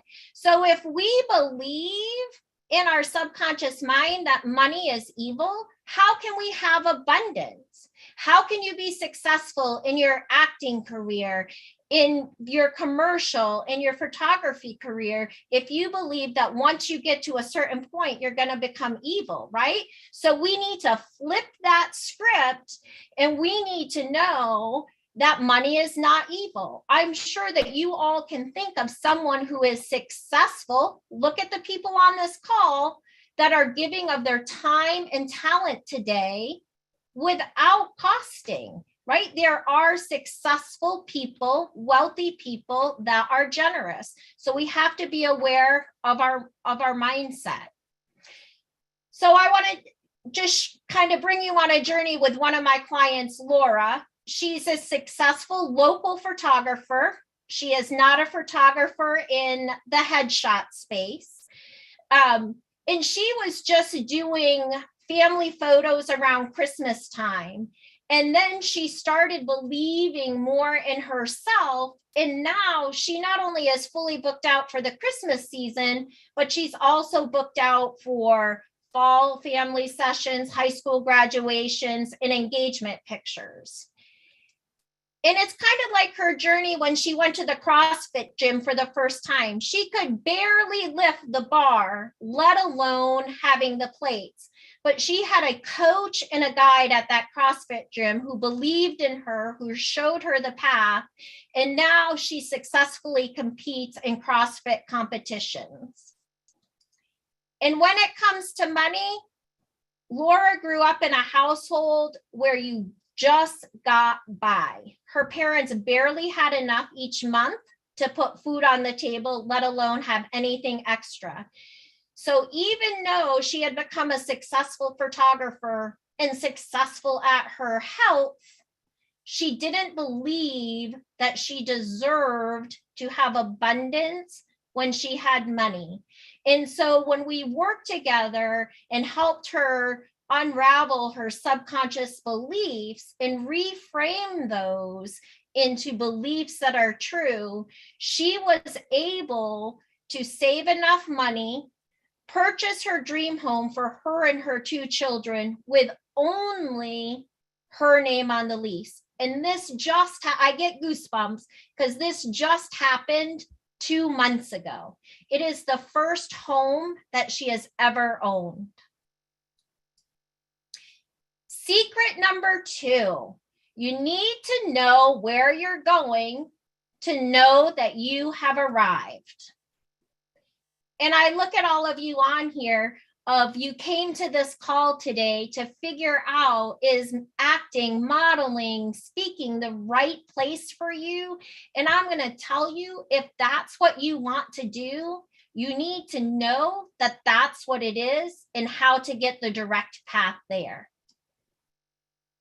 So my client, Jill, she's a very successful hairstylist. I might not be the best representation today for her. I'm getting my hair done next week. But just like Laura, she believed in her heart of hearts that creative people couldn't handle money well. When we first met, she told me, Deirdre, that's the other side of the brain. That's for you math people. And I told Jill right there and then, if she could have a successful business, she could handle money well. She just wasn't telling her money where to go or how to do it. She just needed to learn those skills. So one of the things that we did is we created a vision board around how she wanted money to make her feel and the things that she wanted to purchase that brought her joy. And you can see one of the items on her vision board, I know it might be a little small, is this couch right here. Jill used the SMART goal system, which I'm sure you guys have all heard of it: specific, measurable, achievable, relevant, and time bound. And she was able to purchase that couch within just 2 months of taking the class. And this couch is the one that she bought. Her black dog kind of goes right in with her black couch, but they enjoy wine and watching movies on her couch. And not only was she able to purchase this couch, but she also paid off her SUV within those 2 months because she prioritized her goals of saving money for the things that she loves. And, you know, one of the things that really stuck out to me when Alicia and Tanya were talking today is you need to have that money to pay your SAG fees, right? It's not only just the one-time fee, but it's ongoing. You need to have an account set up that you're directing that money into before you have it, during your time of acting, so that you have that money set aside so that you can pay. And one of the things that was eye-opening to me is you being available to go on to those jobs. So it's important to have an account set up so that you can maintain your bills if you're going off and having the great role of your life, but maybe you don't get paid up front. You're going to get paid later. Having that money set aside so that you can get your headshot, so that you can have someone edit your film, and to have accounts set up for those specific things. And that's going to make it, when you have that vision and you know what you're doing, you can easily walk by the $5 section at Target, or maybe buy that Louis Vuitton bag if that's not where your goals are in alignment. So it's having the vision, having your why, and having your core values in alignment with it. And a little by little becomes a lot. I think that this is one of the biggest misnomers that is out there on the web today, and is that you don't need a ton of money to start investing. What you need is to get started today. And so this is my son, Patrick, and I'm sure if he knew that I was talking about him, I'd be in hot water. He is a teenager. He's still in high school. He works at a local cafeteria restaurant one day a week and has for the last 2 years. And when he started, we walked through the same process that I do with my students. And we had an agreement that he would automate a portion of his paycheck. And again, mind you, he's only working 1 day a week. To his Roth IRA, which he does qualify for, as most of us when we're starting out do qualify. And so he opened his account with just $10, and he started automatically contributing weekly. Now, I'm going to stress again, because I want you to get the little by little. He works 1 full day at waitress wage in Indiana, which is $2.13 an hour, $2.13 an hour plus tips, and then a half day at an $11 wage.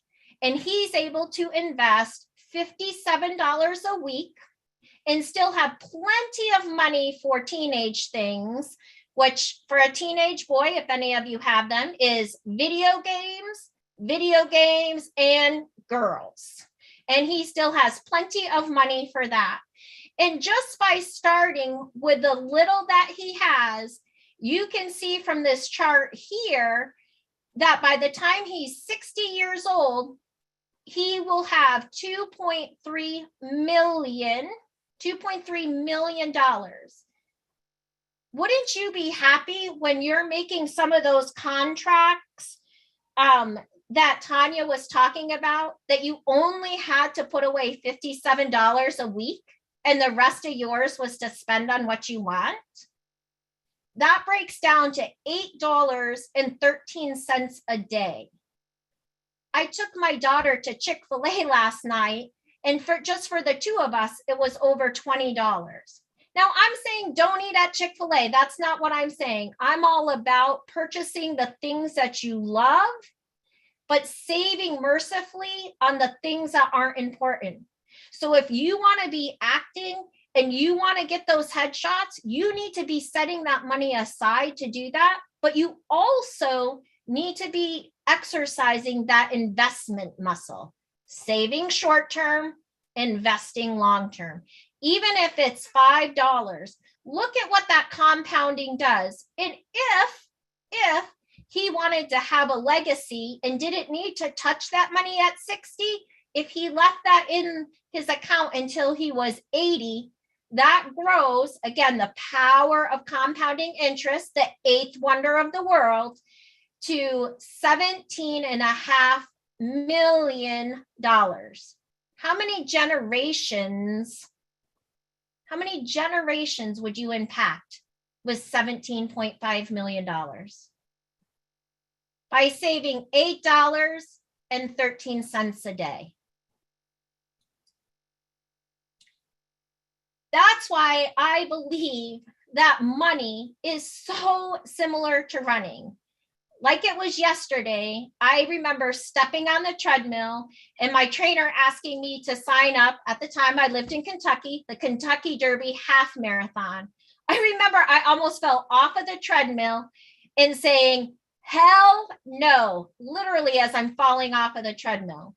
But David kept talking to me, telling me about the program, all the support, all the positive, right people that I would be around and that I would meet, and that he had a proven schedule, a proven training schedule that would get me. And it started with just 1 mile.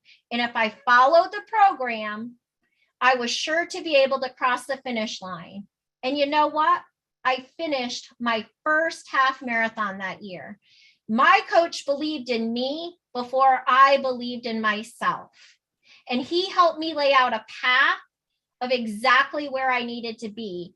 And I know that's what you guys are going to be getting here with VIP Ignite. You're going to get that proven system, that path, but you have to do the work. It's just like investing. In saving, you have to know what you're doing. You have to have the right people around you.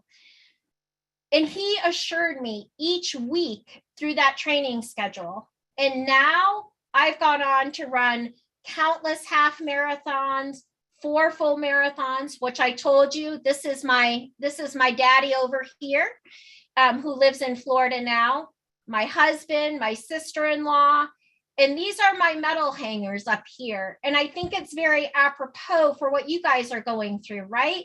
Pain is temporary. Sometimes it's a pain in the ass to do something, to make another reel, to make another video, get another set of headshots. But that pride when you succeed is forever. And it's always earned. It is never, ever given. You earned it, and you know that you earned it.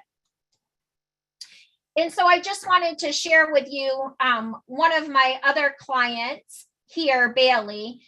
She needed to believe in someone to coach her, to help her take her first step, and to help her lay out her roadmap. And the first thing that we worked on is discovering what her core values were and what was truly important, not what was important to her parents. She then laid out her best life vision and what it entailed. And again, this ended up being completely different from her parents, and her parents were the ones who referred her to me. Then she set her financial GPS towards her goal.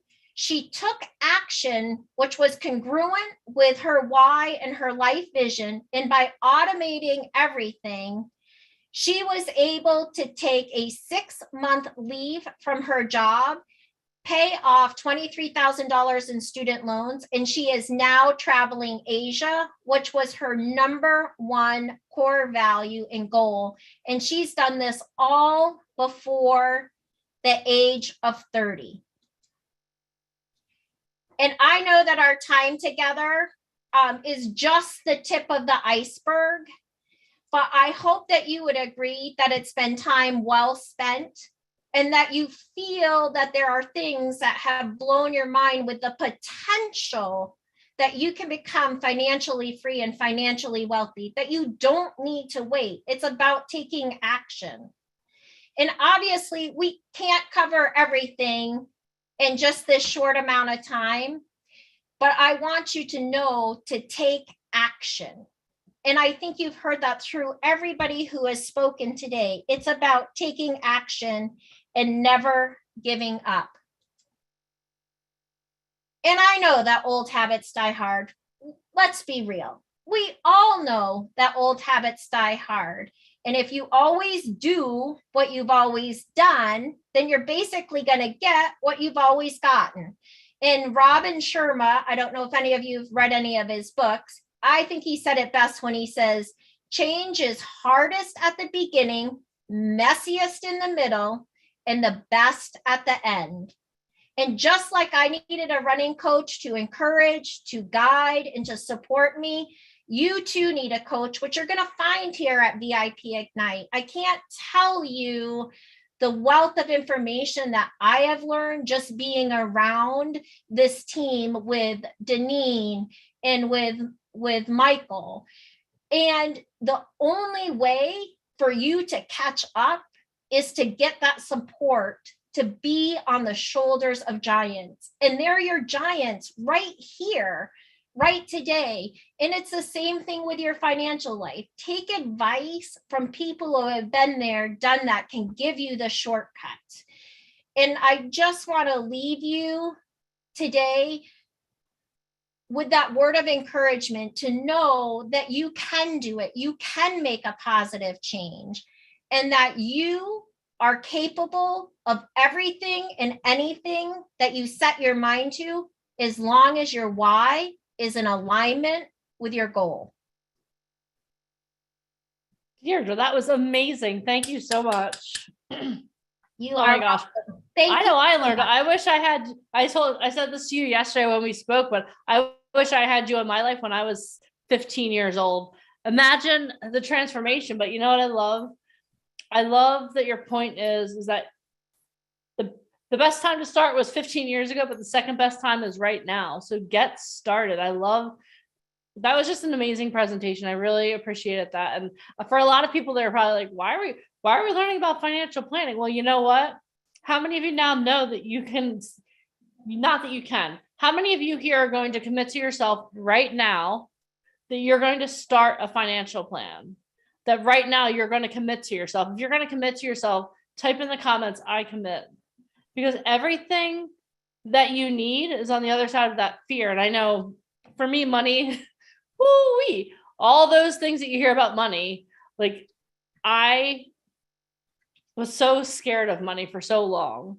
And I love that you have such a simple plan to and you've been changing lives. Like I had a chance to talk to one of your clients as well. And she told me when we did a Zoom call together, and she's like, she literally has changed my life. And I'm like, I know, I met her for 3 days in Chicago and she changed my life. So Deirdre, thank you so much for sharing your knowledge with us today. And if people want to follow you on social media, how can they find you? Thank you. It is my first name and my last name. I'll spell it slowly because, neither my parents nor my husband helped me out when it came to this. But it is Deirdre, Dierdra, O'Rourke, O'Rourke. And I'll just type it in the chat, but I'm typically on Facebook and Instagram. Awesome. And my website is the same thing too. Awesome. Well, thank you so much for sharing your knowledge. I know that I see a whole bunch of I commits coming up and down. So you may have, I believe that you changed the financial life of so many people today by sharing this. So thank you so much. We appreciate you taking your time out here today to share with us. Thank you so much. Thank you. All right, everyone, give Deirdre a round of applause. Let's get a little movement going now, guys. Because I know it's been we've gone through so much today, right? How amazing has this been? We still have so much more to go. Is that okay? Is it okay if we keep over delivering? Is that okay with you guys? All right, good. You're all in still? Are you still all in? If you're all in, give me a thumbs up. Okay, awesome. Well, guys, we want to keep this ball rolling. We still have so much to come today, but let me introduce our next guest. So we've talked about relationships. We've talked about having the right mentors. We've talked about hard work. We've talked about why it's so important to have a financial plan for your life. We've talked about the importance of self-tapes, leaving a legacy in Hollywood. We've heard from some of the most powerful people in the entertainment industry today, and the best is yet to come. So let me introduce our next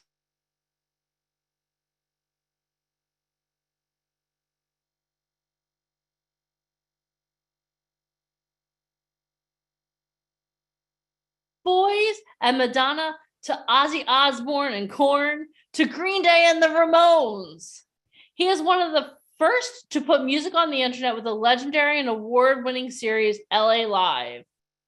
He went on to produce television shows for Discovery Networks and E! Entertainment. But he discovered all of this success wasn't the path to happiness. To learn the real path to happiness, he took his interviewing skills to the streets. He started talking to real people and began studying happiness, success, and what makes people thrive. After years of research and practice, he created the Self-Love Revolution, the most powerful emotional intelligence and personal success program on the planet. He shared his self-love revolution with thousands of people over the past 15 years and has appeared on NBC, CBS, and ABC, and on countless radio stations and podcasts worldwide. If you stay focused for the next 30 minutes, you're going to get some of the most valuable information that can change your life. So join me in welcoming the one, the only creator of the Self-Love Revolution, Jonathan Trone. Jonathan, thank you so much for being here. My goodness, thank you. Thank you for that kind-hearted introduction. So grateful. Thank you, Deneen. Thank you, Alicia. Man, I am so excited to be here. And the speakers we've just had, Deirdre and Ryan and Tanya, I don't know what came before that, but my mind is blown. Thank you guys for having me. I am truly just grateful to be here with everybody. You know, I had this whole talk worked out like I usually do, but it's going to change now because, you know, when I hear other people speak, I get all these different focuses. And one of the things that self-love teaches us is we have to hear those voices of inspiration that we usually ignore. Anyone ever hear these little thoughts that say, do this, do that, and then you go, oh, I'll do it later? Anyone ever do that? Put your hand up, put one in the chat. All right, I'm not the only one. Yeah. So I just got one of those. So we're going to switch things up a little bit, but we're still going to talk about self-love because, look, I spent 20 years in Hollywood. I spent 20 years in the entertainment business. And I'm telling you, self-love is the most important missing ingredient to success that we have, that most of us haven't been taught. I want to give a little bit of backstory about how I got there. You guys okay if I just give just a few minutes of why I'm here today, why I want to teach about self-love? All right. So like I said, I spent, Deneen mentioned some of it. Spent 20 years in the entertainment business. Basically, I did this. I was taught we can create the life we want. So I did that. And I love music, and I wanted to go to free concerts, and I wanted to interview bands. That's what I wanted to do. So I created a company whose sole purpose was to get me into concerts for free and let me interview all these amazing bands that I dreamed of.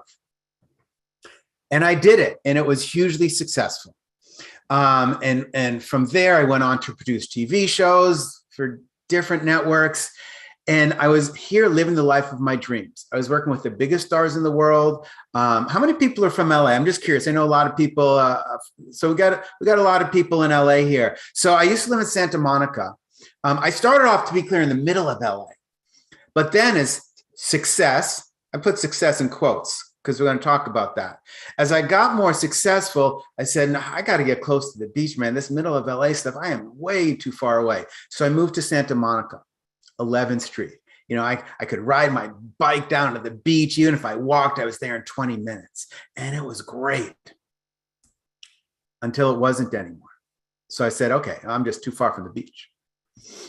So I did. I moved to 3rd Street. I moved 8 blocks closer to the beach. I couldn't quite afford being on the beach yet, but I knew if I get closer, that would be good.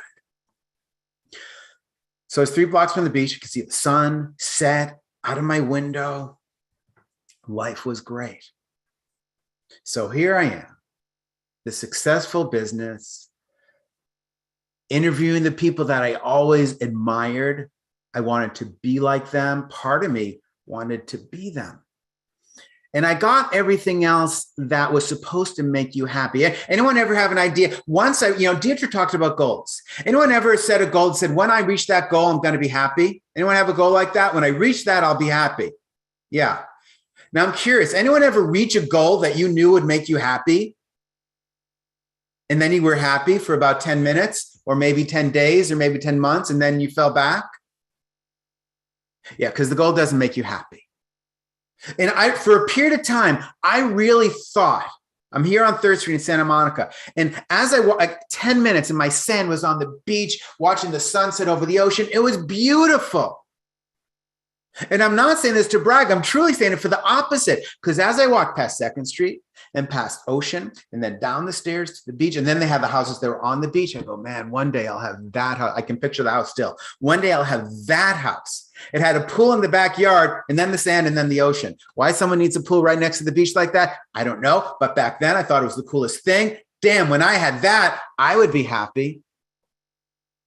I spent my whole life postponing happiness. And I achieved a boatload of goals. I'm not going to tell you I achieved every goal. I didn't. But I achieved a heck of a lot of them. I interviewed my idols. Like the people I dream one day, if I could only be in the same room with this person, there I am in the same room with that person with a microphone and a camera. And yeah, those times are good. But here's what happened. So then I would go home at night. And I'd walk by those streets going, I'll be happy then. And then I get home at night and go, okay, well, when I get this, when I'm more like that person, when I have more money, when my company is bigger, when I'm producing, they spoke about Stranger Things before, right? So I started producing TV shows, right? When I produce a Stranger Things type show that really changes the world, not these other shows that I was producing. I mean, some were really cool stuff, and some, honestly, I did them because people paid me. And I was taught if someone's going to pay you, you take the job. And honestly, some of it I couldn't even watch, but they paid me to do it, so I did it. So Deirdre spoke about action. There are 2 things you need to achieve your goals. One is belief, and the second is action. 2 things, belief and action. Because here's the thing, spending 20 times in LA, what I discovered when I figured out I wasn't happy, because there I was, living the life of my dreams, and I'm not happy. I'm going, what is wrong with me? And here's the thing, I discovered I wasn't alone. That all these people in Hollywood were hugely successful, but not happy. Because they were missing something that had to do with success. So what is success? Is it just the amount of money you have in the bank? I don't know. Anyone know a lot of millionaires who aren't happy? Maybe some of them even took their own lives.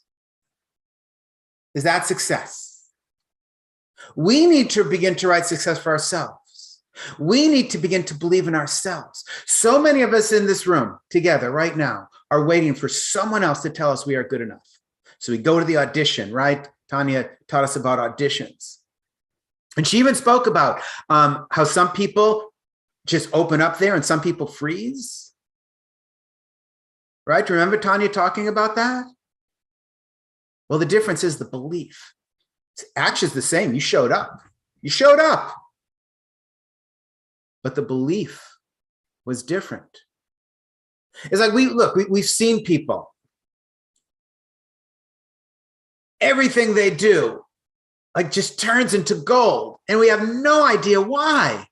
And it's easy for them. You guys know these people? You know someone who everything turns into gold? Just go to the chat. So I know you're listening here, just boost me up a little bit. Put one in the chat if you know anyone that it just seems like everything magically unfolds for them. Yeah. And do you guys know other people who, man, great people, kind people, and they work hard, but just nothing turns out for them? They're all taking the action, folks. So what's different? The belief system. What I didn't have when I was achieving all those what outwardly looked like successes. I call it paper success. I had a lot of paper success. You know, when you get 6 figures, you're going to be happy. Okay, so I got the 6 figures. I got the new car. I got the place close to the beach. I got the girlfriend. Okay, well, I got all the pieces that they told me guaranteed happiness. Okay, what's wrong with me?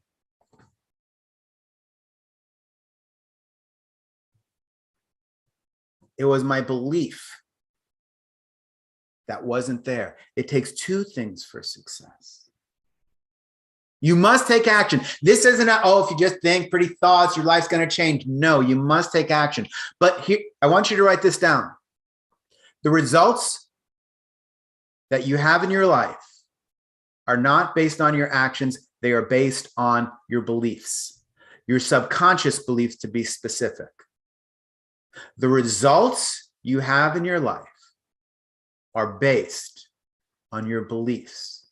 You must take action for the beliefs to show up in the world.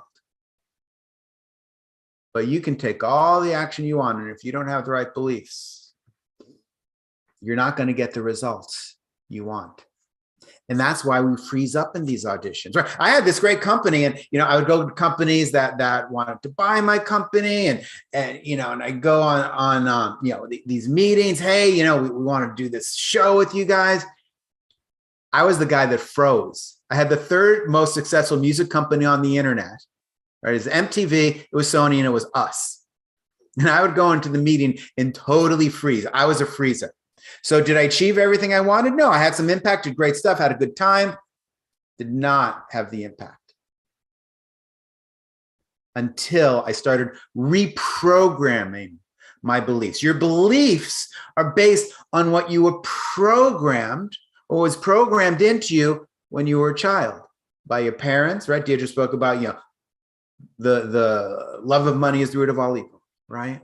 Something that some of us were programmed when we were kids. Money's not evil. Money's a magnifier. See, here's the thing. If you're struggling right now and you make a lot of money, you'll still struggle. We've seen it. We've seen people take their lives. Now, if you love life now and you get a lot of money, you're going to love life even more.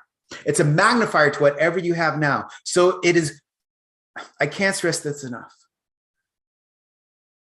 And I know I have limited time here. I can't stress this enough. You have to start creating the life you want now on your pathway to success. If you wait till you have the money in the bank and think that's going to make you happy, it won't. I promise you that. And yeah, I like T. Harv. Yeah, don't believe anything I say, but it's true.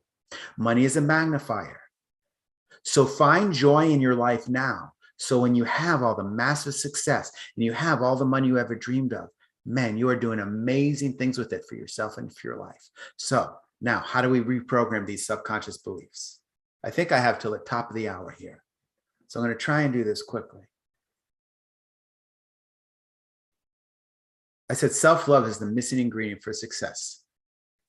Now, I can't give you everything, but I'm going to give you the 3 main pillars of self-love that you can start practicing today. The first one is you must change your emotional state. You cannot create positive change from a negative emotional state. You only can create change that lasts from a positive emotional state. So you have to create a positive emotional state. Now, there are different ways to do it. You can go for a jog, you can do some yoga, you can put on some music that you love. Be careful, because some music that we love makes us sad, right? Because it brings up memories. So you got to be careful with which music you choose. But here is the easiest, most powerful, science-backed way to change your emotional state. It's gratitude. I know it's cliche, gratitude, do your gratitude journal, this and that. But here's the thing, it is science, because you are a chemical making machine. You produce chemicals, you're producing them right now. And gratitude releases dopamine into your system. It releases serotonin into your system. It releases oxytocin into your system. Now, if you want to take medication, I have no problem with that. If you want to go to the bar and have a drink, I have no problem with that. I still have a drink every now and again. Not like I used to when I had to escape reality. But I just produce the chemicals myself. I'm feeling down. Okay, so I need to hit a dopamine. Well, what gives me dopamine? Facebook gives me dopamine. True. They hire people to figure out how to program more dopamine into you. Facebook gives me dopamine so I can start scrolling. Each scroll is one hit of dopamine. True. Or I can picture something that makes me grateful. Dopamine. How cool is that? And if you do it regularly, see, we have about 70,000 thoughts a day. Here's the thing. 95% of them are the same thoughts you had yesterday. Think about it. Think about what you're thinking right now. And did you have that same thought yesterday? Yep, 95% of the same thoughts as yesterday. Now, here's the real kicker. 80% of them are negative. So we wind up with a negative emotional state. How are we going to have a happy life if 80% of our thoughts are negative? Have to switch the equation. Now, I'm not a believer that you can that you can root out all negative thoughts and you can just switch the thoughts. But what you can do is insert additional thoughts. So you can wake up out of bed and touch the floor and go, "Oh, what a crappy day." That's okay. Maybe those are the words that come out of your mouth. But then you can add a thought. I think it was Deirdre who said it before. "Oh, I got my first win for the day. Feet on the floor." That means you live in a home. Not everybody does. It means your roof isn't leaking. How cool is that? Right? So don't try and eradicate your negative thoughts. It's not going to work. Then you're going to think you're a failure, and then you get to have more negative thoughts. But do add, insert gratitude into your life. If you think you're going to get away with having a successful, happy life without gratitude, you are sorely mistaken. Okay, number 2. This is forgiveness. I know, weird again, but we are reprogramming your subconscious belief system. Forgiveness is the number 1 skill we've never been taught. So why do I say that? It's a skill. It means you practice it, you get better at it. And how many of you have this story of something that happened, either you did or didn't do? Maybe you didn't do something you should have done. You didn't make the phone call. Or maybe someone else did something that you think they shouldn't have done. How many are holding on to something that happened before yesterday that either you did or didn't do, or someone else did or didn't do? Yeah. And we hold on to that for decades, literally decades. I work with people from 20s to 70s. And I'm telling you, even people in the 70s are holding on to these stories created decades ago. You cannot create your new future if you're being chained by your past. And what forgiveness does is free you from the past. Now, I do want to be clear. Forgiveness does not mean that what you did or didn't do, or what the other person did or didn't do, is okay. Just say it's not.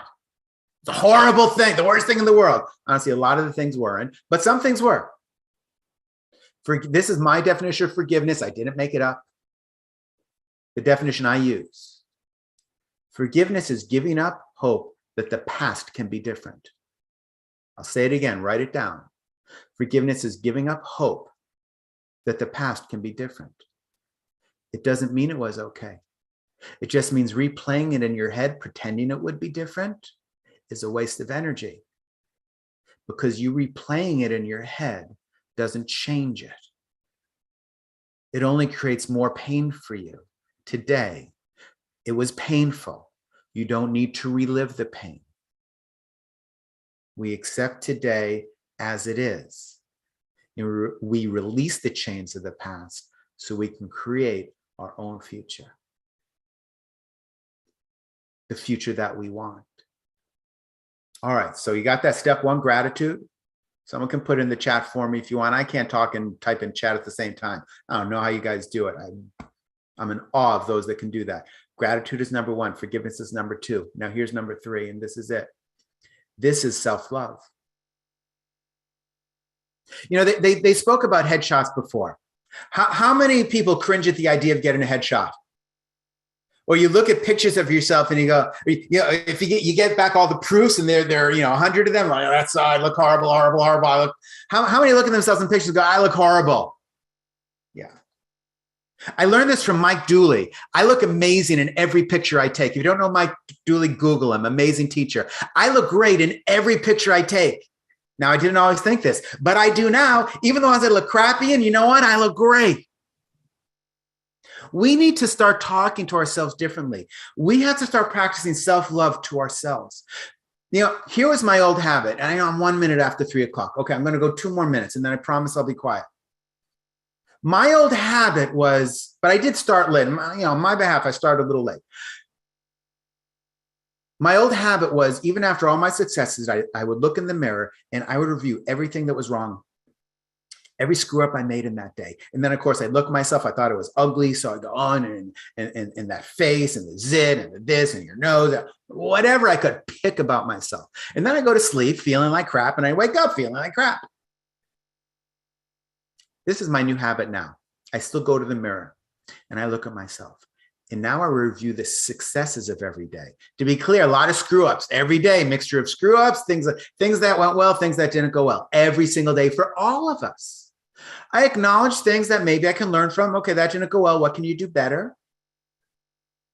And then I review all the successes. Hey, you showed up, you did this, you were a good dad, whatever. I watered the plants. Good job. I used to be a plant killer. No more, because I celebrate my successes when I water plants. And I go, Jonathan, you're beautiful just the way you are. I love and accept you just the way you are. I do not walk into rooms anymore seeking approval. If you walk into these rooms seeking approval from that person across the desk, it is going to be much harder to get approval. But if you practice self-love, if you practice being kind to yourself, you will not need the approval from the other person. And the magic is when you don't need the approval from the other person, you ooze a different energy and they are attracted to you. Now, look, I didn't make up the laws of the universe. I don't even like all the laws of the universe, but this is one of those laws of the universe. You have to start being kind to yourself first. When you are kind to yourself, then all those people that you want to be attracted to you, they will be attracted to you. And if you practice gratitude, forgiveness, and self-love, and if self-love is hard, start with self-compassion. If self-compassion is hard, start with self-friendliness. Say one kind thing to yourself every day. One, just one, not 50. One kind thing to yourself every day. You do those 3 things. When you get all the money in the world, all the success in the world, all the accolades in the world, you will be happy. And then you can give back, which is the real reason why you're here on this planet. I want to thank you guys. I want to thank you guys for playing all out, for being here. Deneen, Alicia, Mike, thank you guys so much for having me. Please, everyone, remember, you are You're loved. so awesome. How many Oh of you my guys have chills right now? I'm literally eating my lunch really quick. I probably shouldn't say that, but I'm literally crying in my fried rice. I love you. Thank you so much. Yeah. So happy to be here. Thank you. Jonathan, thank you so much. And let me tell you something. How many of you here, before you listened to Jonathan, were your worst critic? How many? Okay. This is what I want you guys to do. You know what? We're all about taking action, right? We're not going to do this tomorrow. I want each and every one of you to write one nice thing about yourself in the comments right now in the chat. Write one nice thing about you in the chat right now. Oh my God, thank you for Let's doing that, take Deneen. action. We're not here just to thank listen. you. Let's Oh my take God. action. My heart is exploding right now. Oh, I love you, Deneen. That is so Oh my gosh. beautiful. I love you too. Thank you. Look at this. You know, I think it's great that everybody's on this call because they want to get into modeling, acting, and music. But Jonathan, I mean, for anybody that's here going over financial advice, this is part of the business. It's show business. Do you guys understand that? And, you know, if you don't love yourself, it's going to be really hard to get up and do this every day. So I Yeah. thank you for that. Awesome. Thank you. Jonathan, thank you so much. Look at all the beautiful things they're saying about themselves. It's amazing. I love it. All right. Well, thank you so much from the bottom of my heart. Thank you. I'm so glad that you jumped in that spot next to me at lunch that day. Amazing. The universe put us there. It made Yes. it happen. Yeah. I'm going to tell that story and then we're going to keep moving. So we were at a conference in Chicago and I'm a personal space person. I like I like having space. Like I'm that person, I always want a seat between me and the person next to me. And we were at lunch and we were doing this workshop, and Jonathan, there's was space between me and someone. He's like, is this spot taken? I was like, no. He's like, okay, well, I'm sitting here. And I was like, okay, that's awesome. And like we struck up a conversation immediately, and it was awesome. So again, when opportunity knocks, what are you supposed to say? Type it in the comments. When opportunity knocks, what do you say? Yes. So thank you so much. And I want to, so that was that little whisper. Now, if that was 15 years earlier, I would have heard that whisper and said, no, I'm not good enough to sit next to her. I don't even know who she is. She's not going to like me. That would have been the story in my head. But I heard that whisper. It said, sit in that seat. So I just said, okay, I'm following instructions. You don't have to do it all your own. Just follow the instructions. You're getting them. Yep. Just have to listen to yourself. Yeah. Well, thank you for saying yes. And thank you for sitting next to me. It was awesome. All right. So guys, how amazing is today? You've learned financial planning. You learned self-love. You've learned how to do a self-tape. You've learned the importance of self-tapes. You've learned what type of model you are. You've learned how to leave a legacy in Hollywood. You learned hard work, dedication. All these things are going to get you to success. Today, I want you guys to understand something. Today, we're setting a foundation for you. Today is the day where you're getting all the foundational knowledge that you need to skyrocket. The reason we do day one the way that we do is because we want you to have a firm foundation. If you don't have that foundation, then day two means nothing, because you have to set yourself up for success. So I hope that you guys understand, like, that's why we started off by telling your story, because tomorrow when you meet more agents, more managers, you're going to be able to share your story with them. If you get to meet them in Hollywood, if you get to meet them in Miami, in New York, in Atlanta, wherever, you knowing how to tell your story from a place of self-love is going to make all the difference in the world. You knowing that you have to be surrounded by the right people. If you don't have a team, you can't do this alone. Michael and Alicia couldn't have built VIP Ignite to where it is if they hadn't developed that team.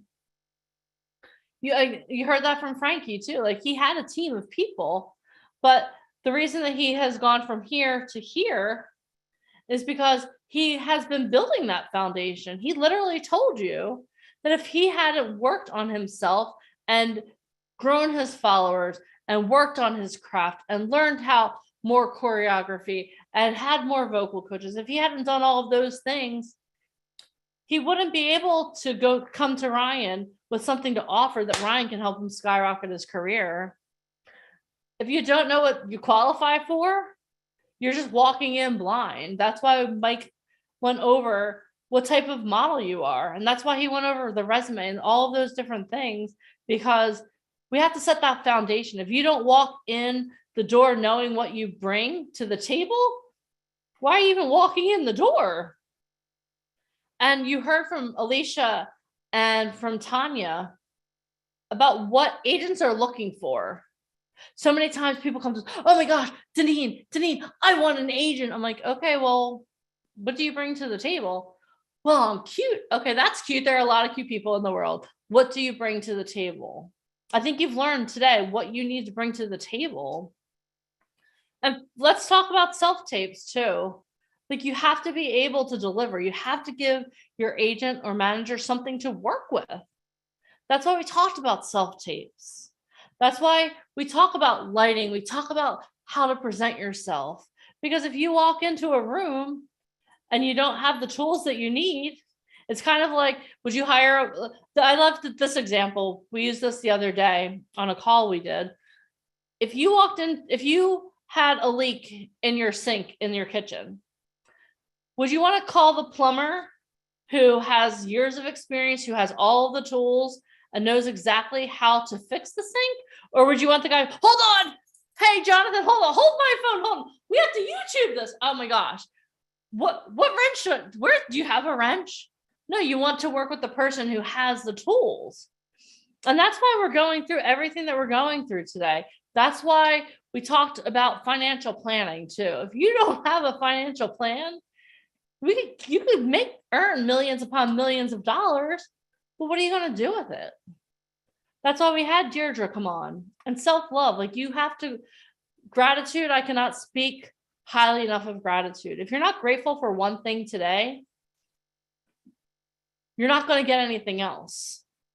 You get back from the universe what you put out. So if you're like, oh, all I got is a stupid bottle of Aquafina, ugh. You know what? You're gonna be thirsty. All right. So put yourself out, put gratitude out into the world. Speaking of water, let's all hydrate because our next guest is going to require your brain power. All right, everyone, take a sip of water. Oh, I love water. How many bottles are we up to, people? I think I'm up to 3 bottles now. So I was feeling a little low. I was like, oh my God, I have to take my own advice. Let me get some water. All right. So are you guys ready to hear from our next guest? Is it okay if I introduce our next guest to you? Okay. Let me find him here in the, oh, hold on. He's probably under, there we go. All right. So our next guest, where are you, next guest? I see you, next guest. Okay. So our next guest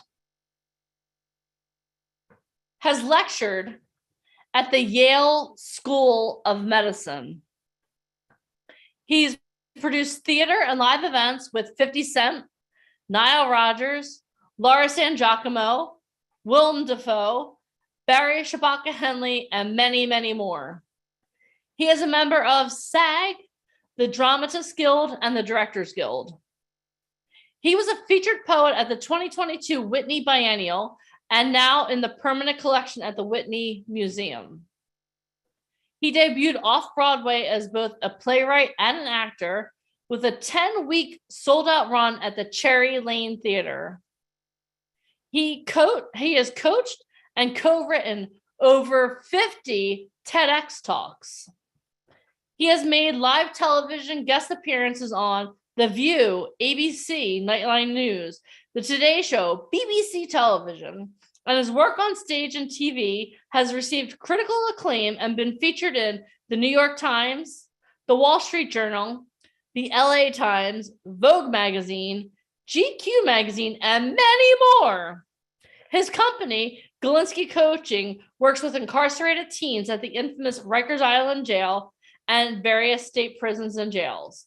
Will everyone please give a warm welcome, a thunderous round of applause to the one and only Mr. Robert Galinsky. Hello, everybody. Can you hear Mr. me? Galinsky. Hey, Deneen. Oh my God.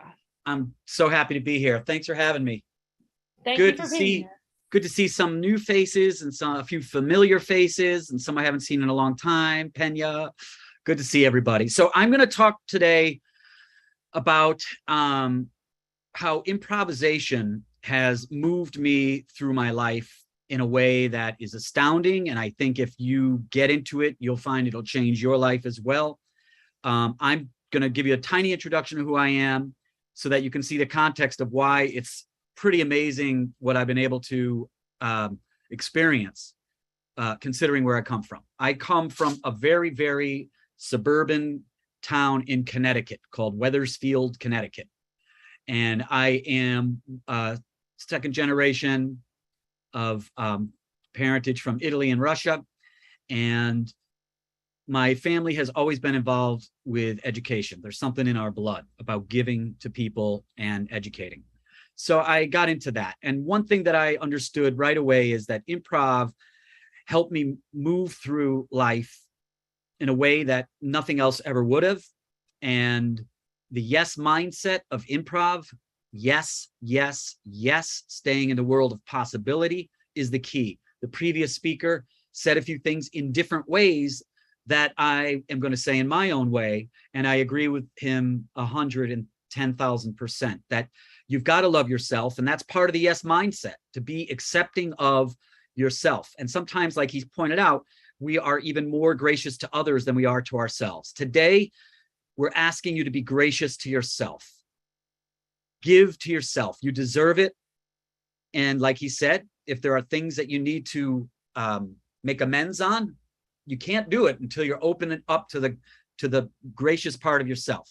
So you got to do that. I want to talk to you about how simply being you can earn you money, can earn you the recognition that you may be seeking, the influence that you might want to have over people. And I mean influence in a positive way. I'm a kid from the suburbs. I have, and Mike and Deneen asked me, and Allie asked me to boast a little bit, which I don't like to do all the time, but I will boast a tiny bit for the purpose of you understanding that anybody can do anything. Kid from the suburbs, grows up, and I have been able to perform on stages from the O2 Arena in London to Madison Square Garden to the Hammerstein Ballroom in New York, big venues like that, to smaller venues like the New Eurekan Poets Cafe in New York City. Some of you may have heard of it. I've been to Wales, I've been to Italy, I've been to South America, all invited. Why? Not because I created some recipe for something that people want. What they want is the recipe that is me and my ingredients of who I am. And so speaking from the stage is a way to, again, influence the world in the way that you want to, and believe it or not, get paid. It's ridiculous how much money you can make when you start to become a in-demand speaker. And it doesn't take much to become an in-demand speaker, and especially with the way that the internet has democratized popularity. If you say one thing that pops, you might be the next night overnight influencer. So I'm telling you all this because it's really important to know that it doesn't matter if you are down the street at an open mic and doing a poem, because like Deneen pointed out, who's sitting next to you? Who's out in that audience? You don't know. You stay focused on your work so you can get it done. I've been on, as Deneen pointed out, a lot of television shows. I had one simple idea, an idea for reality television, and boom, I was on The View, I was on Nightline, the Today Show. And what did I get to do? One of my friends gave me the best advice. I said, I am so nervous. I am so scared, even at the point in my career where I've been through a lot. And he said, look, man, now is your opportunity to tell the world what you want them to hear. And that phrase has stuck with me since then. That was before I was on The View. I was petrified. Like, what am I going to do on The View? The View is monster. This was about 9 years ago. And he said, this is your opportunity to tell the world what you want them to know. And then I thought, okay, what do I want them to know? And once I did that, I made a list of the things I wanted to know. And it was easy because those are the things I believed in. So all the nerves went away and I just got to speak my truth. Like Mike keeps pointing out to me, when you speak from the stage, you are just speaking your truth. And if you know what your truth is, then the nerves actually go away because you know the material. Usually when I'm nervous or when people are nervous in front of an audience because I don't know what to say, I'm not sure if I know the material, I'm not sure if I'm clear about it. But when you get clear and you rehearse and you examine and you research what you want to say, then you become confident, boom, the nerves go. Improv has 3 principles. I'm not going to, normally I do a long lesson about the 3 principles of improv. I'm not going to do that today, but I am going to tell you what they are. They rhyme. I would write them down. Someone taught me this when I was 17 years old. It's never left me. It's helped my life since then. The person who told me is a comedian named Jerry Diner, who has passed away. So I always want to reference Jerry for teaching me this when I was a kid. 3 rules, 3 guidelines. Never deny, always reply, never ask why. Never deny, always reply, never ask why. I'm going to take 3 or 4 minutes to explain that. Never deny. Now we're talking about in studio, on stage, on set, at an audition. We're talking about in a brainstorming session. It doesn't matter if it's theater, acting, modeling, singing, entertainment industry. I've worked something that wasn't pointed out. I work with Gray Advertising. I work with some of the biggest advertising companies in the world and law firms to teach them these rules so that they can open up and be more free and more effective. So never deny. Say yes to as much as possible. Say yes to everything. Say yes to everything. Now, out in the street, in the real world, you got to be careful. You can't say yes to everything. But the mindset is to have a yes mindset. So when things happen to you, you aren't panicked going, what the hell, oh my God, how do I? oh, I have a yes mindset. It's coming in. I will process it and deal with it. Yes mindset. So when you're working with people in a creative situation or brainstorming situation, you're building a script, you're building a character, you're building your speech for the stage. Yes mindset. Also from the stage, I go on stage with that. So if a baby cries in the audience, I don't ignore it, which leads me to the second principle. Always reply. Reply to what is given to you. If it's raining outside, oh crap, reply to the sky. If somebody walks up to you in a rehearsal, an audition, and says, hey, do you think that you could sing these 3 notes for us? And you're not a singer, reply with a yes and say yes. It doesn't matter what it sounds like. The fact that you are going for it is what people want to see. And that's what people want to be around. I have a phrase, energy is contagious. What are you getting? What are you spreading? You stand around people who are nervous and upset, you're going to be nervous and upset. It's just, it's the laws of nature. Or you're going to have to fight it and you spend your energy doing that. If you're the one who's upset, you're going to, when you talk to people and you're upset, they're going to get upset too. I'm so sorry. So energy is contagious. What are you getting? What are you spreading is really important. Never deny, always reply, and never ask why. In a creative situation, we're not asking why because we're on stage, we're in a presentation, we're pitching. When I talk to people who are pitching big VCs for money for their, I got a guy who's got an incredible app that I can't talk about, but he's pitching for VCs. When he's up there pitching, he better not be asking himself, why am I doing this? That's for before the pitch and after. Why am I doing it? I'll figure that out. I'll research that. Now that'll help me create my presentation, my speaking from the stage. Then I'll do that. And then when it's over, I'll go, okay, why did that happen that way? And then I debrief and I do my notes. So never deny, always reply, never ask why. Say yes to as much as possible. Ignore nothing. Everything is a gift.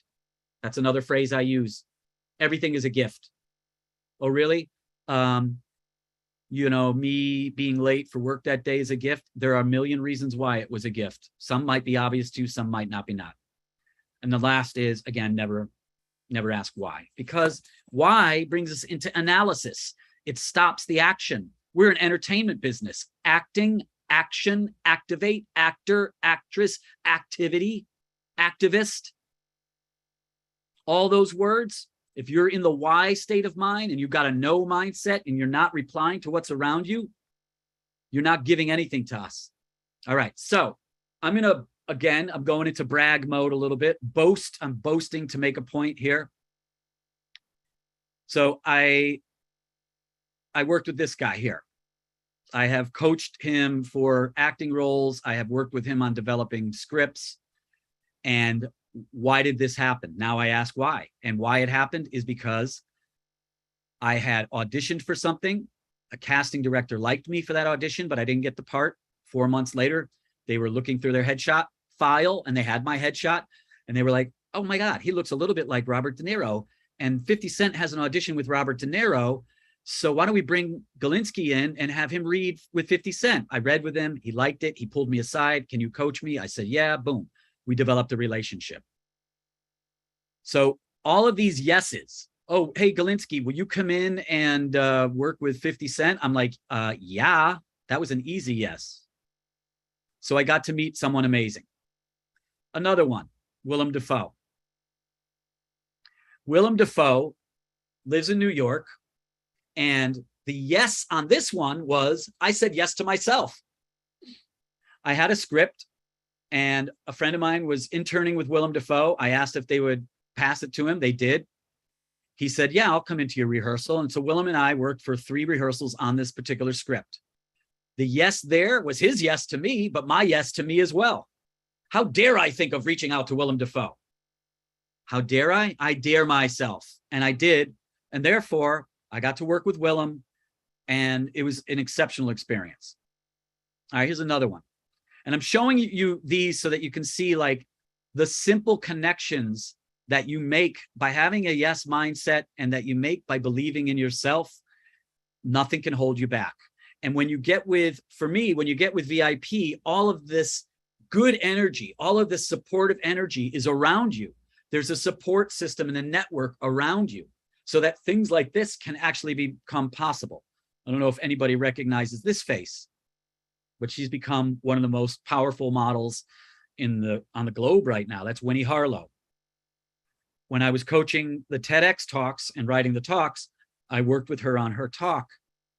And I met Winnie and I worked with her. Again, a little intimidating. This is some exceptional human being, very intimidating for me. But at the same time, I was like, you know what?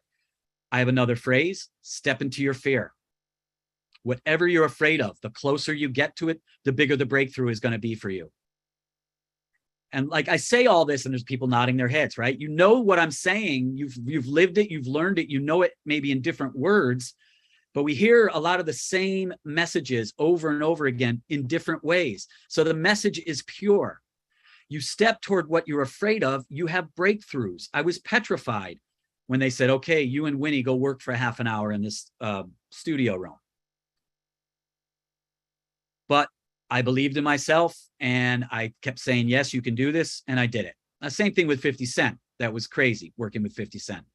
I know I'll tell you a little quick story about 50 is 50 and I were going over the script for his role. It was for the movie Righteous Kill with De Niro and Pacino. And it just wasn't coming together. He wasn't loose enough. And so I said, why don't we, can I just run to the bathroom? I gotta use the bathroom. I didn't have to go to the bathroom. I went in the bathroom, looked in the mirror and said, get a hold of yourself, Galinsky. Get a hold of yourself, Robert. The hell, you can't be starstruck. You've been hired. You have a job based on your expertise. Bring it to him. Bring it to him. You can be starstruck later. So I went back out there and this time I said, look, we're going to improvise. We got to get in each other's faces because these two are combating each other verbally. I never say the N-word. I asked for permission to say the N-word. He had no problem with it. Oh, we went at it. We were calling each other everything. I mean, imagine me screaming the N-word at 50 Cent, right? And not getting my ass kicked. Well, within 5 minutes, all of his guys that were in the next room in the studio came barging into the office where we were working, ready to kick my ass. Like, what was going on? And he was like, calm down, guys, calm down. It's cool. It's cool. And then I looked at him. I said, that's what it is. There you go. When you get to that point where you don't care because the mission is important. And you guys, the mission sometimes is the script. But right now, today, the mission is you. And I've said this to some of my other students in this group. Life is precious. Once you know and respect how precious it is, once you know how precious the process is and the industry is, then you have the right and the joy to break it up into little pieces. And that's what 50 and I did. Once we knew how precious it was that we were going to step into this intimate territory and scream on each other, we blew everybody's minds. They came rushing in. They were out to beat the hell out of me. But that's when he knew he nailed it. And he knew what he had to go do at the audition. The next day he auditioned, he got the part. Very happy about that. This guy here is part of the VIP family. This is Keith Shockley. Keith Shockley, and I'll tell you guys, sometimes you don't see the faces and recognize who they are. You recognize 50 Cent, maybe Willem Dafoe quite easily, but a guy like this, he's in the Rock and Roll Hall of Fame. He's in the African American Museum in Washington, D.C. He's won Grammys. He is co-founder of the band Public Enemy. And he put together some of the greatest tracks, Fight for Your Right. Poison, Belle Biv DeVoe. Hello, Galinsky. Yes, Poison, Belle Biv DeVoe, LL Cool J, Mary J. Blige. He's produced them all. And Keith is part of our family now. Keith shows up. Keith knows the deal. He gives love. He speaks from where he comes from for us so that we can learn from him. The way I met Keith, once again, I know somebody who knew Keith. I was very good friends with a friend of his. Nah, I'm not going to ask her. You know what? I am going to ask her. I'm going to step into the fear. What's the worst that could happen? She's going to say, no, I don't want to introduce you. So a lot of times our fear is just BS. I mean, wow, you get a no. How many times do you get a no? You get thousands of no's every week, every month, every year, whatever it is. Just like going back to basketball, Michael Jordan, missing more shots than hitting more shots. You got to take the shots. So she called Keith up, said, hey, this guy Galinsky's got an idea. Will you entertain the phone call? He said, yeah, boom. Keith and I have been collaborating now. He's gone to Rikers Island jail with me and performed there. And if you don't know about Rikers Island, you could look it up. It's one of the most barbaric prisons in the world. I have been there up until recently, 2 weeks ago. It's hell. It's hell. And to bring love and some joy and some decency and normality into the kids, I work with the teens that are there, is part of my mission and part of my happiness. And Keith shares that, and he comes in and does it himself. And they're all like, Keith Shockley, what? Why is he in Rikers? Because he cares. Keith and I are now also working on another one-man show. Here's another person that I met because I said yes to myself when I asked, could I meet her for a production? This is Lynn Shay, Penny Dreadful, Something About Mary. She's been in so many things, Lynn Shay. Insidious, yes. I wanted Lynn in a play reading that actually VIP helped produce. It was a benefit reading in Hollywood. VIP backed it. I asked Lynn if she would be in it through a friend who was a manager friend of hers, and she said, yeah, it was a benefit, I'll do it. It was for the kids in jail, I'll do it. So you have to be fearless and start to recalibrate. What is it are you afraid of? What is it that you're going to be afraid of? Most of the fear exists in our head. It's not real. Here's one more that blew my mind. Blew my mind. Josh Peck. Again, VIP was involved with this benefit production.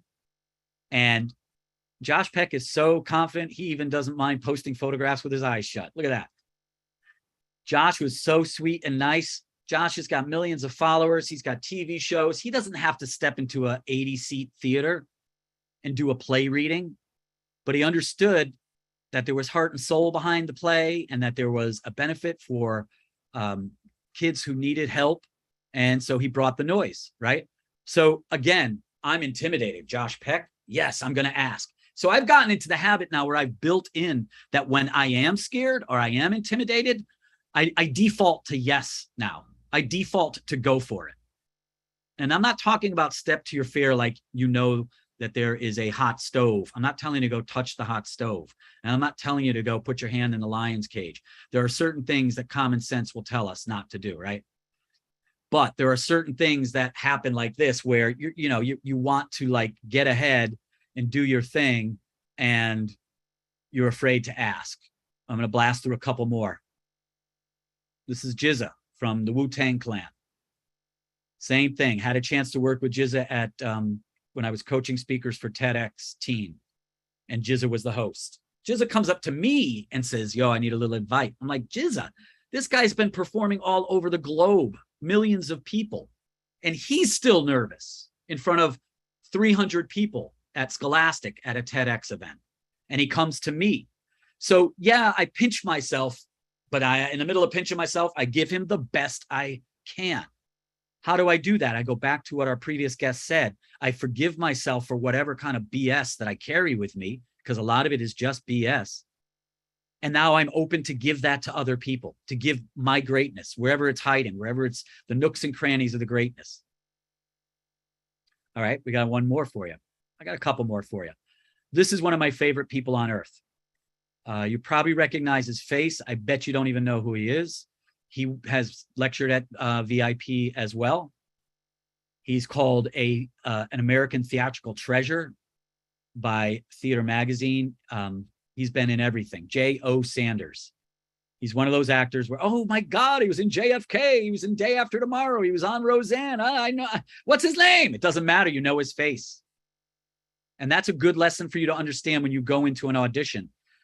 A lot of times they won't remember your name, but they are going to remember what you look like. The big guy with the gray hair, the one with the girl with the glasses and the ginger hair. She had like a little flower lapel on. Oh yeah, that girl, Deidre O'Rourke. Yeah, I got it. Yeah, I remember now. They're gonna remember your face. J.O. Sanders directed my off-Broadway show. Jay has been a mentor for me, a good friend. And we have a personal relationship before the professional relationship. So I want to talk about that just for a second. Treading on your friendships or your friends' friendships with people that you want to connect with. You've got to be delicate with that stuff. I was friends with Jay for about 7 years before I ever said anything to him about wanting to work with him. And at first I just wanted to see who this guy was to be his friend. because our kids went to school together. So the yes mindset, the kid from the suburbs, this white boy from these grassy suburbs is buddy with the co-founder of Public Enemy, is giving advice to Jizza of the Wu-Tang Clan, is coaching 50 Cent and telling him how to get it on. Any one of you is going to be that person if you want to be. You've got to get that floodgate of yourself open. And what the thing about VIP that I've discovered is that what we don't do is make promises on getting you jobs. We don't do that. You're going to get the jobs if you get the mindset right. What we do is equip you with the mentality, the skill set, and yeah, a couple of connections here and there, because if you meet people at these events, they shake hands with you, they sit down, they talk with you. It's not like you are, at TGIFs and they're having dinner with somebody and you're bum rushing their dinner table. They're there so that they can talk to you and share with you, listen to you, express to you their expertise, just like we're doing now on these Zoom calls. Nothing better, though, than to be standing, next to that person, in front of that person in real life. The virtual is great. There's something really amazing about being there live. I'm going to show you another guy. You won't recognize his face, and if you do, I'll be like, oh my goodness. This is a 5-time Tony-winning producer. This is a guy who has invested over, I think at this point, $20 million in Broadway musicals. Terry Schnook is his name. Terry Schnook. I think Terry has also visited in the VIP He has. repertoire. Yes, he has. Look at her, so proud. Are you kidding me? You know I love Broadway. It's my jam. So, Yeah, of course. Allie's Black Book has got to be like the most robust Black Book. You know it from the guy who signed Kanye. You know it. Yeah. But I like sparkle. A little bit of this, a little bit of that. So Terry Schnook has invested in my work for the past 10 years, not millions, but close, not close, but good. And Terry, how did I meet Terry? My brother and I did a show and it got a New York Times article. And an accountant friend of ours saw it and said, you should probably meet Terry Schnook. I'm his accountant. And so I'm his Broadway accountant. So he introduced us, and Terry Schnook said, I really love what you guys are doing. Why don't you put a proposal together? So my brother and I went away. We put a proposal together asking for $125,000 to do this show. And the guy who introduced us said, well, I go, what'd you think of the proposal? And he goes, well, when I got up off the kitchen floor, because I fell out of my chair, I thought it was good, but 125, good luck with that. So we go to Terry and we pitch. Terry says, well, I need to think about it. A couple of weeks later, he hits us back and he says, I'll do it, but I can only go in for, and we're like, only go in 90,000. Oh, that's all 90,000. So we got this investment. We put on the show that ran for about 7 years called the Manhattan Monologue Slam. Now, Terry then and I became friends, and I've supported him. He supported me over the past 15 years now. And somewhere around like 3 years into meeting him, I asked him, I said, Terry, you don't even really know me or my brother. Why would you put so much money into us? And he said, well, I did a little research, so I know you're good people. But I also believe in, at this point in my life, if I believe in somebody's dream, I can help make their dream happen. And I believe in your dream. And I want to help make it happen. I mean, I started crying in front of the guy. Because this guy didn't have to do it. He's in a position financially to do it. And he's doing the right thing, or what he thinks is the right thing, and changed our lives.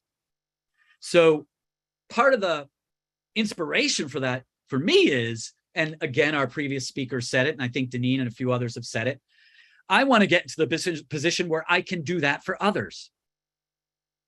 To me, that's what life is about, is to help others. I can't help others until I help myself, right? Then I have the power to give to others. So again, open up your heart to yourself. Get into who you are, not in a cocky way, but in a way that brings you power, so you can spread that power to others and share it, like a Terry Schnook did with me. All right, got a couple more. Couple more here. Oh, this one's a fun one. This is another recent one. And I do believe that Allie was in on this one as well, VIP. This is Laura San Giacomo. Again, another face you might recognize from television and film. But again, maybe you don't know her name, maybe you do. But Laura is such a brilliant person. Now I'm going to talk about another strategy that comes from the heart. All right. So when I do productions, I align them with charities. Yes, I pimp my productions. I pimp them out. Am I pimping them out so I can go to Barbados? No. I'm pimping them out so that the kids at Rikers Island can have some books to read. I'm pimping them out so that these girls that I work with in Long Island that are in jail, these teenage girls who have been literally pimped out, so that they can get services that me and my colleagues can provide. So a strategy for y'all is, which comes from the right place, but it's still a strategic, is align yourself with a charity. Find a charity that you love and start to align yourself with it. Start to understand that more, who they are, what they need. What are their needs? How can your success leverage something to that charity?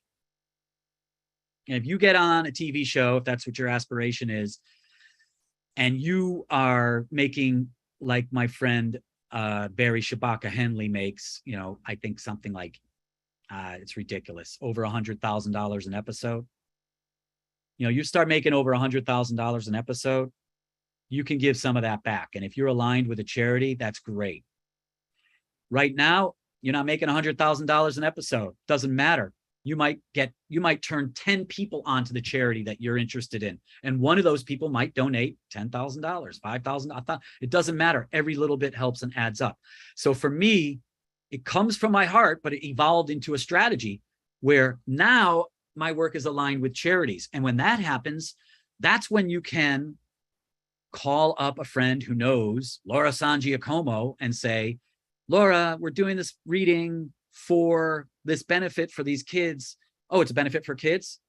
Send me the script. Now, if the script sucks, ain't going to happen, right? Script's got to be good. But if the script is good, heck, of course she wants to be involved with that, because she is taking her celebrity, the power she has invested in herself, and she is giving some of that back somewhere else. I would say probably 6 of the people that you've seen that I've shown you so far are simply involved with what I do because it's involved with charity, including this guy right here, who you may not know by name, but I've probably seen him in a million things. Go ahead, Allie. Office Space, The Brady Bunch, Veep. Yes, Sorry, Talladega I'm Nights. Rain Man. That's my job. And the other woman that you just showed, Laura, she was in Barry this season with Henry Winkler? Did you know that? I didn't know. I haven't watched it recently. She also played Kit, guys, in Pretty Woman. Just putting it. That's right. She was in Pretty Woman, and she was the star of prostitute. Sex, Lies, and Videotapes, and that was her breakthrough, her role. This is Gary Cole. Gary Cole, as much as he's known on TV, because now he's a regular on I think something like a Law and Order kind of show. Gary Cole's a legendary actor from Chicago, from the Steppenwolf Theater. He's one of the originals from Steppenwolf. Came out of there with Gary Sinise and John Malkovich and Tracy Letts. Gary, same thing. Gary, we're doing this as a benefit reading. I'm in. He read the script. I'm in. I'm going to just finish you off with just a couple more, and then I'll pass it on. He's one person, Galinsky, I always wanted to meet. And just so you guys know, I was in New York or Florida. Look at Galinsky actually called me so I could talk to him on FaceTime. Yes. What? That's the best part about having you, because how many of you guys want these types of connections? Right? What the hell are you going to do with them? Anything Now, you want. And again, at the VIP live events, these kind of people show up. And again, it's not like you're like tugging on their, on the back of their shirt. You got a minute for me? They're there for us. This was you, Galinsky. There's Monique Coleman from High School Musical. Yeah, that's right. Monique Coleman. I met Monique. All right, I'll give you a little bit of a lineage because it's ridiculous. I was teaching poetry workshops in a high school in the Bronx, Riverdale in the Bronx. We did a performance with the high school kids. One of the moms walked up to me afterward and was like, "That was fabulous. My kid's raving about you. I want to introduce you to a couple people. Who knows what'll happen?" So she introduced me to Nancy Hunt, who is the president of We Are Family Foundation, which is Nile Rodgers' charity. Nile Rodgers, by the way, I don't have a picture of him. I could pull one up, but Nile Rodgers has written, I guarantee you, if you listen to the radio for 5 hours today, or you go on Spotify and put it on random, you're going to hear at least one of his songs. Diana Ross, Sister Sledge, Daft Let's Punk, Dance, David Bowie. Yeah. Stevie Van Zandt, Bruno Mars. The band Chic is his band. Every song from there. Sugar Hill Gang. With Daft Punk. Yeah. Yeah. So she said, I want to introduce you to Nancy Hunt. She's the life partner of Nile. And we hit it off.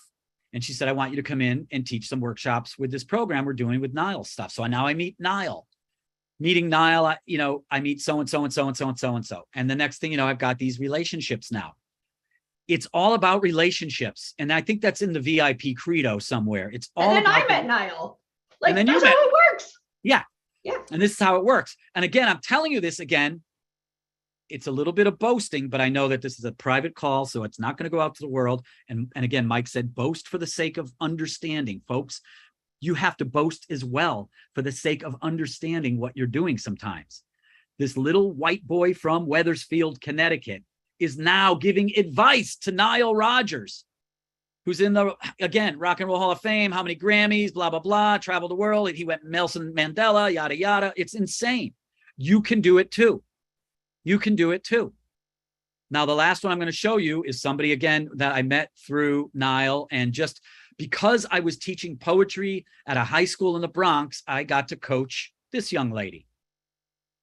She came to co-host one of the TEDx conferences we did. And she pulls me aside and says, I need your advice. I'm co-hosting. What do I do? So I spent about a half an hour working with Chelsea Clinton, showing her what I know and what she needs to know, totally relieved her. And she went out and she kicked some butt doing the co-hosting of that particular gig. So all of these are like, this is like my breadcrumbs. I'm showing you my breadcrumbs on how I got to where I am. And I'm not even a household name, obviously, but I am doing the work that I love doing. I have affected thousands of kids, thousands and thousands of kids. And I have also raised a lot of money, over $3 million for the course of my life, which is, some people can do that in a weekend, once you get known. And some people like me, it may take a lifetime, but I'm spreading the goods, and I'm making sure that my heart, which I'm taking care of, and my greatness, which is something I keep cultivating, that this kid from the suburbs of Connecticut has now affected the world. And just so you know, that's the kid from the suburbs of Connecticut. That's a shot of me as a little boy. This guy is working with Jizza. This guy is working with Public Enemy. It's crazy when I look back on it about how a little kid who, again, just comes from the burbs can have such an impact on the world. And you can too. And you can too. I'm going to circle back now. Never deny, always reply, never ask why. Is it starting to have a different meaning for you now? Never deny, have a yes mindset, say yes to as much as possible. Always reply, what's happening around you? The person who coughs in the middle of your speech, when you're making 20 grand speaking from stage to speak for 45 minutes, and that's not even a high rate. That's like a decent rate. When you're making 20 grand speaking from stage and some big business guy in the back cell phone goes off, the way I look at it, I'm not trained to ignore that. To me, that's a gift. In the old days when I didn't have the yes mindset, I'd be like, oh my God, why is that guy's phone going off? What am I going to do? This is terrible. No, it's not terrible. It's a gift. Because now I ad lib and I go, will you take a message for me? Just go ahead, take all my calls now. And now everyone in the room laughs. I'm the witty one.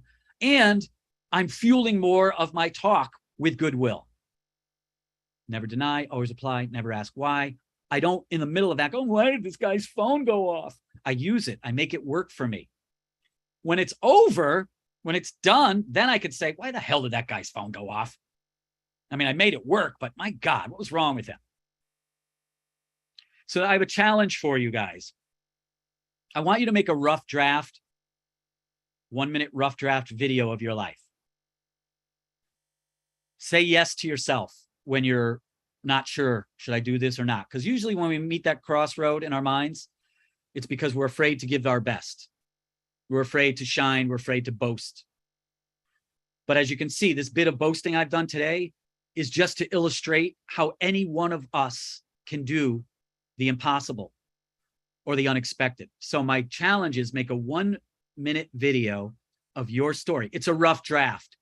If you know how to do on iMovie and put titles in, put that right at the beginning. This is a rough draft, so everyone knows. 1 minute, where I was born, what it was like, some challenges, my younger days, where I am now, what my goals are. You can outline it any way you want. This is the way that you're going to get these gigs. This is the way that you're going to start the path on who I am and why that's valuable to the world. A lot of people will say, well, what I do isn't that great. I had a girl come in and she was, she wanted to basically almost like what we do at VIP. She was a young burgeoning model. She was just starting out and she wanted to introduce herself in 30 seconds to potential agents and managers. And I said, okay, well, tell me some things that are interesting about you. And there's not much that's interesting. I mean, so she lived in a farm in Connecticut.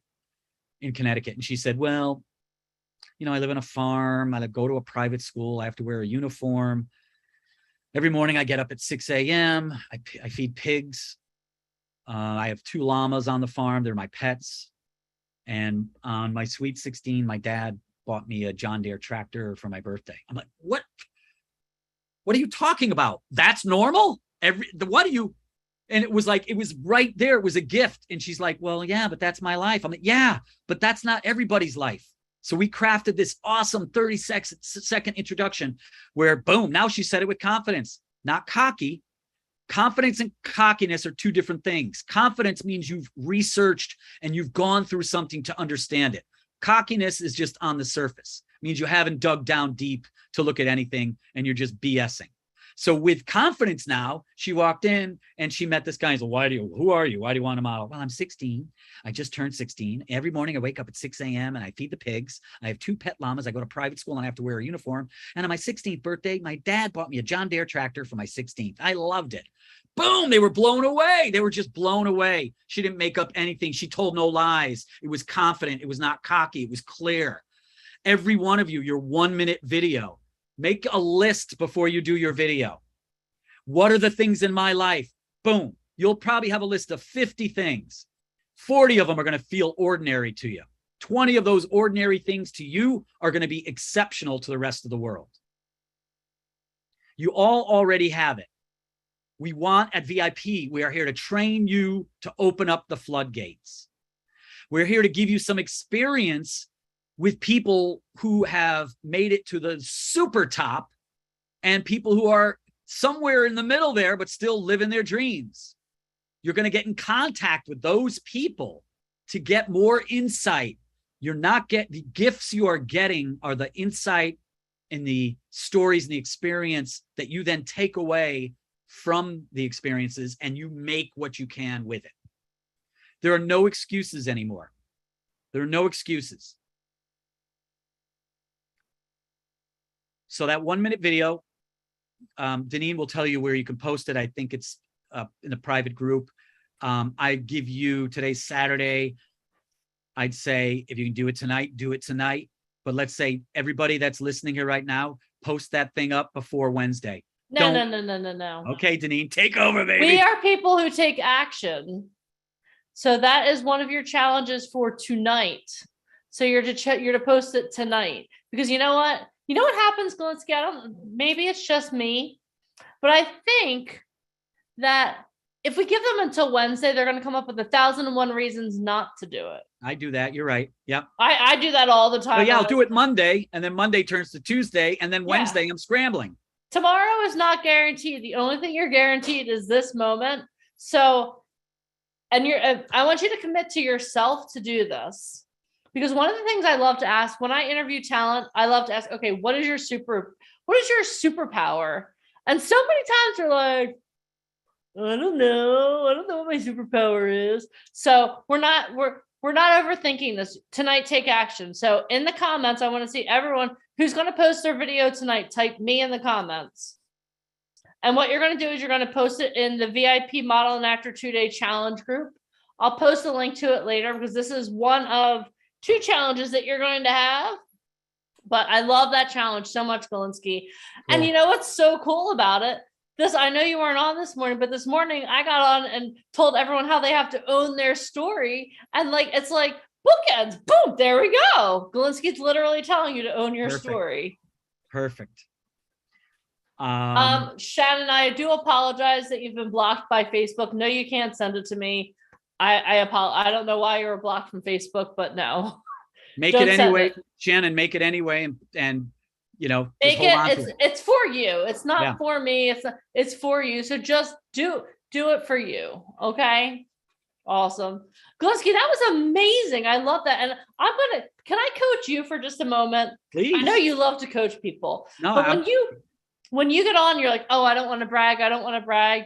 This is something I learned because I don't like talking about myself. You guys may think that's crazy now because you've heard me talk about myself a lot today. But something I learned that gave me permission to share these stories is when I tell people things because of you, I had the opportunity to interview Bob Leone, who discovered Lady Gaga. Pretty badass, right? But what I tell people is this. I've never heard her curse more. I'm just putting it out there. You said like 3 curse words today. Oh my God. I've never been prouder. Okay, well, I'll pray for forgiveness later. Good. It's all good. But something that I've learned that's really helped me because I was raised, don't talk about yourself. Nobody, like, you know what I mean? And I know you have too, because I know I'm like, come on, Galinsky, you have amazing stories. But something I've learned is that, and this is from Tony Robbins training, I don't tell you this to impress you, but I tell you this to impress upon you. And for me, that gives me permission to share my stories. So is it okay with all of you if I'm coaching my coach? No, thank you. Thank you. Look, I get coached by so many different people as well. I have our buddy, Mark Schoenfeld, who's brilliant. We talk 3 times a day. This blood, D-girl, blood. D-girl. Telling me the simplest of things. And that is a super gift you just gave me, Deneen. I do not tell you this to impress you. I tell you to impress upon you. Yeah. I'm going to use it. I'm going to stay. Thank you. Thank you very much. You're welcome. I was listening. I was like, Mike, I have to have a conversation. And then I was like, you know what? There's probably someone else listening in on this call right now who they have amazing things to offer, but they're like, I don't want to brag. You know what? It's not bragging. It's when we share our stories. And this goes back to, you're putting a bow on the beginning of the day too. When you share your story, you're doing it to inspire people. You're like, yeah, I grew up in like a small town in Connecticut and look where I am. And it is truly impressive, but that just shows that if you can do it, all of us can do it. And that's how I feel with my story too. So thank you so much for sharing. Everybody give Galinsky a round of applause. Thank you. How many of you now are even more inspired that this can be your life? Well, I'm going to say this right now. I mean, Galinsky is a master connector, but your network is equal to your net worth. So think about who you guys have on your phone, on your Facebook, and on your Instagram. What if we just take you and parachute you into our world? Who's ready to jump? Did you like that one? Nice. Who's ready to jump? Type jump. Let me see. Who's ready to jump? I literally take you out of your world, put you in ours. You got Galinsky over here. You got Deneen, Mike, me. I mean, literally. I'm going to LA. I'm going to LA, baby. I'm going to LA, baby. I'm going to LA with VIP. I'm going. Let's go. Let's do this. Before. It always sounds sexy in theory, right? Yeah, then we can go get like what we like to go do when we're in LA is we like to go get meatballs in Beverly Hills. That's fun. Yeah. We're New Yorkers in LA pretending to be New Yorkers. It's real confusing. Awesome. Well, Galinsky, thank you so much for sharing your story. Thank you for everybody. Reaffirming, say yes. If you hadn't said yes to all those opportunities, you wouldn't be here right now. So thank you so much for saying yes. Thank you so much, everybody. Awesome. Thank you. Thanks, Deneen, Allie, Mike. Thank you so much. You're Had welcome. an awesome time. I love impressing to impress upon you. There you go. We'll work on it. Don't worry. It's taken me a long time. It's awesome. Ciao, Thank everybody. you. Thank you so much, I'm gonna Galinsky. sit. Awesome. All right, guys. How amazing was that? Are you guys ready? Are you guys ready to like take on the world right now? Are you ready to take? Oh, Kim literally jumped up at the moment we asked her to. That's awesome. I love that. That's amazing. Awesome. So, how much value have you received today? Like, if you had to put like a dollar amount on the amount of value, how much value have you received today? So much, right? Exponential, infinite value. Again, every time I get to have the opportunity to hear from our amazing speakers, is like, I feel like that little girl with the fire hose is like, and we still have more. We're not even finished yet. Are you guys okay? Do you need to stand up? Okay, this is what I'm going to have you guys do. The next man that you're going to hear from is going to bring so much energy that I need you to match his energy. I asked you this morning if you were going to match my energy. Have I lowered my energy, or does it keep amping up? Keeps amping up, right? This is what I want you guys to do. Stand up to your feet right now. And if you're watching us on YouTube or Facebook, this means you too. Okay, hold on. Everyone on Zoom, let's wave to the people still watching on YouTube and Facebook. Hi, guys. I don't know why I haven't texted the word talent to 26786 so you could be here, but you know what? That's cool. Everyone stand up. Let's just get our blood moving a little bit. The next story you're going to hear is going to be life transformational. Anyone who may have an excuse, what you're going to do is you're going to get a piece of paper and you're going to take your excuses and throw them in the garbage, set them on fire. I don't care what you do to them. All right. Okay. Do you guys feel a little bit better now that I made you get up? I would tell you guys, drink some water. I need to see some hydration. Oh my gosh. Hi, Jeremy. How are you? I see you. Oh my gosh. That's awesome. You told me you were going to be here today. That's awesome. Thank you for showing up. All right. Drink some water. My water's in the other room, so I'm going to trust for you guys to hydrate for me. Okay. You guys ready? Ready? Okay. Take a seat. All right. So we've had a tremendous day. We have one more speaker that I promise you is going to knock your socks off. Are you ready? Let me introduce you to our next speaker. JJ Villar is a bilingual international motivational speaker, transformational coach, three-time world champion performing artist, award-winning choreographer and dancer, actor, MC, and show director. He is the owner and creative director of Feel the Music Entertainment, which has produced, directed, and choreographed live stage shows, music videos, and commercials for over 20 years. He is the author of the soon-to-be-published Shut Up and Do It, How to Master Your Negative Self-Talk to Achieve a Successful Life and Business. With more than 25 years experience in the Hollywood entertainment industry as both an entertainer and in the field of artist development, he has spent his career performing around the world, being featured on some of the largest stages, working with the biggest names of music like Jennifer Lopez, Pitbull, Michael Jackson, Cirque du Soleil, Dancing with the Stars, J Balvin, Ellen DeGeneres, Toni Braxton, Boyz II Men, The Temptations, Gloria Gaynor, and many more. Although he is a born entertainer, JJ has always been a life coach and dedicated to the last several years to the personal development industry as a confidence and high performance coach, motivational speaker, neuroencoding specialist, and inner critic expert, transforming the lives of people all over the world. JJ has been able to share the stage and work along some of the greatest names in personal development, such as Greg Reed, Bill Walsh, Joseph McClendon, Count John Shin, Sharon Lecter, and several others, as well as having the privilege of transforming the lives and serving millions of people globally as a Tony Robbins senior leader. JJ uses his vast knowledge from being a top 1% performing artist to help entrepreneurs, influencers, and coaches overcome their fears, discover their authentic voice, build a strong mindset with unshakable confidence, and take action to build and grow their business as superstars. Can you all please join me in a thunderous round of applause for the one and only Gigi Valor? Woo! What's going on? What's going on? Oh my gosh. Hello. Hello, everybody. First and foremost, I want to say thank you. I mean, I would not be here if it wasn't for the amazing team that you guys have behind you with Michael, Alicia, Deneen, and everybody else that is associated with this beautiful boot camp here at Ignite. You know, I am new to this. I just recently met this beautiful team, you know, at a mastermind event. I can't remember exactly where we were, but we were somewhere amazing. Chicago. That's where we Las were. Vegas. We've been traveling That's a lot. right. And Yeah, what we so- kidding about today, like when we try to explain it, we're like, how do we even explain what we do? Yeah. Unbelievable, right?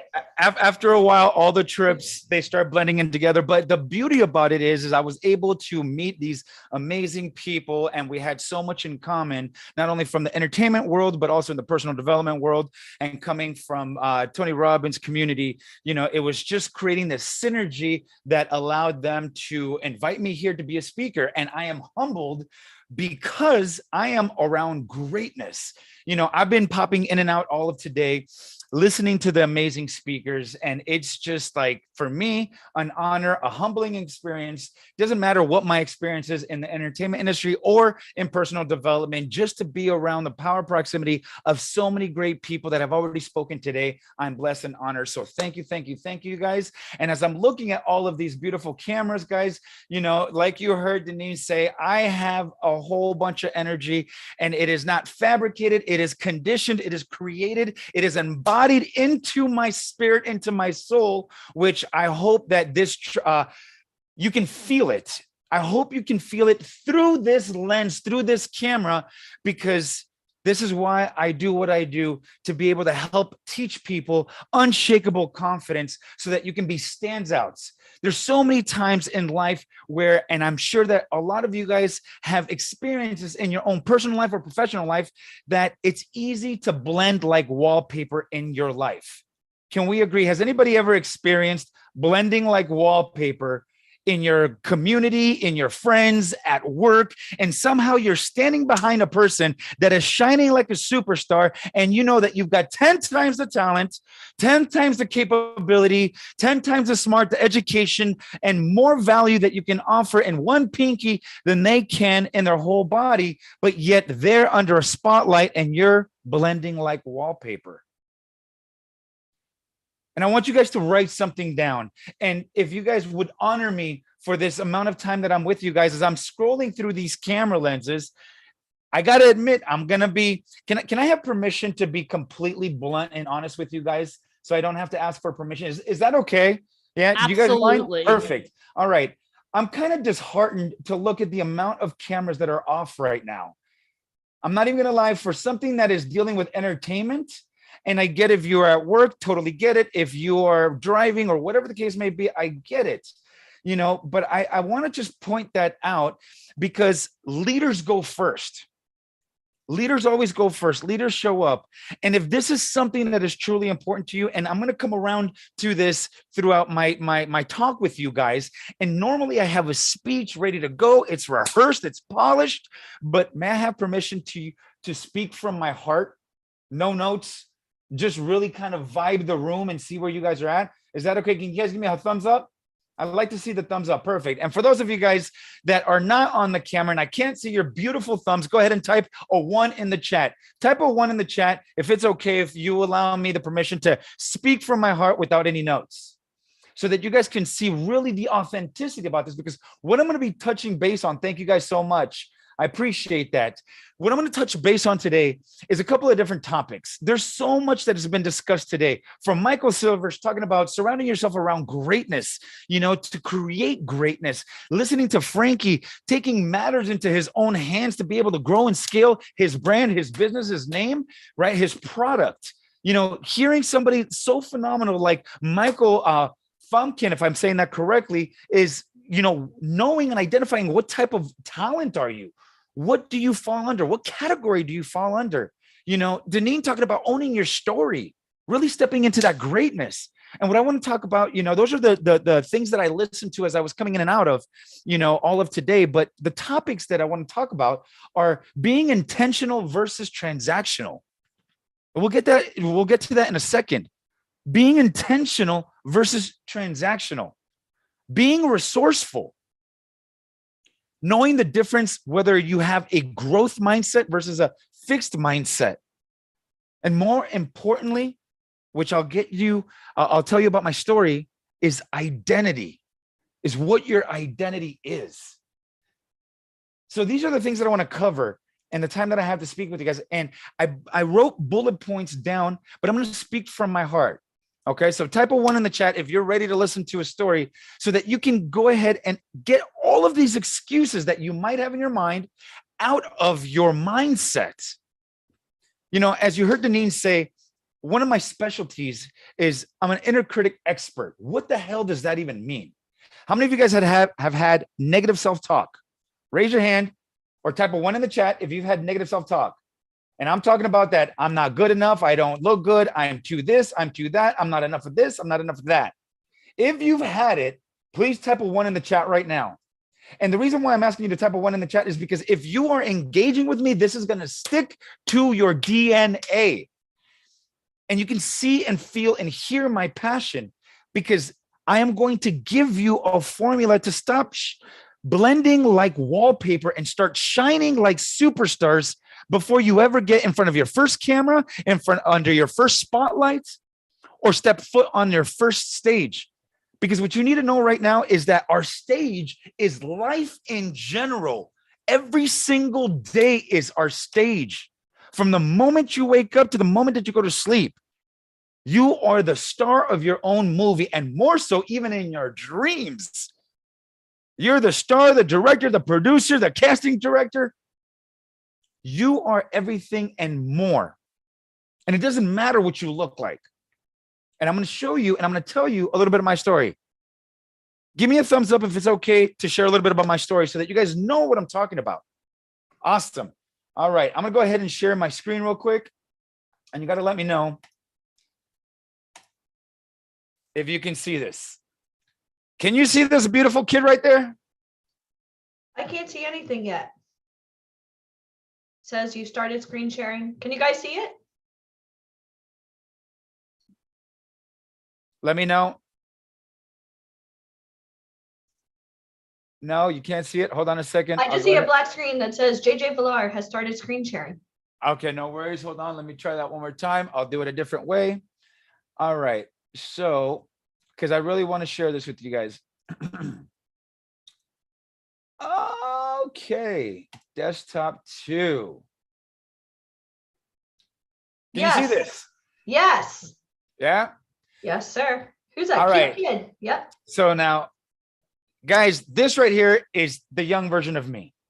I come from South America, Bogota, Colombia, a third world country, right? I'm 43 years old and proud. I look good, don't I? Now, the reason why I'm sharing this picture is because before I could ever walk, I was already performing. I was singing, dancing, acting, right? My whole life coming from Colombia, I thought that I was going to be this superstar. I wanted to be not only a Michael Jackson dancer, I wanted to be on the silver screen. I wanted to be something great that would inspire and impact the lives of every single person that would ever cross my path. I never thought of being rich and famous. I thought about creating impact and influence. And this picture that you see right here is a reflection of what happens in private for what people get rewarded in public. And I would practice day and night, whether it was in my house, in Boys and Girls Club, at a park and rec center, on stage, off Broadway, it didn't matter. I wanted to be something. But more importantly, I wanted to be somebody except myself. Because when I got to the US, I got bullied. I got picked on. Not only not speaking the language very well, but I came in and would say my name. Hey, what's going on? My name is Jose Joaquin Villar Boroncelli Acosta Rodriguez. And you know what people would do? They would laugh. And then I would get picked on and I would get bullied. Fast forward a couple years, I turned into this guy. Hopefully you guys can see this picture, but I turned into a guy that started going down the road of drugs and gangs, gang banging, shootouts, selling drugs on the street. That was my first entrepreneurial experience.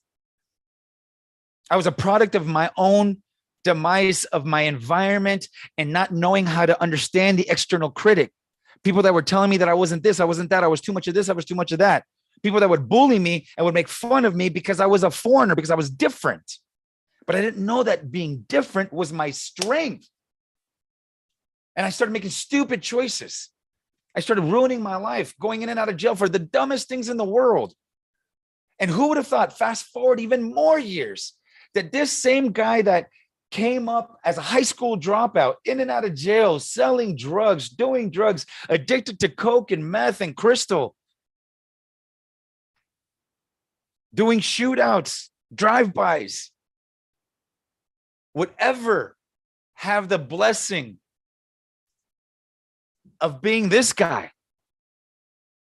a world-renowned choreographer, dancer, working and choreographing for somebody like Jennifer Lopez, working with people like you heard Deneen say, you know, from Pitbull to Jay Bovlin to creating these music videos, live productions, these multi-million-dollar events. Oh my God.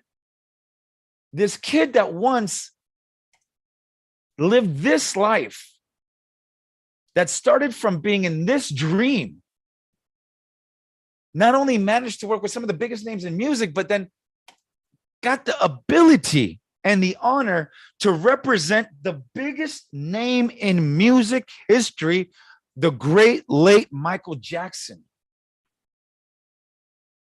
Finding myself on things like Rolling Stones. And now I know that the previous speaker we were talking about, and I believe it was Deneen, if I'm not mistaken, that was coaching him, talking about, you know, the difference between boasting, bragging, and sharing to press upon you guys. I'm going to tell you a little different perspective. Brag the hell out of yourself. Because we are taught at a young age in school to keep our mouths closed, that if we know the answer to questions that are asked about are from us, that if we know everything, that we're brown nosing, that we're kissing ass, that everybody else is going to make fun of us because they think that we're trying to get ahead just because we want to be smart or just because we want to share our experiences. We've been conditioned to blend like wallpaper. I had the privilege of being part of Cirque du Soleil and representing the Michael Jackson name as one of 7 people that were selected in a 3-month world tour audition with the best dancers in the world in every major country and city. Out of 7,000 plus people, I was one of 7 that were selected. And I got to be the poster child of the biggest show opening up in the world about 9 years ago, I think it was. But my story, I'm giving you the cliff notes because I really want to get into these topics. It doesn't stop there. And why identity is so important. And I'm going to ask you guys to do a quick exercise in a little bit, because I thought I was somebody coming from being this guy, coming from having this type of dream, to being able to work with superstars. And all of a sudden, I get to be able to be part of the biggest show in the world only to get injured to where it ended my career. Doing a stunt on stage, I ruptured 2 discs in my back. It ended a 30-year career. And in a matter of a few weeks, I lost a 6-figure income. I lost the fiance I was engaged to. I had barely no money in my account. And then not a single friend that gave 2 flying Fs about who I was, because I was no longer the artist. And with that, it took me down a spiral hill of negativity and self-loathing and a dark rabbit hole to where I wanted to end my life, to the point that I decided to go to a red carpet event with a whole bunch of friends, got drunk, got coked up, smoked everything that I could find at the party, and decided that my life wasn't worth it anymore. Because out of 30 years of building this identity that all started by getting into the entertainment industry so that I could pretend to be anything else but me, so that I would stop getting bullied, because I thought that if I could be anybody but me, people might like me. And after this, at that party, I decided to end it all. And I got behind the wheel of my car here in Las Vegas, and I decided to start driving on the wrong side of the street onto oncoming traffic, praying to God somebody would hit me. Luckily, I was pulled over by the cops and put in jail. 3 days later, when I got out, I'm walking from downtown Las Vegas to my house. I get all my belongings, and I've got a little bit of battery left. And I had $762, something like that, in my bank account. And I came across an Instagram ad for this Tony Robbins event, Unleash the Power Within, for a 70% discount for $700. This was November 11th, 2018. As I was walking away from the jail home, I spent $700 and bought this ticket for an event that would happen on March 14th, 2019. And in that time, I prayed to God, because I had no income, no savings, no friends. Nobody came to rescue me. I used to be a household name. I used to be somebody that was internationally known. And all of a sudden, because my career was gone and because everything else went away, all of a sudden I was irrelevant. And I bought that ticket, and I pray to God that that he would help me figure out how to make $63 last from November 11th to March 14th. And by the grace of God, I made it happen. And this is where I come into this part of my point of the story. Is I want you guys to write down right now this phrase: I am where I am because I choose to be here. I am where I am because I choose to be here. And I'm looking at some of these beautiful faces here, and it doesn't matter what you are. If you're thick, thin, tall, short, old, young. If you got too many tattoos, if you don't got enough, it doesn't matter what you look like. It doesn't matter who you are. It doesn't matter where you come from. What matters is what are you willing to do to get what you want? And are you willing to stop at nothing? Being integrous with who you are and where you're going. That's going to make the difference between being successful and being a failure. And the reason why identity is so important and why I want to leave you this information is because what happened, why I ended up trying to take my own life, is because I lost my identity when I lost my career. And I want you to write down on this piece of paper right now, what comes after. I want you to ask yourself, what comes after I am? What are you guys? I want you to write down, I am what? I want you to write down right now and share it in the chat. If you were to write down, I am what would you say? You're a what? You're a somebody. I am fearless. I am strong. I am unique. I love it. I am resilient. I am star. I am magnificent. I'm so impressed with what you guys are writing because not a single person wrote, I am an actor. I am a model. I'm a dancer. I'm an artist. I'm a choreographer. And within my story, I made the gravest mistake of making my life about my identity, about being a star, being an artist, being a choreographer, being a director, being an actor. And when all of that went away, I didn't know who I was. And with this personal development and why I teach people unshakable confidence, why I coach my clients within artist development on how to be the best version of themselves, because if your mind is not right, your heart's not right, your finances will reflect it. And so will your career, and so will everybody around you. And so never associate yourself with what you do. You're not an actor, you're not an entertainer, you entertain. You're in the acting field. These are things we do, not who we are. And it is why so many people take their own lives, like the great late Robin Williams. People that spend their life making sure that they're there for other people.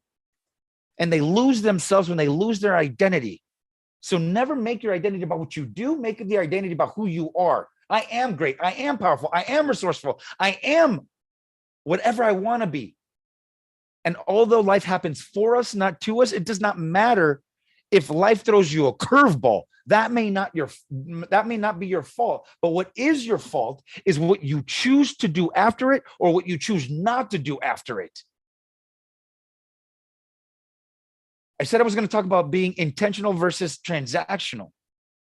As entertainers, as being in the acting field, models, whatever the case may be, if you make sure that you're an intentional person versus a transactional, what does that mean? Transactional means I'm going to do this for you because I know that you're going to do this for me. When you guys step on set, if you really want to have longevity in your career, be more than whatever you're trying to be. If you want to become an actor, a singer, a musician, a dancer, be more than just that. Because you are one of a billion people doing the exact same thing. And this is about how to shine, not how to blend like wallpaper. When I auditioned for Michael Jackson, and I was that 0.01% of the people that got selected to represent his name by Michael Jackson's family and Cirque du Soleil, it was because I was among the greatest of the greatest performers in the world. How do you figure out a way to shine? Because even though we're among the greatest, we're still blending like wallpaper. So what's going to make the difference between you and everybody else? So whenever you get on set, be the person that's not entitled, but is willing to go ahead and learn something while you're on set. Because we know in entertainment, it's all about making sure that hurry up and wait. So as you're hurrying up and waiting for the set to change, a lighting strike, or whatever the case may be, or setting a new picture, be the type of person that's intentional to go have conversations with the one thing in mind is, how can I serve you? How can I add value to you? How can I be of service?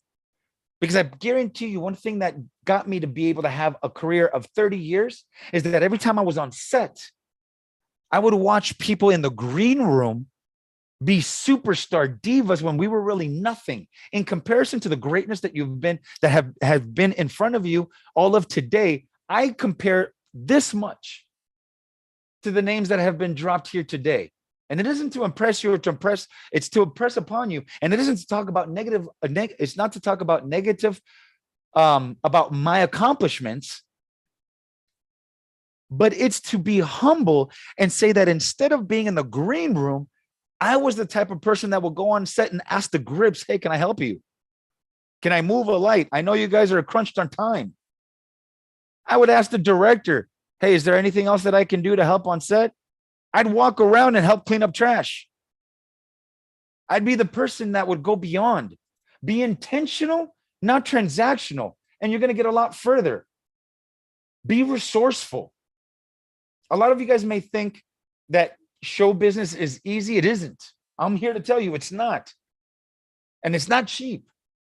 But I promise you, if you're thinking to yourself, I don't have money to invest myself, I'm gonna say this, bullshit. Read the first thing that we said. I am where I am because I choose to be here.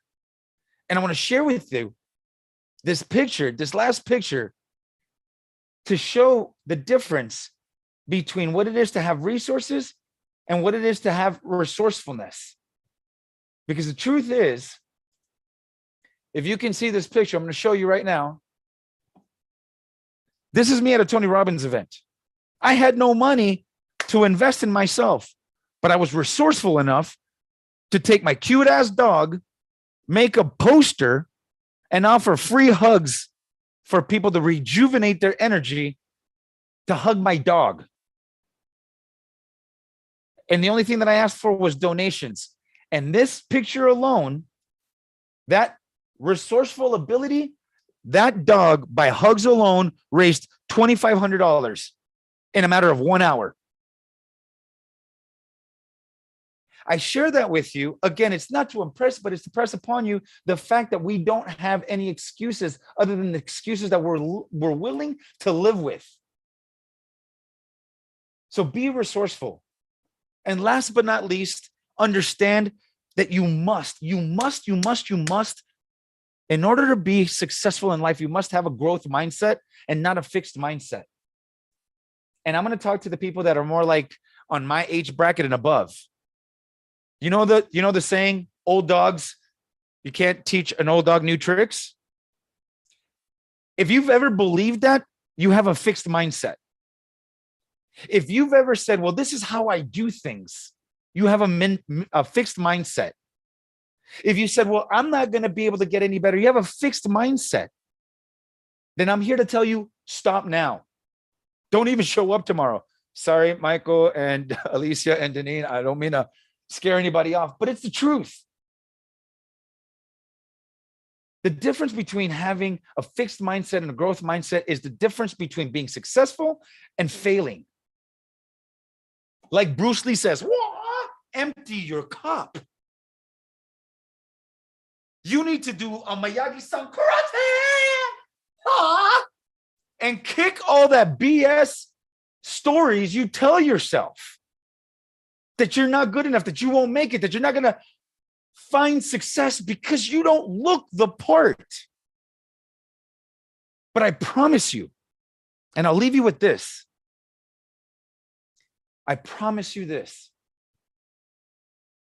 You will always have what you want in life if it's a must for you.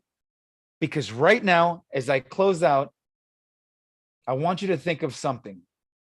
And do me this favor, as I close out this last part, I want everybody to just go ahead and close your eyes. Just shut your eyes for a quick second. Take a deep breath. Put your hands on your heart. I want you to think of this. I want you to think of a time in your life where you actually achieved what you once thought was impossible.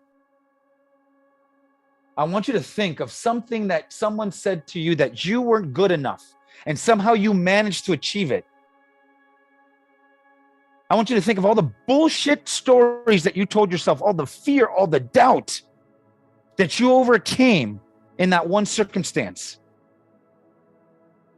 Because all of us have achieved something that we once thought was impossible to achieve.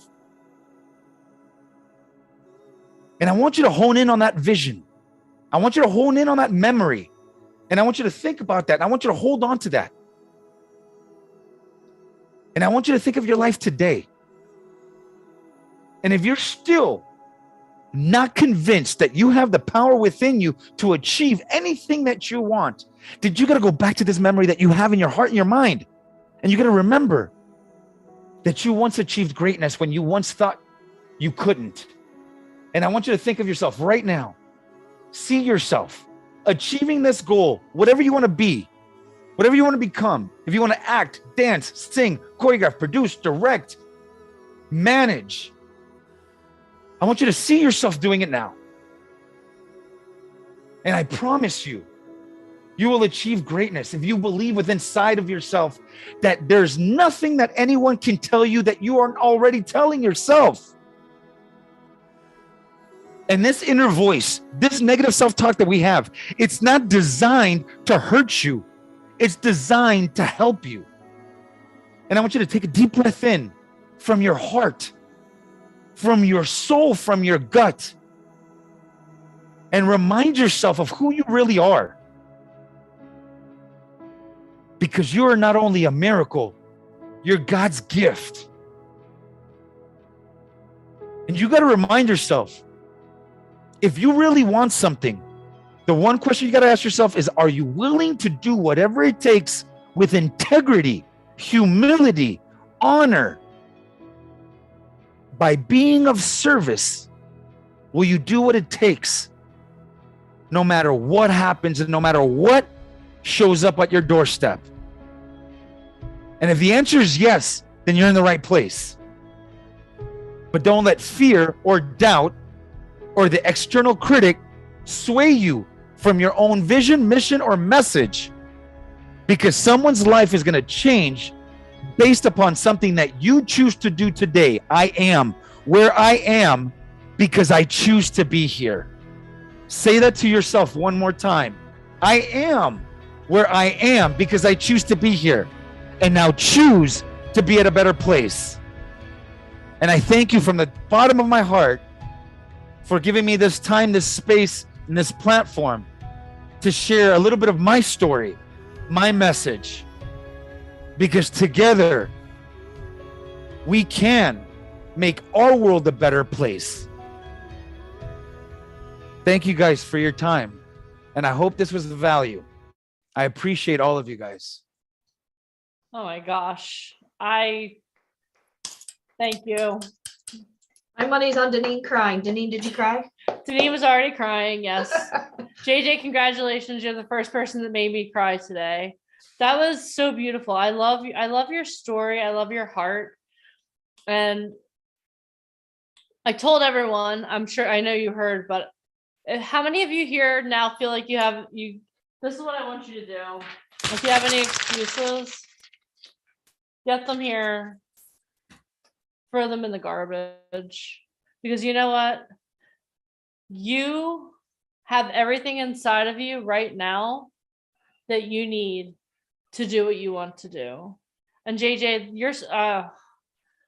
when I was seeing your photos as you were going through them, it reminded me of when you showed me your video and I bawled like a baby. Oh my God. Do we have time for him to show his video? You know what, if it's okay, what we'll do instead of showing the video, if it's okay, if you would like, I can share it with everyone in our Facebook community. But I think that what he did was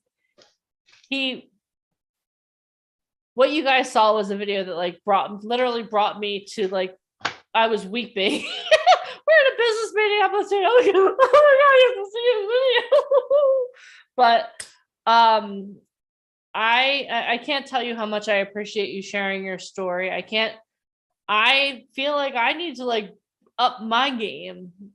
And I love that what you said. The one thing I love that you said, well, one of the many things I love that you said was always be of service. Because that's what sets people apart, literally. That's how we decide who we're going to work with too. Because we're here to serve each and every one of you. And that's what we expect out of our talent. For me, that's a success story. And I think that if you've been following along with each and every one of our speakers, they were all here today.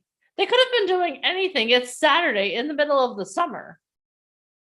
To all of our speakers, let's give our speakers a round of applause. They were here to be of service to you. And yes, you know what I want you to do in the comments? I want you to say thank you. I want you to thank them. I want you to thank them because you know what? They didn't have to be here. They chose to be here because they want to be of service. The reason each and every one of us took the stage today is because we remember what it was like at the beginning. Alicia, do you remember what it was like at the beginning? JJ. I do, and I cried every day. Deirdre's still here. Galinsky's still here. We all remember what it was like at the beginning. I still remember. What? Sucked. It was horrible. It was the roughest time ever. And every day I cried going, why don't I just go work for somebody else? And get a guaranteed paycheck. And do you know what it's like to literally take all of your savings and go, here you go, dream, let's do it. It's literally like jumping off a building and plane, or jumping off a building and building a plane on the way down. Yeah. It's that scary. Yeah. But when you're not going to crash, if you believe in yourself, you will figure it the hell out. And JJ, thank you. That was great. And the awesome thing about the community that we have here at VIP Ignite is that you have a community. For so many people, they start this out alone. They don't know where to go. They don't have anyone guiding them. They don't have anyone mentoring them. They don't have people that are teaching you like most people don't have what you have. And literally every one of the speakers that I've ever spoken to, they all say, wow, I wish I had this when I got started. You're going to hear that over and over and over again. I wish I had this when I got started. So guys, I want you to make sure that you do not take what you received today lightly. And if it's okay with you, I have one more exercise I would love to do with you. Is that good? Because we laid down a foundation today, but I would be remiss if I didn't take you on a transformational journey. How many of you already feel like an amplified version of who you were when you started today? If you feel that way, raise your hand. How many of you already feel like, you know what, I've grown so much today? Raise your hand. Like, how many of you feel like I made a promise to you? Even our speakers are raising their hands. I made a promise to you this morning that if you play full out, that by the end of the day tomorrow, you are going to be a completely different person. But what we did today was we laid the foundation, because in order for you to get to where you want to go, you have to always be growing. You have to always be metamorphosizing. You always have to be changing. And you have to be willing to be changed and to be coachable. And for each and every one of you that are on here, all of you right now, I want you to give yourselves a hand clap, because you stuck it out for yourself. You played full out for yourself. And I want to show you my gratitude. But what I want to do is I want to take you on a transformational journey right now. Okay, we've talked so much about vision. Deirdre talked about having a vision. Do you know where you want to go? JJ talked about where do you want to go? Every one of our speakers, where do you want to go? So this is what I want you guys to do. I want you to close your eyes. And for this exercise, I'm going to put us on gallery view so I can see everyone. But I want you to close your eyes, and I'm watching you. I want you to take this seriously. Okay, close your eyes. And take a deep breath in. And let it out. Deep breath in. Let it out. Deep breath in. And let it out.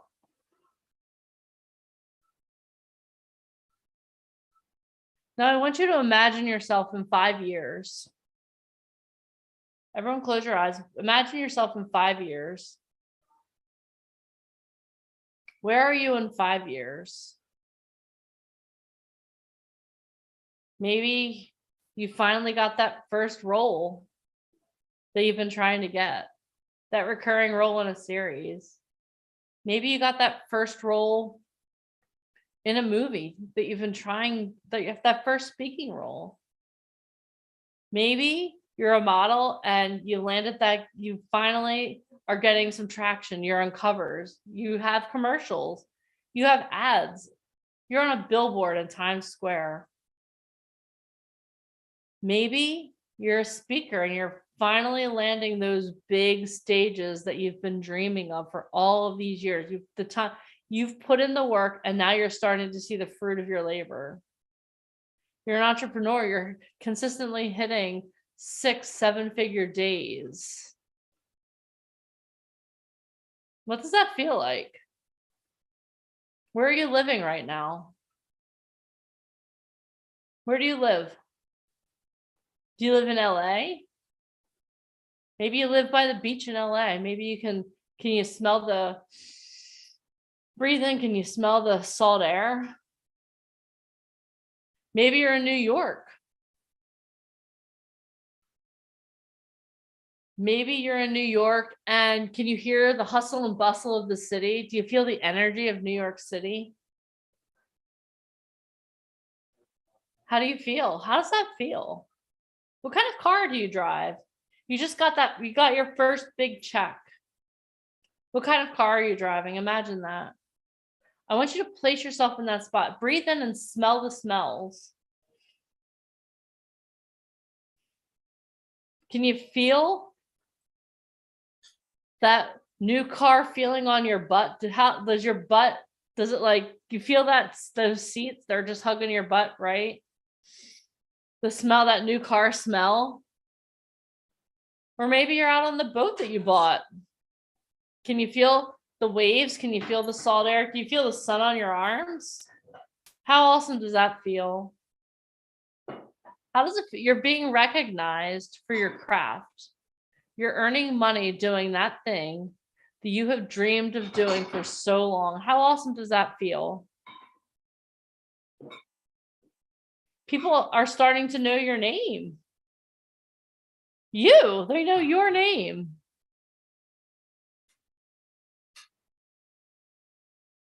Breathe it in. I want you to like really soak in the moment. Really soak it in. Breathe it in.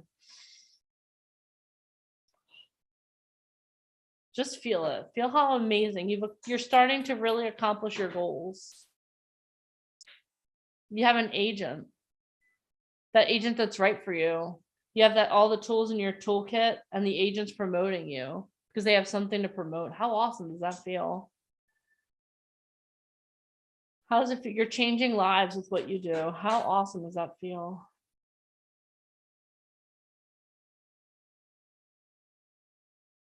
How great do you feel right now? Okay, now I want you to keep your eyes closed, but come back to this moment right now. You don't have any of that. You haven't accomplished anything. Nothing. You're just you here on a Zoom call with me. How does that feel? You haven't accomplished anything. You haven't gotten a paycheck. No one knows your name. I know your name, but no one else knows your name. How does that make you feel? You haven't accomplished anything. How does that make you feel? Type it in the comments. You can open your eyes. Type it in. How do you feel? You've accomplished nothing. You're just here. Hopeless, quitter. Ugh. You should feel like shit. You have nothing. You've accomplished none of that. Sad. Worthless. Knocks you down, hopeless, sad, amateur, miserable, lacking. Yeah, that's what you are right now. That's who you really are right now. Awful. You just lost everything that you just had. You still feel sad, disappointed, angry.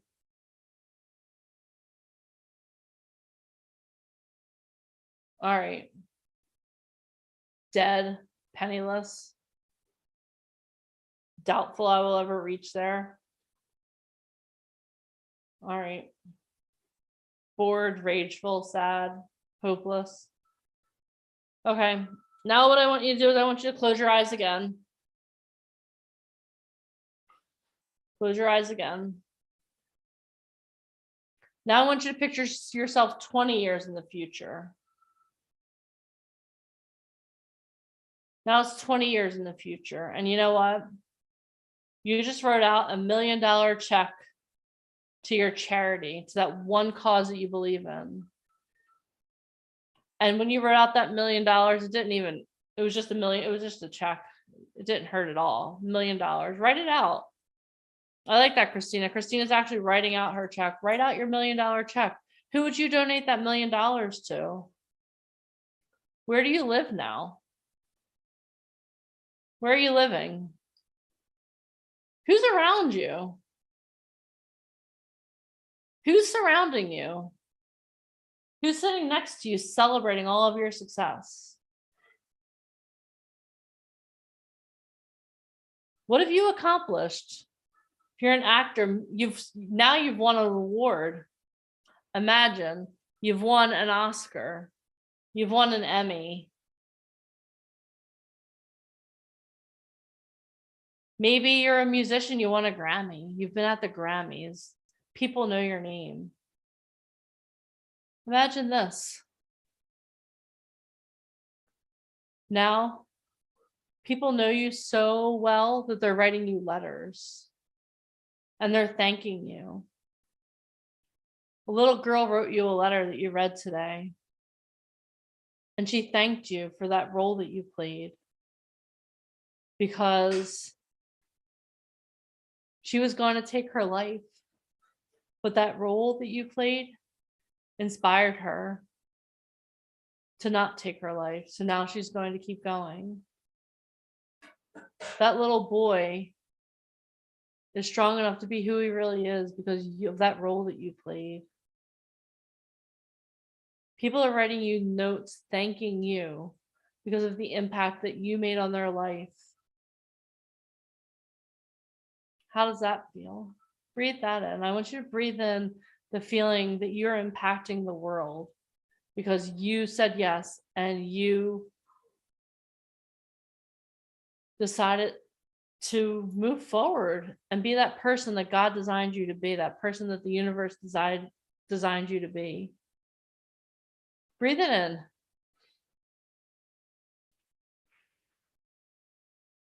Breathe it in again. Breathe out. Where do you live? Do you have an even bigger house now? I want you to close your eyes and walk through that house. Do you see the big kitchen? Is it overlooking the ocean? Do you have a big penthouse in New York City? Where do you live? What type of car are you driving now? It's a lot nicer than that car from 15 years ago. What type of car are you driving? Who's surrounding you? How does it feel to know that you're changing the world? How does that feel? I want you to really close your eyes and be in the moment. Really be in the moment. Maybe you have someone who comes in now and cleans for you. You don't have to worry about cleaning. So your house always smells clean. You don't have to do any of that. Your agent calls you, hey, you know what? There's a role. You're going to get the role. You don't even have to audition. They asked for you. Your clients have seen such tremendous success that they're recommending people left and right. You're literally taking stages all over the world because your message is so impactful. People beg you to speak. People beg you to share your story. How does that feel? How does that feel? You're changing the world. You're literally saving lives because you are doing what you are meant to do. How does that feel?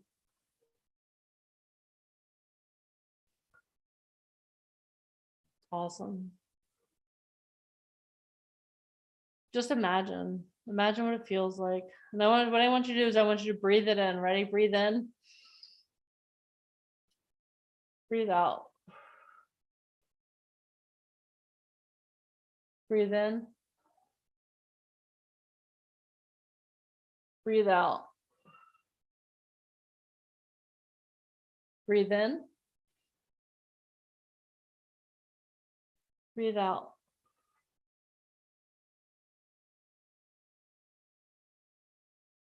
Breathe in.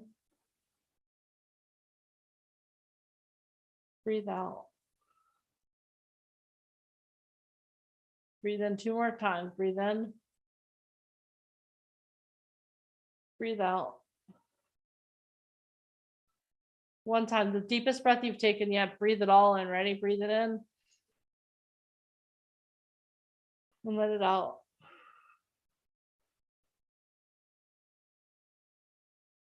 Okay, now I want you to open your eyes. And you're back here. It's 2022. You're on a Zoom call. None of that's happened. You haven't saved any lives. You haven't impacted anyone. How does that feel?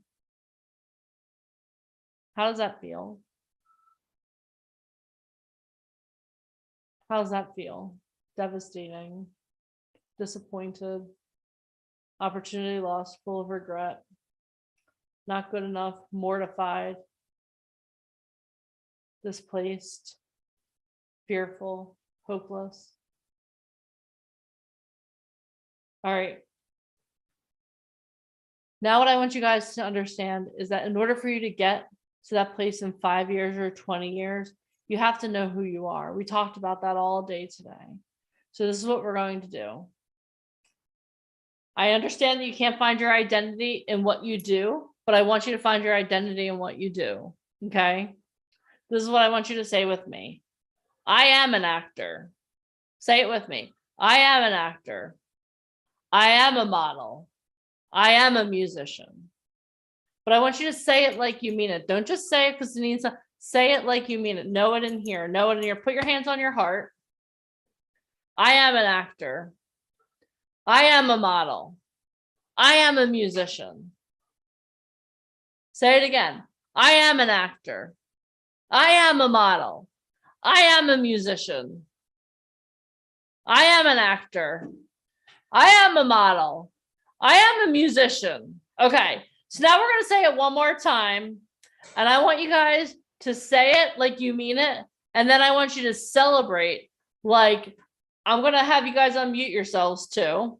Okay, I want you guys to unmute yourselves. And I want you to unmute yourselves now. And we're going to say it. And we're going to... I'm in a neighborhood right now. I want them to call the police because we're shouting so loud. Ready? 1, 2, 3. I am an actor. I'm a model. You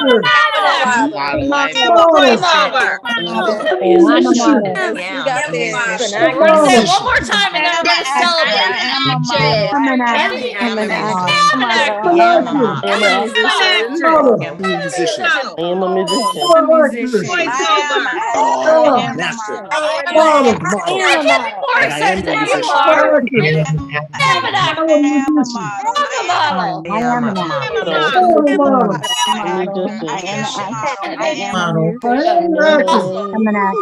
I am a model. How awesome do you feel right now? I am a model. You feel amazing. I'm an actor. I'm a model. Type in the comments how awesome you feel right now. Let me know exactly how excited you are, because that is who you are right now. And I want you to understand that. I don't want you to forget who you are. You're not what you do, but let me tell you something. You have to take on the identity of what you want to be. Okay? How amazing do you feel? And I have news for you guys. You're not only an actor, a model, and a musician. I want to congratulate you and welcome you to being a fearless rebel. All right? So what I'm going to do is I'm going to read to you who you are now. Okay? I'm going to actually share it on the screen as well. All right? I just want you to know, I want to congratulate you guys because now you're not only actors, models, and musicians, but you're also fearless rebels. Can you guys see my screen? Give me a thumbs up. All right, so what I'm going to do is I'm going to read the Fearless Rebels Manifesto because this is who you are now. You're not just an ordinary citizen of the world. You're now a fearless rebel, okay? A fearless rebel is a fighter, a new type of talent, confident, professional, reliable, and resourceful. A fearless rebel believes that their talent is their calling, that they have the ability to inspire others, that their talent is their message that allows them to bring joy, hope, and creativity to others. A fearless rebel is in control of their destiny. They justify their failures. Rejection is a 4-letter word, and booked it is their middle name. Hashtag fearless rebels are those who don't limit themselves to their fear. They face it head on and do whatever it takes to make their dreams come true. I am a fearless rebel. So now what I'm going to do is I'm going to read this to you one more time. And then at the end, I'm going to unmute you. And what you're going to do is this. And we're going to practice before we get there, okay? Practice makes perfect. What we're going to say is, I am an actor. I am a model. I am a musician. I am a fearless rebel. Got it? Practice with me real quick. And then I'm going to read and then we're going to do this. Ready? I am an actor. I am a model. I am a musician. I am a fearless rebel. All right. I'm going to read the manifesto to you one more time, then we're all going to say it together because that's who we are now. Got it? All right. A fearless rebel is a fighter, a new type of talent, confident, professional, reliable, and resourceful. A fearless rebel believes that their talent is their calling, that they have the ability to inspire others, that their talent is their message that allows them to bring joy, hope, and creativity to others. A fearless rebel is in control of their destiny. They justify their failures. Rejection is a 4-letter word, and booked it is their middle name. Hashtag fearless rebels are those who don't limit themselves to their fear. They face it head on and do whatever it takes to make their dreams come true. All right, are you guys ready? Unmute yourselves and let's do it. Ready? I am an actor. I am a model. I am a model. I am a fearless rebel. I am. Okay, one more time. Fearless I am an actor. I am an model. I am an actor. We're gonna celebrate. Ready? I'm an actor. I'm a musician. I'm a fearless rebel. Fearless. Yes. How awesome does that feel? You guys feel amazing? Do you feel awesome? Are you excited that you're here? Come on now. Fearless rebel. I am a fearless rebel. Awesome. All right, guys. That was amazing. I'm so proud of each and every one of you guys. And what I'll do too is I'll share the Fearless Rebel Manifesto into the Facebook community. But guys, this has been an amazing. How awesome do you feel now? On a scale of 1 to 10 or 1 to a million or infinity, how much more determined are you now that you've tasted what your life can be like in 5 years and 20 years? How many of you are even more determined right now to do whatever the heck it takes to get there? Are you more determined now than you were? If you were, type, I'm determined. I'm determined. Type it in the comments. I'm determined. Guys, today was just the foundational day. Today is the day where we set the foundation for the future. Tomorrow we are going to, today was foundation day. Tomorrow is transformation day. The reason I took you through that exercise tonight is because tomorrow we hit the ground running, okay? So let's recap what we learned today. Let's recap our transformation. I'm going to give you a challenge to go along with Galinsky's challenge. And then you're going to be back here tomorrow morning at 11 a.m. Eastern Standard Time, because let me tell you something, this is a 2-day event. If you stop right now, you're shortcutting yourself. How many of you know that we're not shortcutters here? How many of you are here to shortcut anything? Raise your hands. If you raise your hand, don't come back tomorrow. That's not what this is about. I tricked you. Just kidding. I'm not trying to trick anyone. All right. So let's talk a little bit about the transformation that we went through today. And then we'll talk about some challenges. And I am so excited. All right. So we talked about owning your story. How many of you are really excited about your 1-minute talk that you're going to do into the Facebook community about your story? It's so important. The way that you tell your story is going to set you apart from everyone else. I feel like every speaker pretty much said, you know what, you're 1 in a million. The only way for you to actually up level is to be able to share your story and differentiate yourself. Okay. So own your story. Literally every speaker today also talked about how they couldn't do this alone. Whether it was Michael Silvers talking about having the right mentors, or, I mean, literally every person that we heard from today, what did they all say? Could they do this alone? No, they need a team. They need a group of people. We heard from Frankie, mind-blowing story, right? But again, he put in the hard work. He's been putting in hard work for over 11 years to get him where he is now. He's an overnight success because he put in the work. Okay. Michael Fonkin talked today about what type of model are you? You have to know where you fit in the industry in order to be successful. But like JJ said, we don't want you to blend into the wallpaper. Hence why you need to be able to share your story.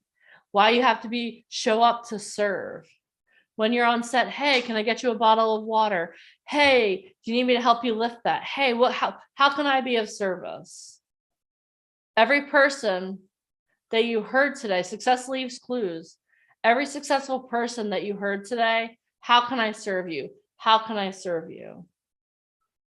We talked about creating a legacy in Hollywood. Yeah, you were born to stand out. Thank you, Dawn. We talked about creating a legacy in Hollywood.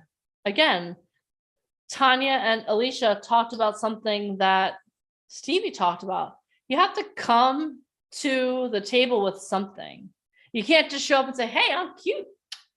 I think my dad told me I could act. Let me just be your new actor. No, you have to show up with something. You have to show up with tools. The good thing is you're not here. You're not doing this alone. We're not doing this so we can be like, ha, ha, ha, good luck. You're not doing this alone anymore. You're now a fearless rebel. You're a part of our community. But you have to show up with tools in your tool belt.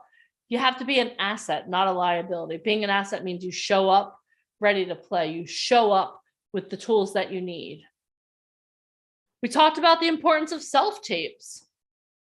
That's what people are doing. Like, if you want to submit yourself out, you have to know how to self-tape. Ryan Colby is very, very humble, as we all learned today, but he's also very knowledgeable. What he told you was spot on the truth. You have to be able to do a good self-tape. Deirdre talked about the importance of financial planning. You have to start planning now. You get rewarded in public for those things that you do in private. So start investing now. Start saving your money now, so that when you have to get your SAG card, that $3,000 isn't like, oh my God, how am I going to do? Oh, you know what? I knew this day was coming. Thank you very much. Here you are. Let's do this. Start preparing now for the person that you want to be in the future. Your future self will thank you for listening to her. Jonathan, oh my gosh, the power of self-love. Who wants to be a part of the self-love revolution? I know I do. I want each and every one of you tomorrow morning to, whatever you wrote in the comments that was kind to yourself, start using that as an affirmation. I am strong. I am powerful. I am beautiful. I am worthy. I'm good enough. I am enough. Start being kinder to yourselves, because a lot of you, where you are is the result of the way that you talk to yourself. Let's be honest. How many of you are meaner to yourself than you would ever be to any of your friends? We all have that. But you know what? Today, we identified. So from now on, we change that crap. No more stinking thinking. We're going to be nicer to ourselves, right? Galinsky. Oh my gosh. Master connector. Master connector. How many of you learned a little bit about networking today, or a whole lot about networking today? It was amazing, right? I know every time I have the opportunity to be near Galinsky or Raquel, you heard from her earlier today, same thing. Oh my gosh. Like, how do you make those connections? Goes back to, how can I serve you? How can I be of service to you? What kind of value can I bring to you? And then JJ, I mean, I don't even know where to begin. That was so valuable. His story, from immigrant, gangbanger, drug addict, drug dealer, to working with the biggest names in music, to losing it all and building it back. Be intentional, not transactional. Exactly, Stephanie. Thank you. Amazing.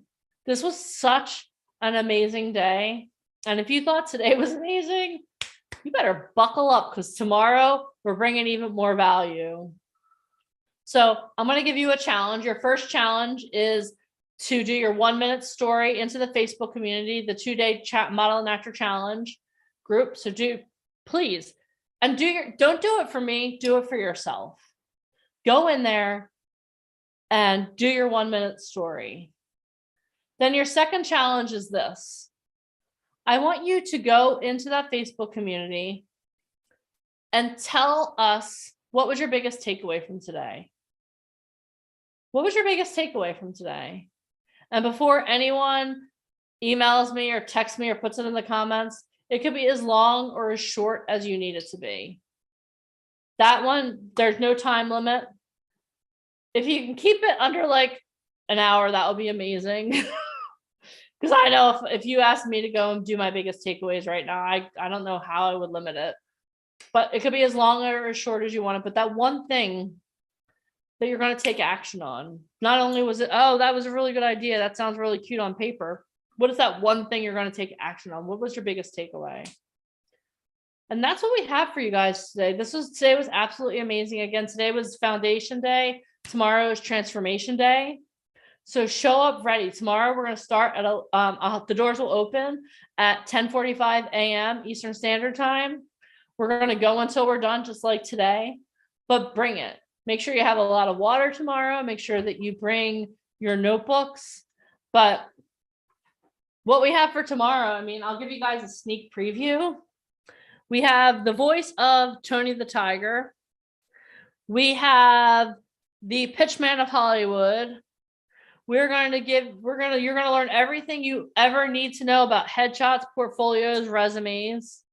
We're going to have a star from The Sopranos come on. He's going to talk to you about theater, TV, and film and why you need to do all three. We're going to talk about finding your why in life. We're going to talk about what your why. This is going to be probably one of the most impactful things that you learn, because if you don't have a reason why you're doing this, why are you doing this? You're going to learn also about like everything about acting. Like you're going to learn everything, every component that you need to be a successful actor in Hollywood, in Atlanta, wherever it is, on TV, film.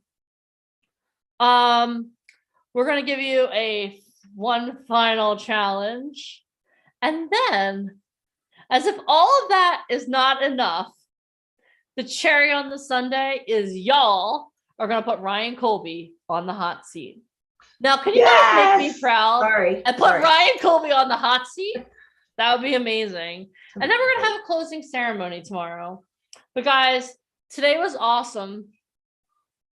And how many of you would like a chance to come to Hollywood? Meet LaTanya Fleckner. Maybe Galinsky will be in Hollywood. Who knows?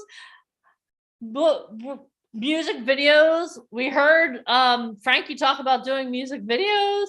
How many of you would love the opportunity to join us? Well, Stephanie, if you're already in LA, congratulations. You don't have to fly. You're already there. That's amazing.